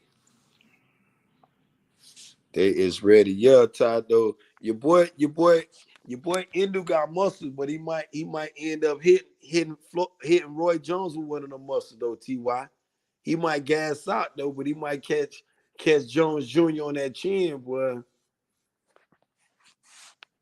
It might not be looking too good for him. NO Champ might be walking away with that motherfucker celebrity title. Who you talking about? Roy Jones and NO Champ, But dude, Ty say he got muscles, man. That shit be, sometimes you get winded with them big muscles. Might not be able to move as you want from a little fighter, but shit. So who y'all got out of a new way and Stephen Fulton? That's a good fight, man. I like Stephen Fulton, but I know what a new way brings to the table, though, man. And this a good fight for Stephen Fulton. You know what I'm saying? I feel as though he got it, but now he cannot play with this guy, boy. Stephen cannot play with a new boy. Because you fuck around and slip, boy, your ass be, boy, getting off your ass, boy. And he got a box. I like Stephen Fulton. I'm hoping Stephen Fulton win, but I don't think he's gonna be able to do it, because he ain't got no power. You know what I'm saying? Like if you go to Japan and try to fight somebody to a 12 round decision, you fuck around and get robbed. You know what I'm saying? So I don't know. It seems like when they be fighting over there in their country, like a new way, it seems like he a different type of fighter or something, bro. That motherfucker be, boy. He damn near be showing me some shit I expect Lomachenko to be showing me. And Lomachenko was in the ring trying to hit all them little fancy moves. Bitch was beating his ass, man. I'm like, man, stop playing. And I don't see an answer he got for Devin. I'm just trying to, what, he gonna switch it? You know, he gonna pivot, try to pivot Devin big ass. I don't see it though, man. Whatever he tried, just see Devin just crushing his little ass, just turning him in the whole circle and beating him as he turned him though. But then Fulton, shit, this is chance now. If he want to put himself back in the big talk, yeah. Do him a good favor and beat his ass. If you beat his ass, Fulton, boy, you'll be the talk of the town, boy, because they already got this. They trying to put him at number 1 pound for pound. Hey, if Stephen Ford win, he going on the pound for pound list for sure. Yeah, this will be the biggest win of his career. Shit. And he beat the number 1 man that pound. Shh. You definitely get your spot in that motherfucker with that one. But I just, I hope he train hard. I hope he come with an answer. But if he don't, might be a short night for his ass, bro.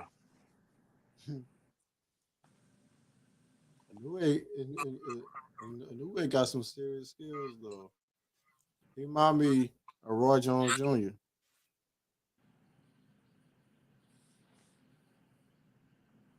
In a way. Yeah. Oh, what's the name jumped off? Oh, Fulton? No, I was like David jumped off.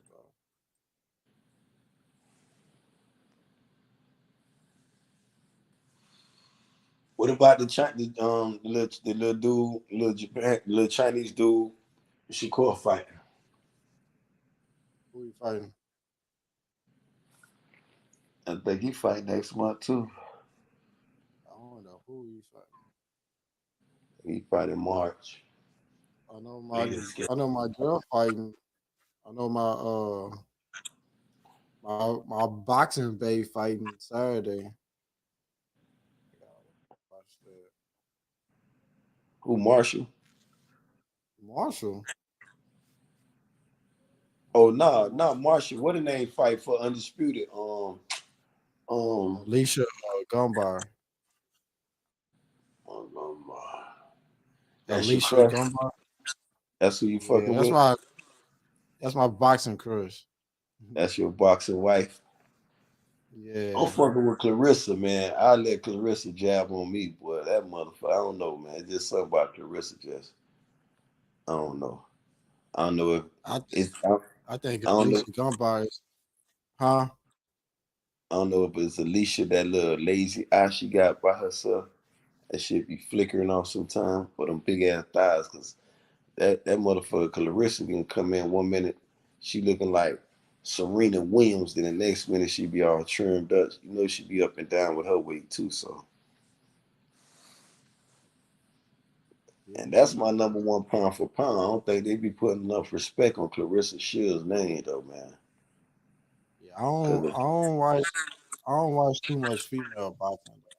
Yeah, we don't pay attention to it enough, and we don't give the ones that deserve the credit enough credit. Cause had some of these females, it's just like your boxing wife. She's an accomplished fighter.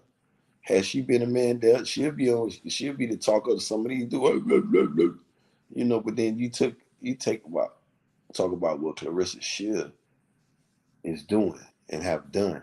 You talk about a 2-time gold medalist, three-time undisputed champ. That shit, they're just them credentials, boy.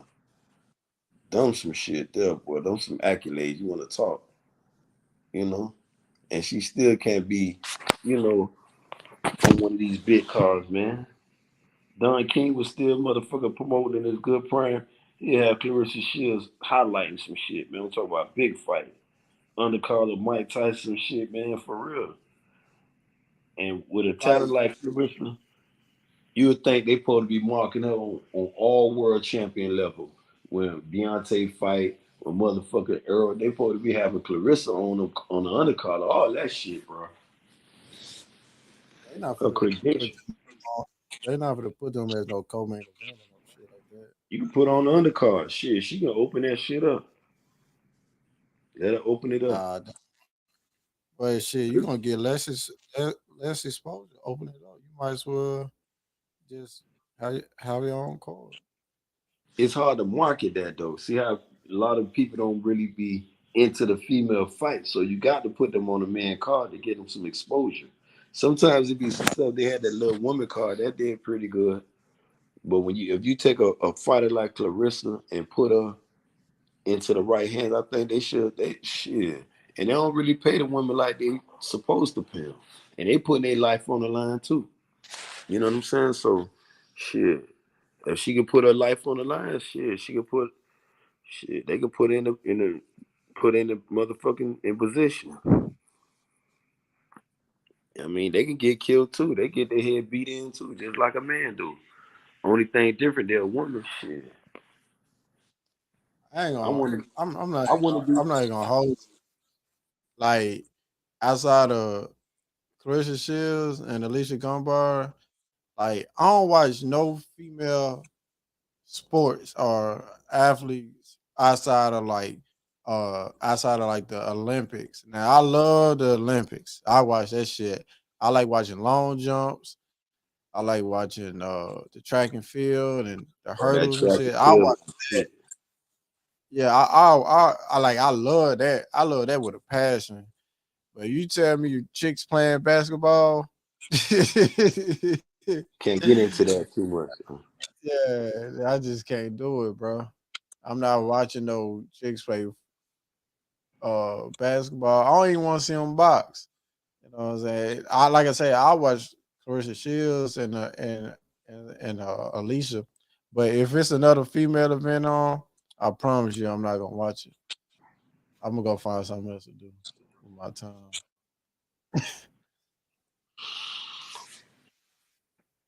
Yeah, they're my two girls right there though. I wonder if she's single. Who that? Alicia. You know, you gonna have a chance to see when you get up on. You gonna catch her in one of your events though. Yeah, if I ever see them, I'm gonna ask them. Shout my page out, you know. So, but man, I'm finna go ahead and go to sleep, man. Go out of here. Hey, Kareem, man, it was a pleasure, my G. You know, subscribe to the channel, man. If you do your thing live, just know Benjamin will pull up in the building, my dude. You know, Okay. it's Kareem Boxing, y'all. Y'all keep it up. Y'all keep them likes up. You know what I'm saying? You know, I don't know how long I'm gonna be up here. We might wrap it up and do an early morning edition. I know he gonna be want to do his early morning thing probably tomorrow. Tomorrow, I would Tuesday. I would jump on here today. H Money not even on here. Oh, if you go live now, you know, or I jump off this thing and let you, try to get everybody. But Oh I no, don't I'm know how finna go to long. sleep. I'm finna go. It'll take you behind the sleep, then get your rest up. Think about Baumgartner. You know what I'm saying? I don't want to think too hard. Hey I man, want some. you run up on that baby Clarissa, man. Tell the boy you got a dude crazy about you, baby. I can't tell her that she just got engaged.